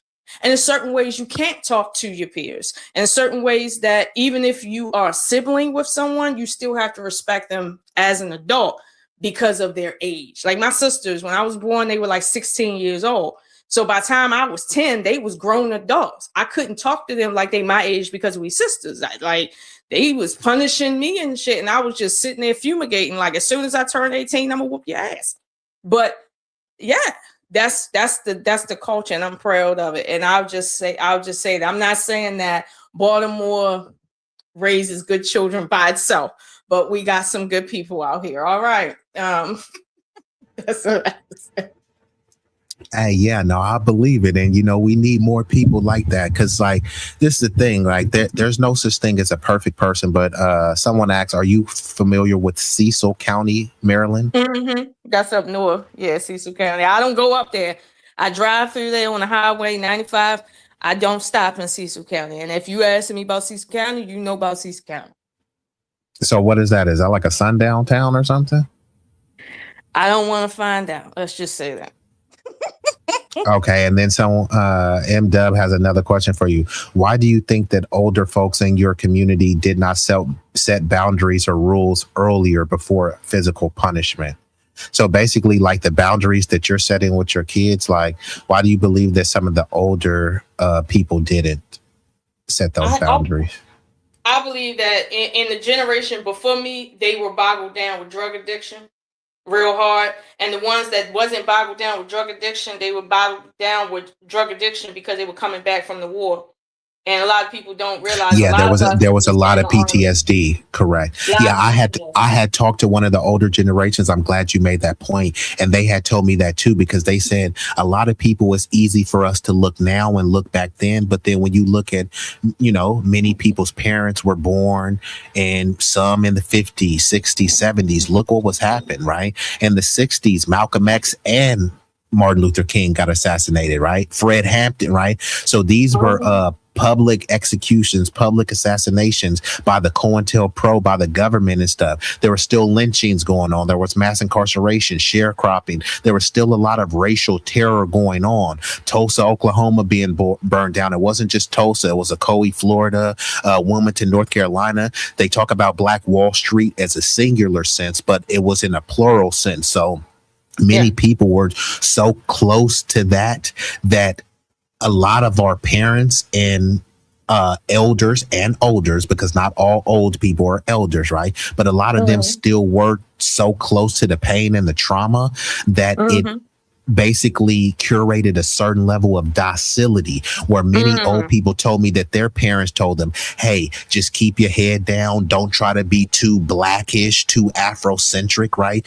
Do what you can to assimilate. So a lot of times people were, you know, kind of punishing us out of the way. And actually the whole come in, you know, where the come in before the lights come in, that comes in from sundown towns. That's where that came in, right? Because they didn't care where we were during the day, but like a lot of that, you know, a lot of that violence wasn't happening during the day. A lot of that stuff happened after the sun went down. And that's why they said be in before the lights come on. So a lot of the cultural practices were forged by the traumatic response, right? And some of our parents, like they were getting paddled. Like my boy Cloudness, he said he was getting paddled, right? So that means that his dad was definitely getting paddled, and his dad's dad was getting paddled. So they're passing these things on. It's kind of like a muscle memory, right? Like, hey, I was parented this way, so I'm going to bestow these parental practices on to my children,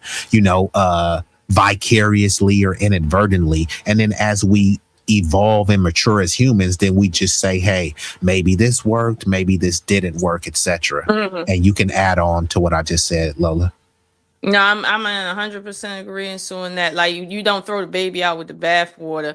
Like take what worked and keep that and take out what it wasn't. But what you said was interesting about the way our discipline has been forged by our experience in America, because like my great grandparents, the way they used to discipline my father, like they would tell my father, take your clothes off, get in the tub, get out wet and don't dry off. And they would braid up an extension cord, like make it thick. And then they would beat him with that. Now, mind you, it's because he disobeyed. This is like he's under 12. And I'm like, that sounds pretty intense for like a whooping. Like, but you see, like the era that my great grandparents is coming out of, they were born in 1890. So that type of like discipline comes from the culture that they were reared in, from their parents that was born before slavery ended. That's how close we are to slavery. Like the houses some of us grew up in, it will belong to people who grew up on plantations that owned their family. That's how close we are to it. People think we're really far. No, we're not. It's not, yeah, because many of your answers, because then sometimes people try to fixate just on slavery, and slavery was so long ago, but then there were like hundreds of years of Jim Crow, and that racial terror, it did instill a certain level. And then, like I said, when I was talking to, you know, one of my elders, they had told me that, and it did give me a different perspective, because it's easy to wag your finger and say what they should have done, but like you didn't go to a school where it said no niggers allowed. You didn't go to a school where they had colored water fountains. You see black and white pictures and stuff of that. And then even those black and white pictures are propaganda, because they had colored pictures, right? They show a lot of pictures of MLK in black and white, but they had colored pictures of them. They try to show the black and white photos to make it seem like it was yesteryear and so long ago. But no, it actually wasn't. You know what I mean? Like I said, King was assassinated in 1968. Many people's parents were born before that or after that. So how was that so long ago when it was within your parents' lifetime? So that trauma is still very prevalent. And then because we didn't go through, like we went through different levels of trauma based on the intensity and severity. So it's kind of hard to fathom, hey, why did they think like this? Or why didn't they parent this way? Even sometimes people do it with information, right? Well, why didn't this person just Google it? There was no Google in 1968. There was no Google in 1978. There was no Google in 1988. But now since people got a smartphone and ChatGPT at their fingers, they start to try to wag their fingers. Why did these people do this? It's like, hold on, you have more information than ever. a lot of people, you have more money than Malcolm X had. So why aren't you building anything? Don't try to look back and say what Malcolm and what someone. No, why aren't you doing this? You got more money than Malcolm. Malcolm X didn't have 10,000 Instagram followers because Instagram didn't exist, right? So if they were able to organize and they were able to put something together without all of these tools, then I really just don't want to hear any excuses, and I don't want to hear too much blame. Yeah, there's some things that they could have done better, but then, I mean, could many of these people even survive in those conditions, right? How many people could really function after knowing one of their family members got lynched? Look at what Emmett Till's mom had to do, right? She had to go and function in society as a mother, knowing that her child, who was 14, was beat to death. You know what I mean? And drug and stuff like that.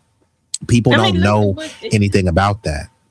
People don't know about that, but it's because those stories, it's almost like maybe people are ashamed to relive that history for, just in general. But like Malcolm X's father was tied to a railroad track and assassinated like that in front of him too. So he saw that. And you know what? Actually, you know who else that happened to? Ike Turner. Oh, I heard something like that happened to him, but I didn't know.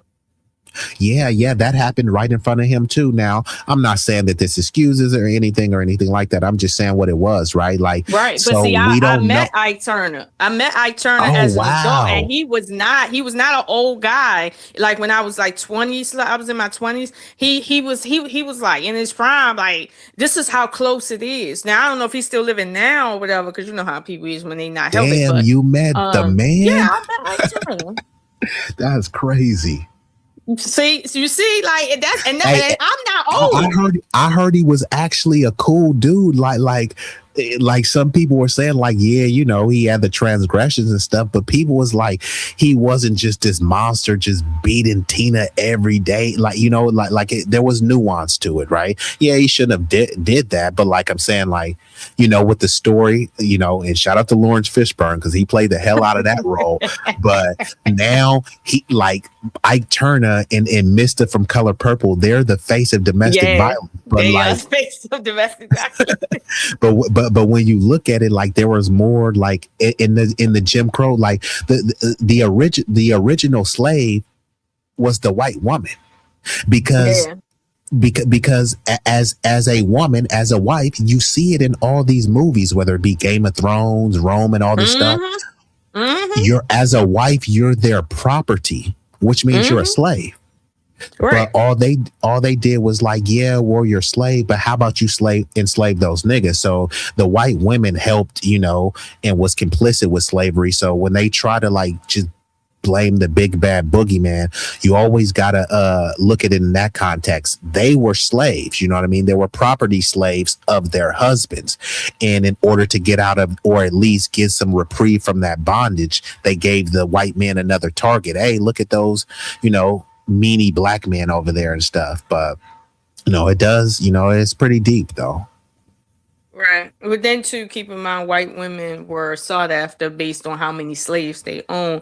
That's what made you, let's say, marriageable, how much property you could bring to your husband. But that's why they were fighting. Yeah, like a dowry, right? Yeah. But it was the opposite way around, meaning like if you didn't have no slaves, like, and you a white woman, you probably white trash and nobody wants to marry you. I don't care if it's your cousin. They don't want to marry you.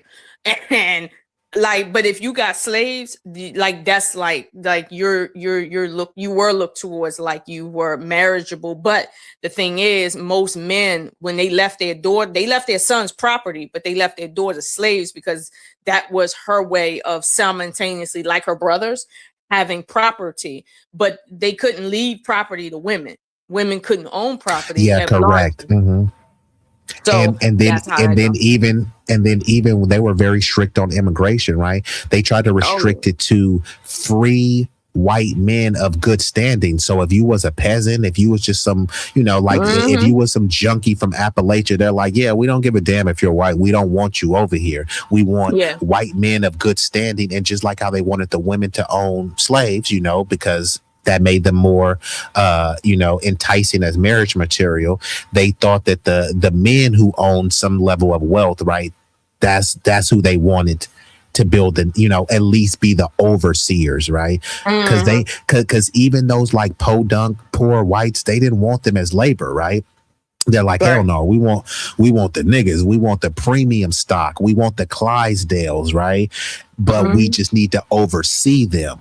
So that's what it was. And then the white women were complicit in the overseeing. And then both of them, they were both on some shit like black fatigue, right? The white dudes was like, those black women are disgusting. We don't want anything to do with them. But they're the ones why we have mulattoes and Creoles and all, you know what I mean? They're the reason why we have that, you know what I mean? And then there were a lot of white women who wanted to, get some Mandingo soul pole, and then they would turn around and say that, hey, he forcibly penetrated me. So it was a lot of diabolical stuff going on. Oh, it was diabolical because either way, you were still gonna die. Like if she tell you to do it, you're gonna die. If you didn't, she didn't tell you to do it, you're still gonna die. So that it was Yeah, when you say diabolical, I mean that's more literal than not. But I would argue, and I know some people may not see it this way, but I would argue that slavery was keeping white people, like let's say regular white people, down. Yes, Lola, you have been cooking tonight. I have been saying this. Slaves undercut white people, and it's crazy because they bestowed this virtue of whiteness. Is just as why I can't remember, I think it was FDR when he said, if you convince and I'm paraphrasing, if you convince the lowest white man that he's better than the highest black man, he said colored, but of the highest colored man, basically he'll empty out his pockets for you. So they had these poor snaggletooth sulfur and piss smelling peasants, right? And think about this, because they always like to talk about, and I do agree with when you said some people are embarrassed about the history and their lineage. So they'll talk about, hey, you guys were descendants of slaves and all this stuff, but the slaves held more value than those peasants. They didn't want some white, like I said, some pissy smelling peasants. They said, we want the premium stock. So if we're going to enslave a population, we want the premium slave. So that's why they wanted the black people. And that's undercutting the white people. If you're looking for a job, and the movers and shakers, the owners have a bunch of slaves providing free labor, why the hell would they hire you? If you have a house and you have a maid that's going to clean your house for free, and there's somebody that's saying, I'm looking for work. Yeah, you may be looking for work, but you're going to keep looking because I have a maid to do it for free. But because they put a premium on whiteness, then they were like, oh yeah, well, those niggers are enslaved. Yeah, but you're broke. You're snaggletooth, you smell like piss, you're dirty, and you're not going to get anything by just being a peasant, which, and then you fast forward it, we were the builders, and then it turned into that, like, they got so greedy with all of the slaves that all of the slaves had all the skills. So then when they start looking around, like, who the hell is going to be building everything? It was all of the slaves and the freedmen. So that's why they had to bring in more people, and they had to try to have the slaves train them, because none of these people were skilled. You know what I mean? Right. So it gets really deeper, which is why I always go ahead. No, I was going to say that go back to the Homestead Act, which Martin Luther King spoke about how the government noticed that white people did not have those fundamental skills to help the country. So they brought people in to teach them, and then gave them loans and property. I was going to say they paid them too. Have that. Right, they paid them to learn, then paid them to farm, because they didn't. And then have they gave them millions of acres of land to do it on. And then even thinking about this, just think about all the contradictions. First of all, like when you think about the Statue of Liberty was about us, you know what I mean? Mm-hmm. But they framed it to try to make it into an immigrant story. But all it is a cheap labor story, because really think about this is what they say. Give us your sick, your tired, your poor, right? And that sounds like a very noble thing. But then when you start to really think about it, there's no context where that would actually be a viable solution. Now, let's say you were starting a football team. Would you say, give us your sick, your tired, your poor?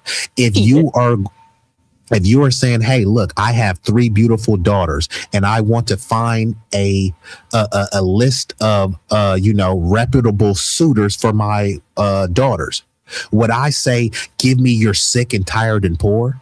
Like, there's no context that you would say that. If you wanted to build a house, give us your sick, your tired, your poor. I don't want a bunch of sick, tired, and poor people building my house. And then think about this. Isn't there a lot of sick people in Baltimore? Isn't there a lot of tired people in Baltimore? A lot of poor people? So how are you overlooking poor people in Chicago, Oakland, St. Louis to bring in some sick, tired, and poor non-citizens? So people just kind of let that go as if it's some noble thing. And then think about this. You're at home taking care of your kids. Your kids are sick, tired, and poor. And then you're saying, give me more sick, tired, and poor kids. You haven't even helped cure your sick. So nobody even brings this shit up. Like, even what if you had a HBCU, would you want more sick and tired, poor students going there? No. Hell no. There's no context where that shit sounds like a viable option, but we've been socially engineered and conditioned to believe that, yeah, we want more sick and tired people because we're just so virtuous and so loving of everybody. I'm a humanitarian, but if I'm trying to build my family, I'm trying to enrich my family, I don't need to be doing it around a bunch of sick, tired, and poor people. But B-Eazy. What's really crazy is that they don't believe that anymore. Nobody wants any immigrants coming. They want the top-notch immigrants. If you're going to come to this country, you're going to be a top-notch mofo. You ain't going to be sick, tired, or poor. You're going to be a college student. You're going to be somebody who got influence. You're going to be you're going to be somebody from parliament or some shit. You ain't going to be no regular Joe unless you got brought over here by your family member that was that person that they was looking for, and that's how you got over here on some poor shit, okay? Because we got them. So I'm like, listen, that whole to give us your sick, tired, and poor. Well, look at this, Lola. This is why when the people that cross the border, they usually have a bunch of poor, what they call low-skilled workers that cross the border and flood the border, and then they lie and say they're doing the jobs that no one wants to do and all this other stuff. But okay, fine, let's just say that they are. But then they are carefully curating, the skilled one, which is why they talk about the H-1B visas. They curate the doctors and stuff, which, there is some benefits to America. But for me, I am against that, because a lot of times if they're getting like the best Nigerian doctors, the best Haitian doctors, the average age of life expectancy in Nigeria is 54. Right. Because all of their prominent doctors leave and go to other places. Yeah. Correct.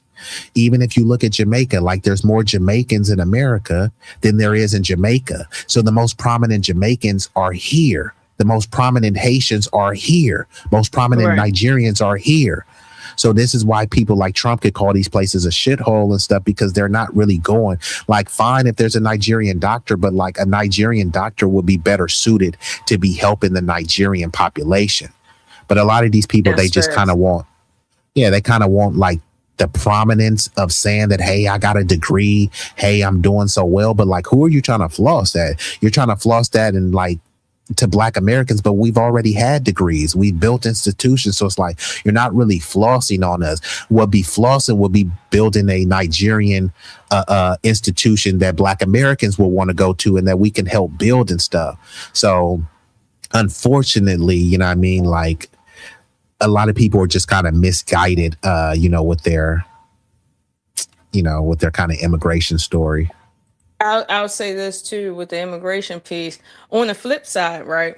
They complain about when we come to Nigeria, and they say that, in Nigeria, of course, we're called the Katas and shit like that, but we're also called white people. No matter how dark we are, we're called white people over there. I've experienced that. I've been called, things, and then when somebody be like, the white lady, I'm like, do you see the kink in his head? Fuck you mean? But then I had to realize why they say that, because it's a status thing over there. So they would complain, oh, you come to Nigeria and you got the US passport and you just come through, nobody cares, you get the best jobs because of your passport, not because you work hard, right? And that is a real thing over there. When they see Americans from American institutions and shit come over there to do stuff, we do get preferential treatment. We do. Now, maybe not above the Chinese, because the Chinese is over there making whole waves, okay? But Definitely shout out not to the above Chinese. them. Right, we ain't above them. Shout out to the Chinese. But see, the Chinese working hard over there to conquer quietly. And I respect that. Correct. So Yeah. they conquer it quietly. Yeah, I They was just doing gonna say they. colonialism all over again I quietly. was going to say they definitely are, because when they create the Chinese businesses, the Nigerians can't go. And then they'll say, oh, look, then the Chinese helped us build roads. They helped build roads, but those roads only lead back to China. Like that, they didn't help fix. They didn't help fix any roads in Lagos. They've only fixed roads where they can easily extract the resources. But then some of the Nigerians are just so glad, and they say, "Oh, we have nice parts in Africa." And then I'm like, okay, do y'all own any of those parts? Because they'll try to talk about us. Yeah, but we're a minority here. Y'all are the majority over there. Y'all are 90% of the population. You're not 15% of the population. So it's not even an apples to apples comparison. It's like an apples to a celery. It just doesn't make any sense with the comparison.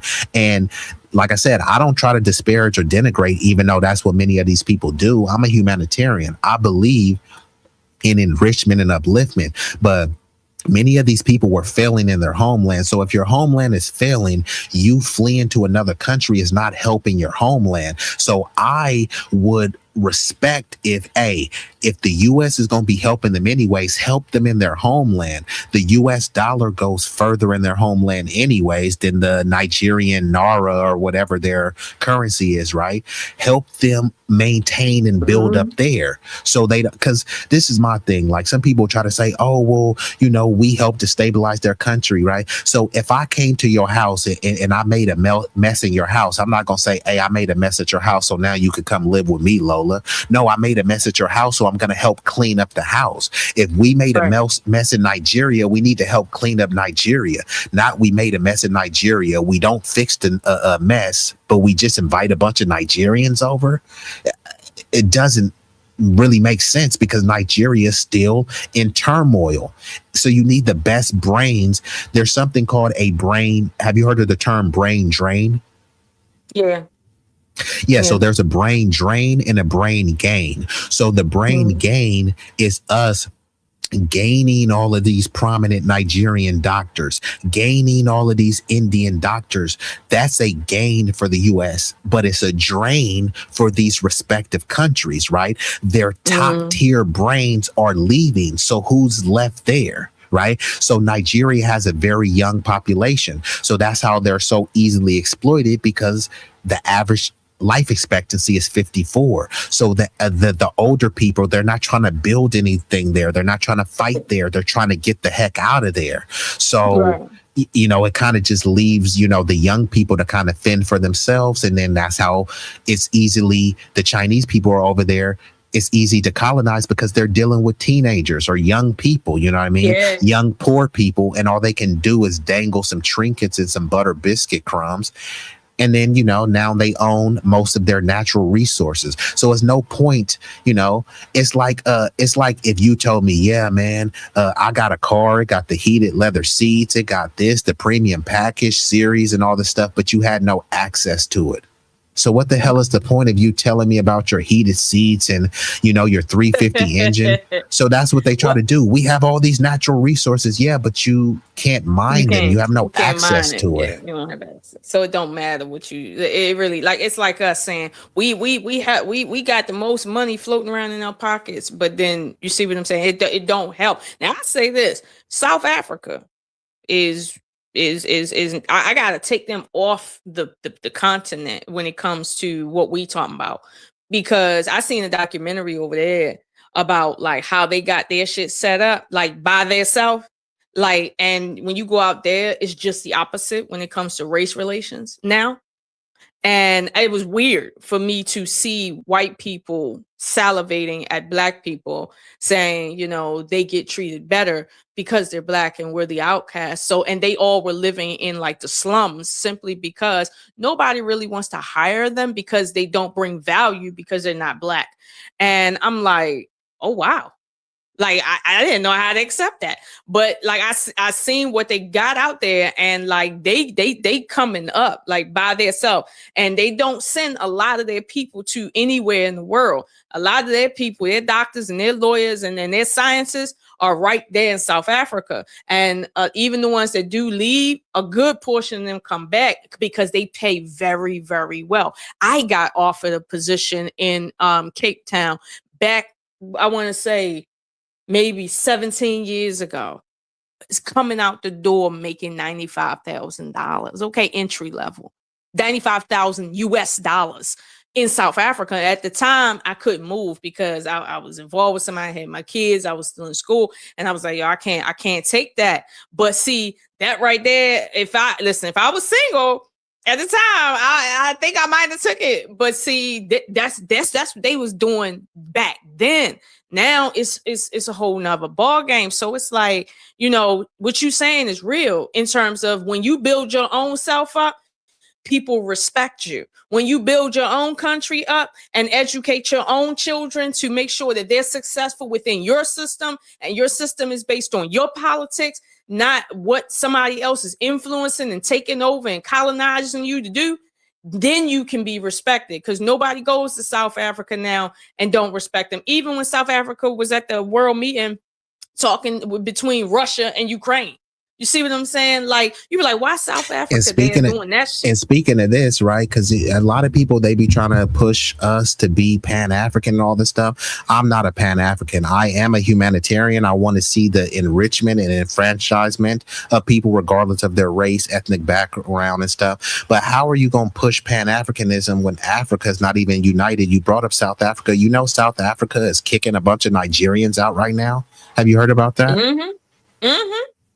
So these are the same people talking about, oh, we're all brothers, we're all coalition. I'm not a hateful person, but I can't be operating on this mythical coalition. And not only that, Ghanaians and Nigerians are beefing. Not only that, they try to pretend as if North Africa is not Africa. It's literally called North Africa. But then they try to say, no, it's the Middle East and all this other stuff. The Middle East is just a made up term, just like sub-Saharan. That's why there's no Middle South or Middle North. It's just a made up term, just like sub-Saharan, but fine. So if the North Africans can't unite with East Africans and East Africans ain't united with West Africans, how the hell is Americans gonna unite with Africans? It just doesn't make any sense. And then they're pretending, well, because we have a similar level of melanin, then we supposed to unite. Well, y'all have the same level of melanin as Yoruba and Igbo, and you're in the same country with different tribes beating each other over the head. Some of them can't even understand each other because they speak different dialect, and they're literally like within a 10-block radius of each other. That's not Pan-Africanism. That's right. That is not Pan-Africanism. And if you can't get it done with people that are on the continent that look more like you than African Americans, don't come to me, because I know it's a grift. I know that it's a grift, and African Americans, foundational Americans here, we understand how to live in a jail and not trust nobody. So we know we don't got no friends. Okay, like we okay with our races being up front. So that we earned our stripes out here. But that right there is a whole nother monster, which is why I'm not Pan-African. I'm for the upliftment of all people, but it's like. Yeah. I don't want to see Nigeria and Ethiopia get colonized. I don't want to see Ghana and all this stuff. But for me to like put my focus on that, I just can't do it, because it's very misguided. And when you think of the prominent Pan-Africans, right? All of the most prominent Pan-Africans you think of, they're American. Make that make sense. Imagine the most prominent American figure was in Africa. It wouldn't make sense. So imagine somebody say that, hey, I'm a Pan-Baltimorean, but they're not doing anything to uplift and unite Baltimore. How would that make any sense? These people are trying to flee Africa, but then all they're trying to do is fly a flag of Africa that they don't want to go back to. So that I really can't respect. Even think about this. They're talking about they're all brothers, right? But then you need like a passport and a green card to just go into. Some of those African nations are as close as the DMV. They're cluttered, but but you can't go over there without a passport. If you go to some of these other African nations, you'll be detained and or killed, or at least ostracized and brutalized. How is this we all brothers and all this stuff? Then there's this huge colorism, and colorism is just an aspect and another feature of white supremacy. But if you look at a lot of these African nations, it's always the light brights that's running everything. So the soldiers are the darkies. Like, look at Jamaica. They got some light dude running it. It's just wild. You know what I mean? They have Asians, Arabs, all these things running it. And they'll say that we're their brothers and sisters. But then when they go over there, and that's what happened when my boy went to Senegal and a couple other places, they have a black tax. And that's a Black American tax where they were charging us more than the locals, which, hey, that's fine. You know what I mean? But I'm just trying to say, when they come over here, we don't have like a Haitian tax. We don't have like a Caribbean tax where we charge them more. We are the ones saying we all black and all this stuff. And then this is the other thing too, right? They want you to claim and be a generic African, a landmass that you really are not culturally connected to. And you're supposed to be an American from Baltimore or from New York or whatever, call yourself African. But when you go to Africa, they call you American. So I'm in America. I'm not supposed to embrace my American lineage. But when I go everywhere around the world, they identify me as American. But I'm supposed to drop that and identify just as a generic African. It just doesn't make any sense. It don't make sense. And the thing is, not too many people have really slowed down to even think about the points that you're making, just in terms of how much, not if it's worth doing, but how much sense does just the idea make of like America is a country, right? And it has different things in it. Africa is a continent, it's not a country. So like when people say, you know, I'm Asian, right? They only say that to non-Asians. When they talking to Asians, they don't say I'm Asian. They state the country that they from. They know better. Yeah, that's called delineation, right? And this is what I always say. I always give this point, right? So when I'm talking about samurai culture, right? Nobody says that samurai culture is Asian culture. They delineate and they disaggregate, and they are culturally specific. Samurai and ninja culture is Japanese culture. Now, other Asians could partake in it. They could participate, but it doesn't originate in any other culture. And that's unfortunately what they've tried to do with many of our culture, because other people are racially black. If we create something here, then they pretend as if it was an African creation, but it wasn't, right? It's almost like, I always bring up the analogy of tacos, right? If Mexico or whatever Latin place is the origins of tacos, you should be able to go there and get some of the best tacos ever, right? Because it's the origin, right? Well, if these places are the origin of hip hop, I should be able to go there and get the best hip hop ever, right? If they created these dances, I should see the best people emulating these dancers. I should see an African version of Jay-Z, Nas. I should see an African version of Beyonce, an African Whitney Houston, an African Mariah Carey. If y'all are the standard bearers for all this, but then again, you look and you don't see that, right? You don't see no African boxers that are as good as Muhammad Ali, and there's multiple African boxers. Who are the African? There's a bunch of African basketball players. None of them are as good as Michael Jordan or LeBron James. And I'm not trying to make this a tit for tat competition. What I'm just talking about is, for one, that we are the cultural blueprint, but also it is important for us to culturally gatekeep so that we can be able to appreciate cultures, right? So when we think of jerk chicken, we can't just say that that's black culture and that's a black recipe. No, that's Jamaican culture. Yeah, it's Jamaican right? culture. And I Same always thing. do that, yeah. Yeah, I never because take the that whole away. flat I black never take that away. And the thing is, we shouldn't take it away, because we want to be able to appreciate a thing. When we look at Usain Bolt is a record holder in the 100 meters and the 200 meters.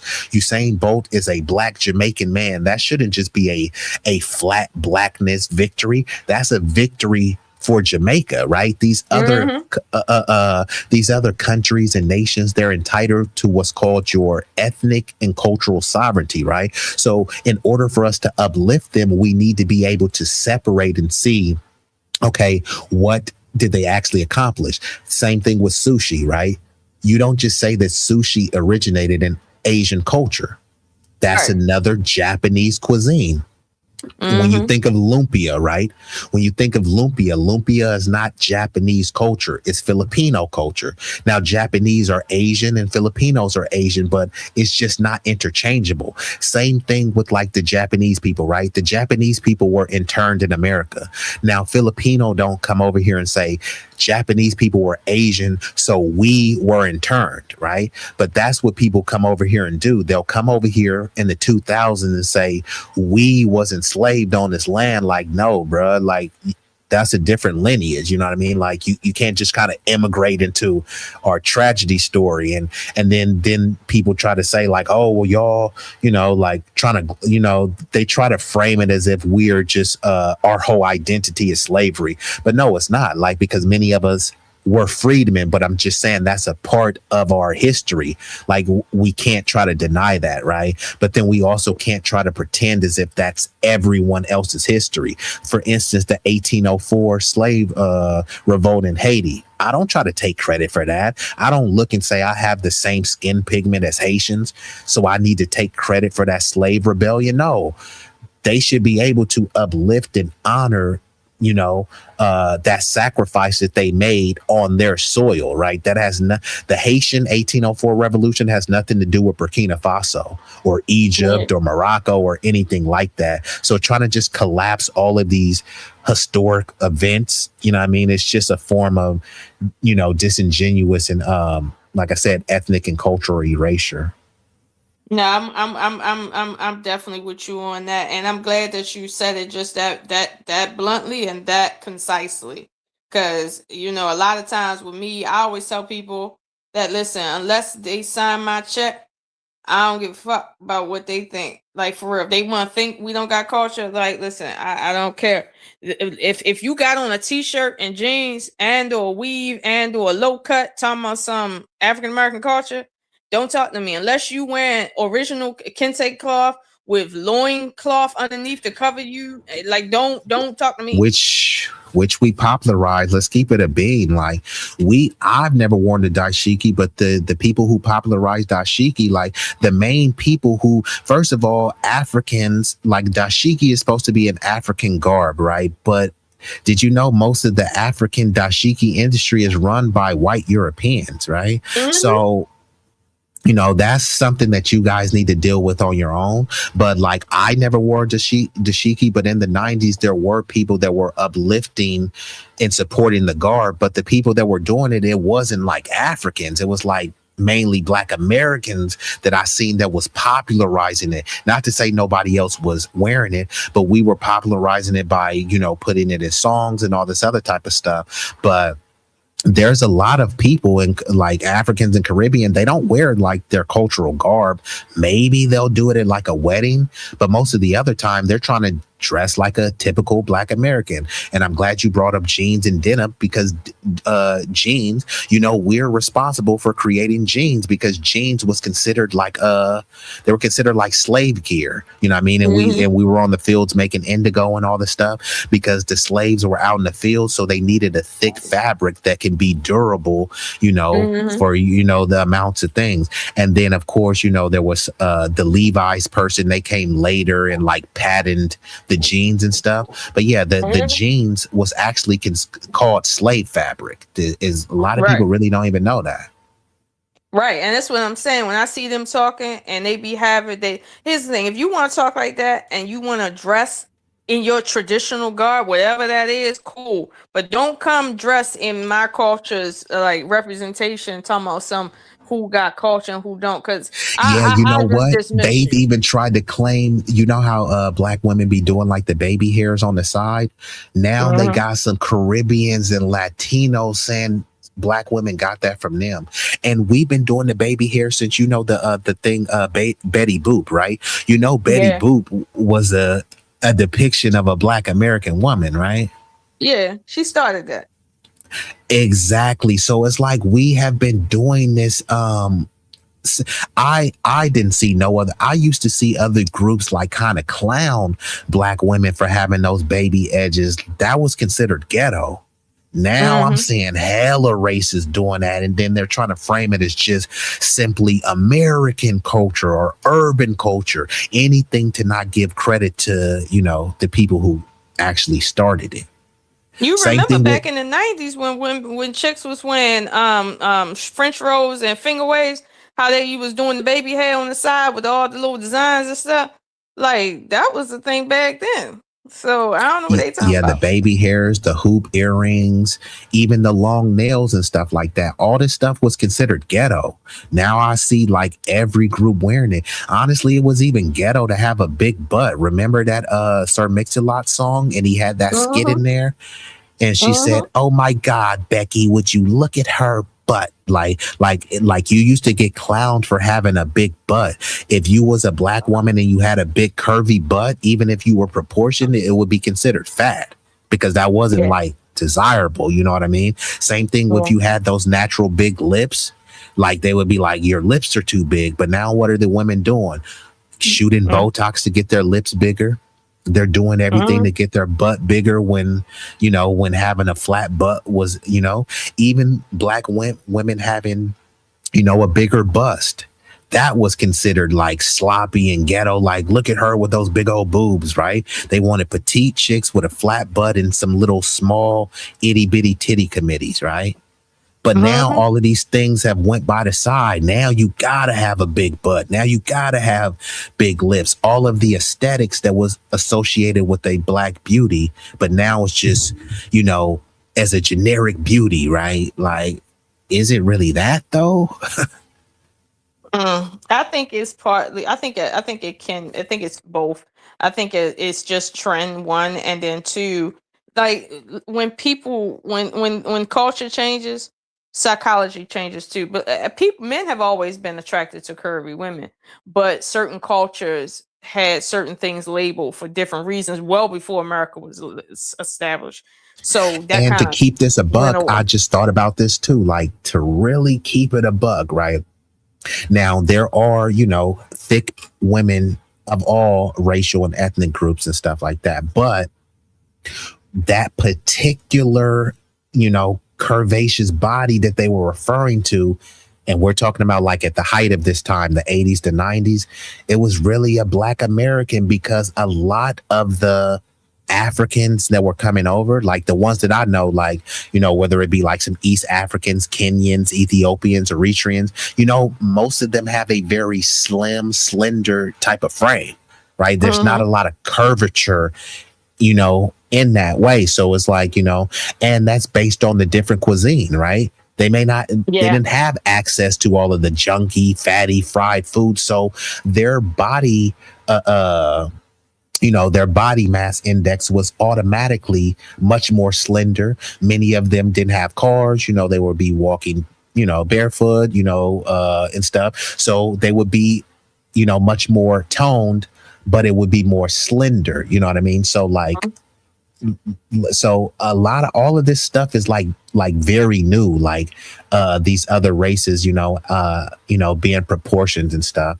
And shout out to Cetra. She says, hold on, I seen one comment. She said dashiki is not African clothes. It started in India. India rejected it and they sold it to the Africans. Yeah. Yeah, I can definitely get with that, but like I just mean like your own like cultural garb. Like whatever that is, don't like even if you from China, if you from India, I don't care where you from. Don't tell me about I don't have culture because I'm American or because I'm a foundational American and you sitting up here literally wearing my culture. Like don't do that. You're speaking my language, and keep in mind English that wouldn't be what it is today if not for black Americans. Like let's be clear about Correct. that. Like it Yeah. just wouldn't. And So that's why they like try to say, from the language, the clothing to the food to the way we even talk out here, Southern culture. Listen, Southern culture when it comes to manners, that didn't come from Europe. Okay, let's be clear at about all. that. That did not come from Europe. That And came from us. it didn't come from Africa either. And I'm not saying that there aren't some hospitable African people, but there's a reason why it's called Southern hospitality. It's not called African hospitality. It's not called Sub-Saharan hospitality. And even if they do have a level of hospitality, is different. Just like how you said, South Baltimore and East Baltimore, same city, but the culture is different. So if we know that Baltimore could have a different culture, mannerisms, and temperament, why are we pretending as if all Africans who are not united on the continent has the same, like we're just some type of monolith, you know what I mean? And people always try to talk about, hey, you guys don't speak your language, but when they tell you that, guess what language they tell you that in? English. So you saying that I don't speak my language, but like, okay, you want it to be a flex that you speak your native tongue, but it's like you speak your native language, but you have no access to your beaches. You speak your native language, but you haven't spoke your native language to galvanize the people there so that you guys can take control of your resources. So you want me to be proud that you can speak your language and do a tribal dance, but you don't kind of own anything infrastructure where you're the majority there. And I don't have an issue like, yeah, we've been colonized, but so have these other groups, right? All of these other groups, they come over here and they speak English and they want you to be, look kind of jealous. Oh my God, look at them. They were able to speak their language. And there's a huge contradiction, right? They'll say that, hey, you guys don't know who you are. You don't know where you're from because your culture was stripped, right? So if our culture was stripped down to the bare bones and then we created a new culture, how are you going to call that African? You just said that we were stripped of any and everything African. So we got it out the mud and we cultivated something new here. There was something called an ethnogenesis. An ethnogenesis is when a new racial and a new racial and ethnic group is formed based on their conditions and based on the admixture. All of the foundational ethnic Black American freedmen, they have an admixture of formerly enslaved people, freedmen, indigenous people, and European ancestry. It's not one or the other. It's an amalgamation of all of them. That's what creates a foundational Black American freedman, which is why we have mulattoes. That's where it's a different color spectrum, right? Like none of us are actually Black. Most of us are copper colored, but then we also have the yellow red bones. And then we got some people that are blue black, all under the same banner of an ethnic Black American because of that admixture. Now, our admixture is not going to be the same as us having a mixture of enslaved people, a mixture of indigenous, a mixture of European versus someone from Senegal who was only procreated with other Senegalese people. We're not going to have the same phenotype, admixture, or nothing. I'm not saying that we're automatically better. I'm just saying that we're different. Always tell people a jaguar and a leopard look the same. They're both cats, but a jaguar is not a leopard. Facts, and psychology is even different, and they're not. Listen, you talking big facts with that, but see, you right here speaking. Where you at? You out in Cali right now? Yeah, I'm in Cali, the Bay Area. See, you supposed to time this so that when you speaking, what time is it there? 11:40 p.m. 11:40. Okay. We usually we about 3 hours ahead. But you got to time this so that it come on right on the East Coast, because we hit the sun first. You got to start saying more of that out loud, because I wish you was on that show with that podcast where them African women was on there talking mad shit, and them three, I forgot the name of the podcast, but them three young Black men was. Oh, I know you're talking about the Daily Wrap Up crew. Daily Wrap Up crew. They be kind of going hella soft. They had some Haitians on there calling us dirty Black Americans. They had some Africans saying we don't have no culture, and sometimes they be kind of ha and kikiing. Sometimes they give pushback, but I don't think those dudes are intellectually equipped to give the appropriate pushback. You know what I mean? So that's why some people are kind of mad at them, where they're like, bruh, if you because it almost appears like you're trying to platform these people to denigrate us. And I don't mind platforming them, but you got to destroy those talking points. But you kind of let those talking points fester when you're unable to challenge them adequately.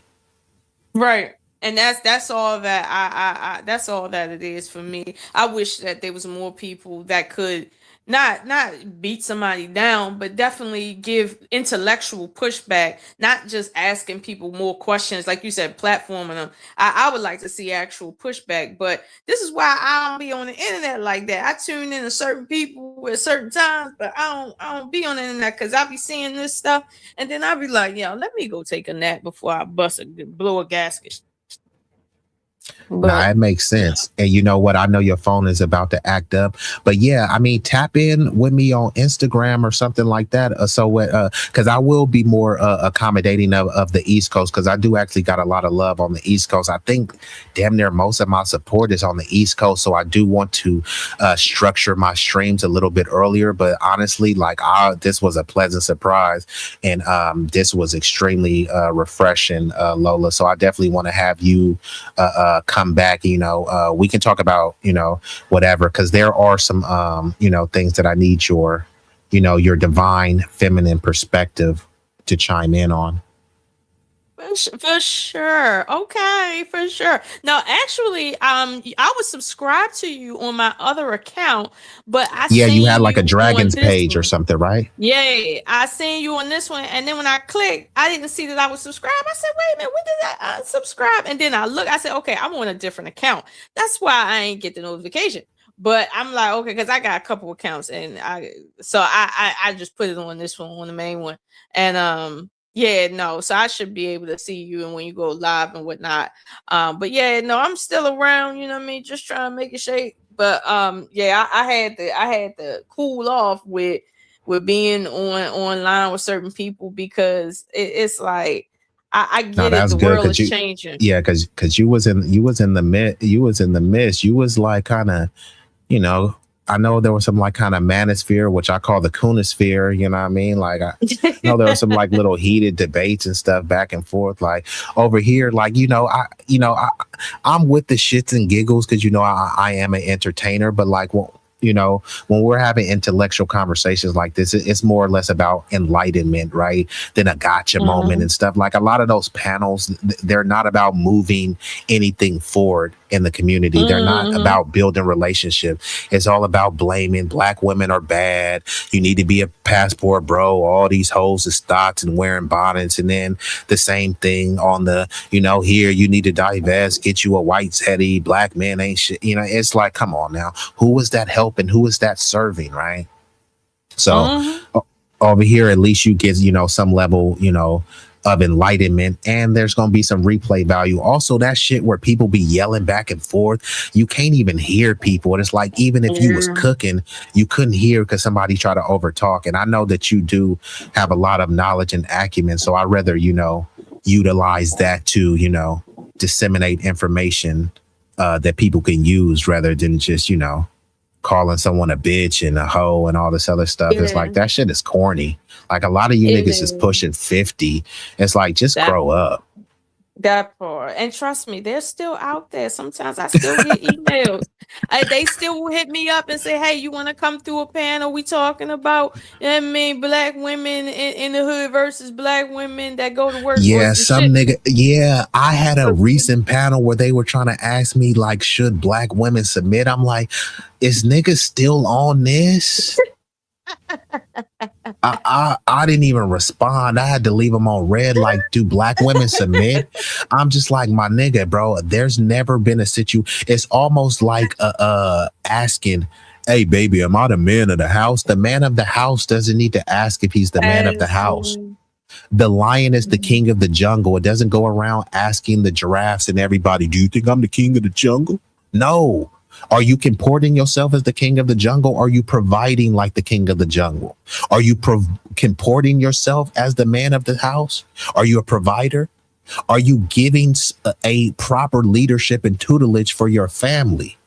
If you're not doing that, nigga, why are you on anyone's panel? Yeah, that's the question. Like, if that's not where you're at, I don't care how. why are you even here? But see, that's that mystery shit right there. That I'm like, yo, after so many go rounds, I can't. And honestly, now that I done put social media down a little bit more, I spend more time doing things that is more meaningful, and I have more time to focus on other things like, you know, my little businesses. I'm trying to get off the ground, and my work, and just myself, my health, all of that. And don't get me wrong, I still get online and throw down a little bit every great now and then. You'll see me over there with Raw B No, sometimes. it's yeah, But it's in moderation. Like I always think of it like donuts, right? Donuts are delicious, but if you eat donuts every day, breakfast, lunch, and dinner, then you know it starts getting into the toxic, dangerous area. Yeah, if you get on these panels and you know you want to kind of, you know, like I said, shoot the shit here and there and get into some, you know, kind of chicanery, I think that's okay in moderation. You know what I mean? Because sometimes it is funny, sometimes it is amusing and intriguing.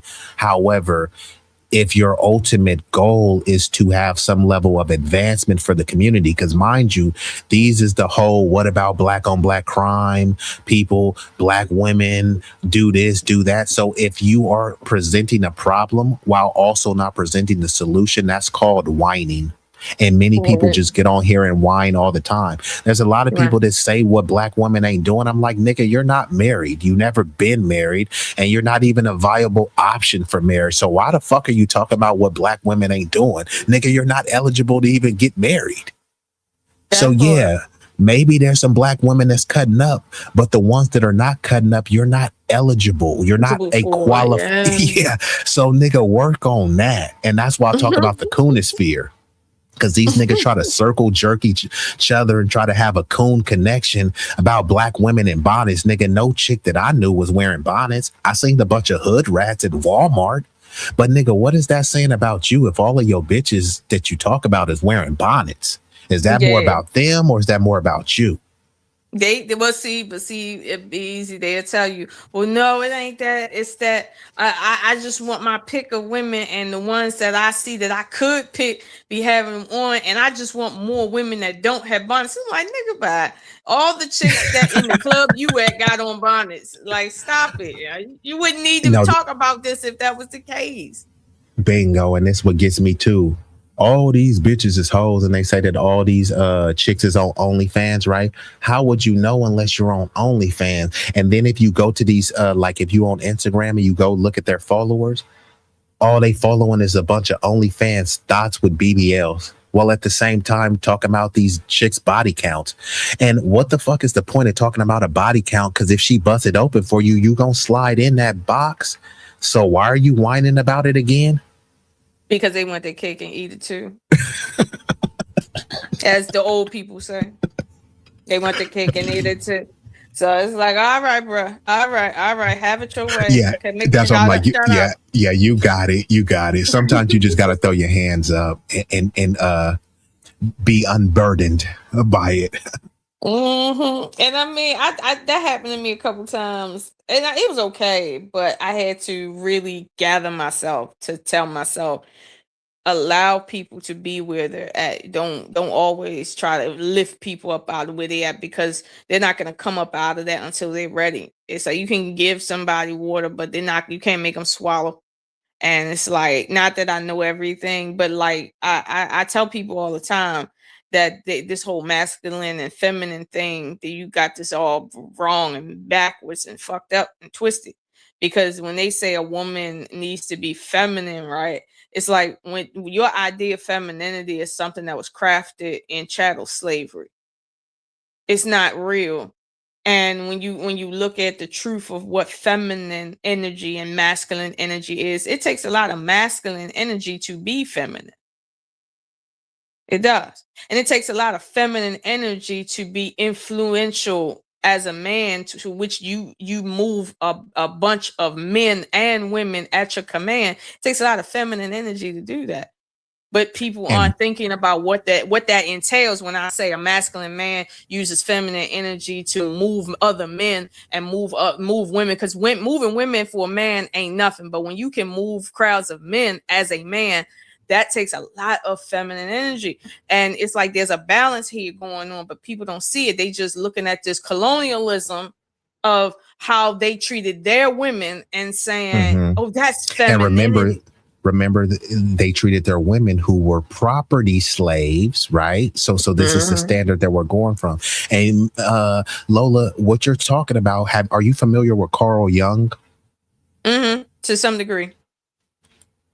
Well, what you just described, are you familiar with the anima and animus?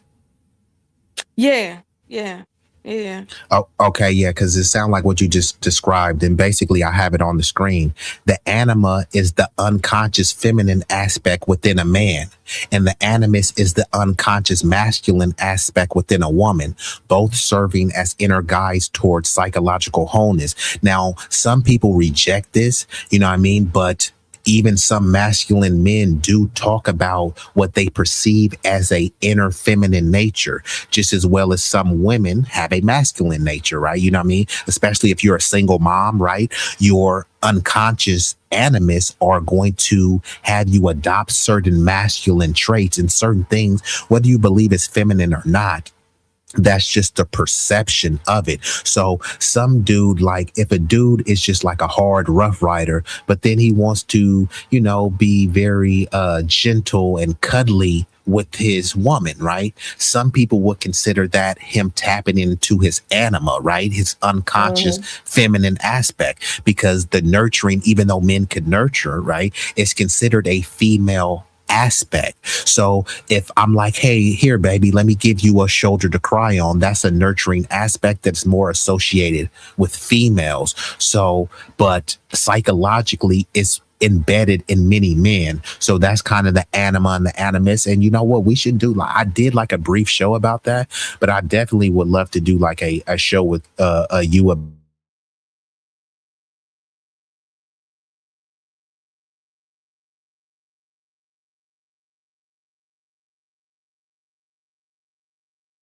You there, Easy?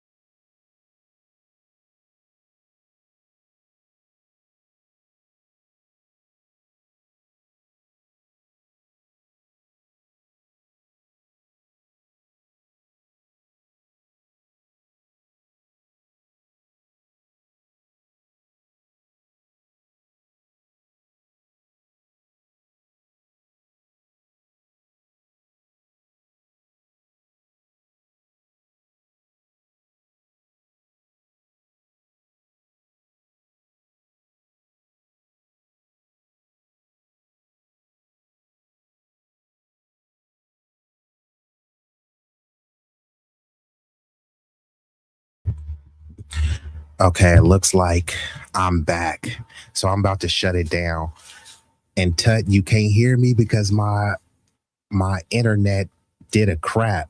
So I'm about to shut it down just in case my internet goes on. You said I'm not sure what happened, but yeah, definitely tap in. Lola, you were phenomenal. I appreciate you for standing on business. And shout out to Satra Del Rey. Don't want to butcher your name, so you're gonna have to come on the panel one of these days so I forget to butcher, so I don't have to butcher your name. You said by accident, yeah. But yeah, this has been a banger though. It's almost 5 hours. I'm gonna get ready to shut it down. I don't want and shout out to Last Call, Mr. Midnight Soul, reporting from an undisclosed location in Northern America.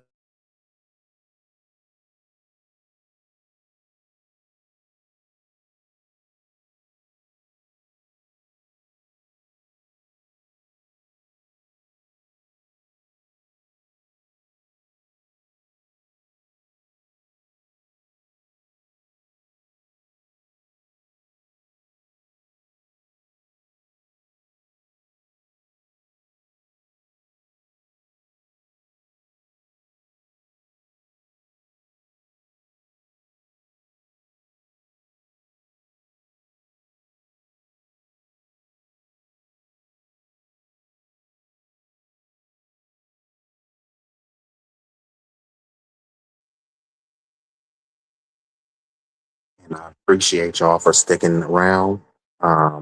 My connection is kind of janky, but we've been here for 5 hours, so I'm gonna just go ahead and shut it down. I will come back tomorrow, hit y'all with a double header. So I appreciate y'all. I'm signing out. Peace.